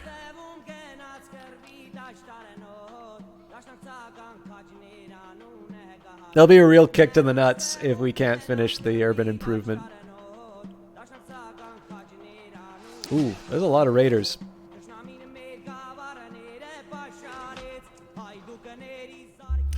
Your doctors and diviners have warned you that the end is near. Time to get your affairs in order. You are now known as Nebuchadnezzar the Glorious. All right, I'm feeling good about that. You have completed the Ambition Control 6 urban improvements. Always having been a bit sickly, Queen Consort Amorites the Romantic, your wife has now become severely ill. Duke Kurzagalu and the Duchess Consort Damkitam have given birth to a daughter, Duchess Belisunu, so the line of succession is secure. And you receive an eloquent personal letter from Dido, ruler of Carthage. She confesses to having read your various writings on government, philosophy, and art, and she is understandably impressed. Dido wishes to establish a joint cultural program with the scholars of Carthage, a venture that would enrich both nations. It would mean much to Dido personally.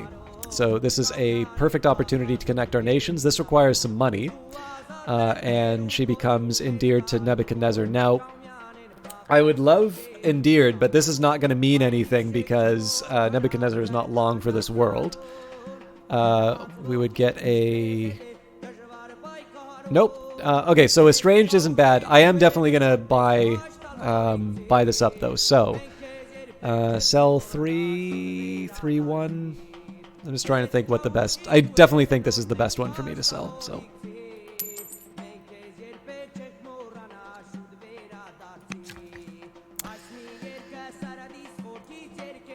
Okay, again, we still want to connect Babylon. I've not given up that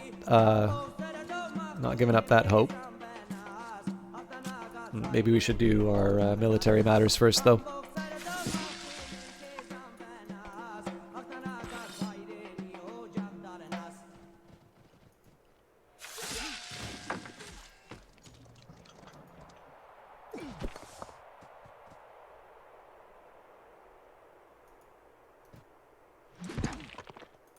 Oh, that crit would have been so good against that unit.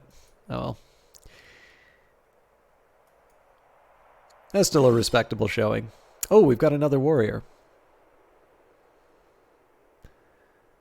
Well, I think the choice is obvious.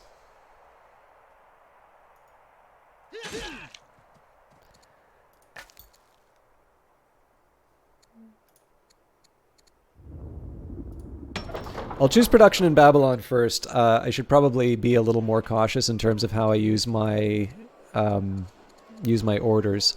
So military units are always something I'm going to need more of, but I need to think a little bit about what kind of improvements I can make, what kinds of what's going to help my ambition of strong cities, which is something that's going to be inherited by the subsequent ruler. So in this case, anything to improve our culture, and in this case, Master Acolyte sort of fits the bill. So we can build a stone cutter. We can actually probably build more than one, and I think that makes sense. We've already got a treasury. Nipper, So Nipper, there is a good argument for continuing to build slingers. However, I don't think it would hurt for us to cool down a bit on the cost of stone. On the other hand, the question is, what else am I going to build? Because I don't really... There's really not that much else to go with. I thought I was maybe going to be doing some repairs. So actually, in this case, I am going to buy up the... Oh, can I not? I guess I don't have the money. Right, of course I don't. So...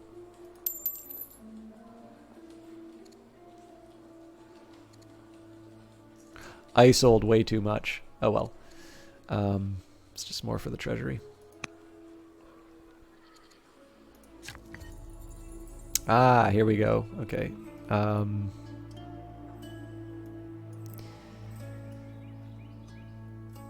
Yes, I can finally build my extra quarry. Can't clear the forest, unfortunately, but...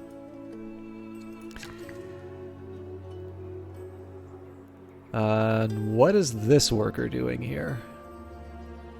I kind of want to build another...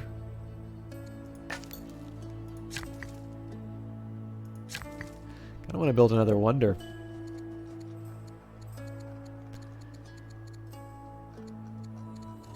Huh, it closed off all the options.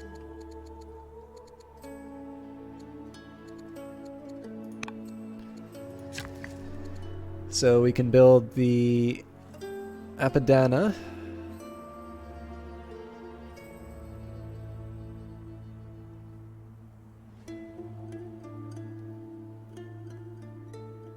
The Ishtar Gate.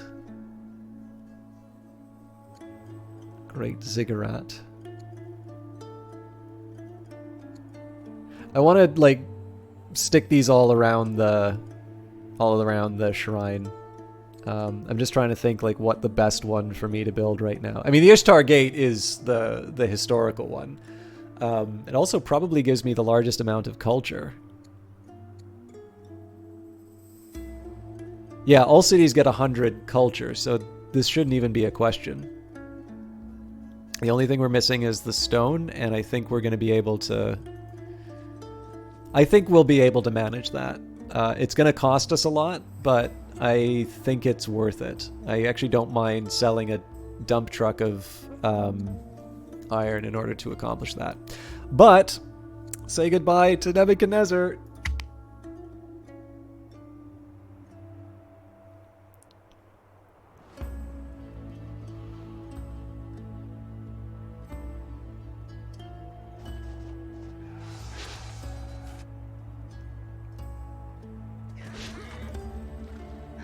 Ooh, Chariot's looking... Okay, an old ambition, control 4 strong cities, is now a legacy. You will have 20 years to complete it. You've successfully exerted your influence upon Patriarch Kudur-Enlil the Younger, but appear weak in the process. Patriarch Kudur-Enlil the Younger, influenced by King Nebuchadnezzar the Glorious, -1 legitimacy. King Nebuchadnezzar the Glorious, governor of Babylon, has died in office. Queen Dowager Amethyst the Romantic, governor of Marad, has died in office. Oh, they died together. They're in love. They died together. That's... Okay, so this is one of the things that's really great about the way that the story system and like the events work through. So remember, I had an affair, I had an illegitimate child, and I was estranged from my wife. And one of, somebody comes up, one of my debauched children, I think, or at least relatives, comes up and is like, hey, I got this girl that I like, but I don't have like something nice for her to wear. Can you help me out? And I'm like, sure, I can help you out. You can borrow one of my wife's dresses. So, as the description, as the event describes it, a stunningly endowed courtesan appears wearing my wife's dress. And the last time I got this, my wife hated me. But apparently it really turned her on. So it rekindled our love. And we died together in our sleep, having achieved greatness. That's really hard to top. I really like how that turned out. Also, Chancellor Ublanu has died in office, so it's there's going to be a lot of time spent kind of clearing out the old guard and bringing in the new. Princess Consort Demkitem, your daughter-in-law has converted to Babylonian paganism. Okay.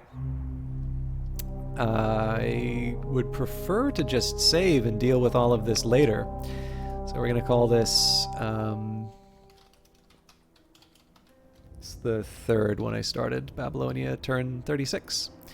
So at the... Oop. Stop! At the funeral of King Nebuchadnezzar the Glorious, you are approached by Queen Dido the Strong of Carthage. I owed a debt to Nebuchadnezzar and was not able to repay it. Allow me to repay it you in his honor instead. Will you accept? We can accept the sizable donation to the national coffers, or ask that they keep the favor. So I'll accept it. I'm not going to, like, lock it in.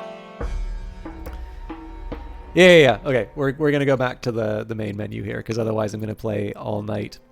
Which is not a bad thing, but it's almost 2 in the morning, and I've been playing for an hour over. I know I had like a longer introduction and a false start, but hopefully, I know it was a quiet night tonight, which makes me all the happier to have those of you who are watching sticking around. I know, people are focusing a little bit more on concurrent views now than I maybe think is healthy sometimes. And particularly when there's an empty chat, I know that's sometimes kind of considered to be a bad sign, but I like this game a lot, and I think it's I like being able to share it with people regardless of whether or not I sort of have the back and forth or if it's a little more quiet. So I hope you are, I hope you got what you were looking for out of Old World, or what you were looking for from me. If you have not picked it up, I should actually just double check to see whether or not the Heroes of the Aegean is still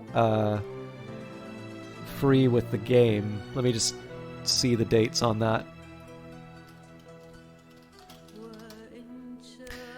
Now is maybe not a bad time to reiterate, I was given a key for the Steam copy of this game by Hooded Horse, who are now the publisher of this game. Of course, I was playing it back in the Epic days, although I had a very long break from it, which is kind of apparent from how clowny I've been on some of my decision making. So this was released on the 19th. So it has now been longer than 2 weeks. So if you pick up the game now, you get a wonderful game, but you no longer get Heroes of the Aegean alongside of it. But I would still, if you are considering the game and have not quite ready yet to pull the trigger, I at least recommend that you wishlist it so you can know when it goes on sale, or I want to know what track is playing right now.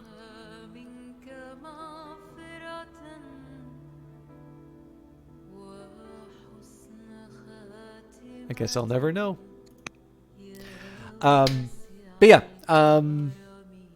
consider, at the very least, wishlisting the game if you've not done so already.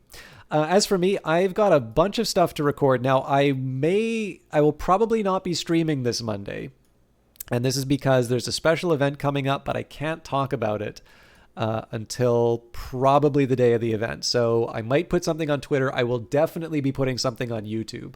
But look for it at around 1 o'clock Eastern time. As for the rest, Wednesday we will be back with Industries of Titan, which will have a new update. And then Friday, again, I was talking about wanting to switch Old World to Mondays, but of course, if I'm not streaming on Monday, that may create its own problems. But I'll be honest with you, Old World definitely gets its own sort of tentpole in the schedule for the next little while. So if you want to know when the next Old World stream is, best thing to do is just check out Twitter or follow the channel if you haven't already. Now, we've got Brad Cozy Live, who is currently doing an Old World stream. There's another streamer as well currently doing Rome on the Great difficulty, it looks like. And it's actually not a bad thing, because Admiral Odog was actually somebody who I hosted previously, and seemed quite friendly.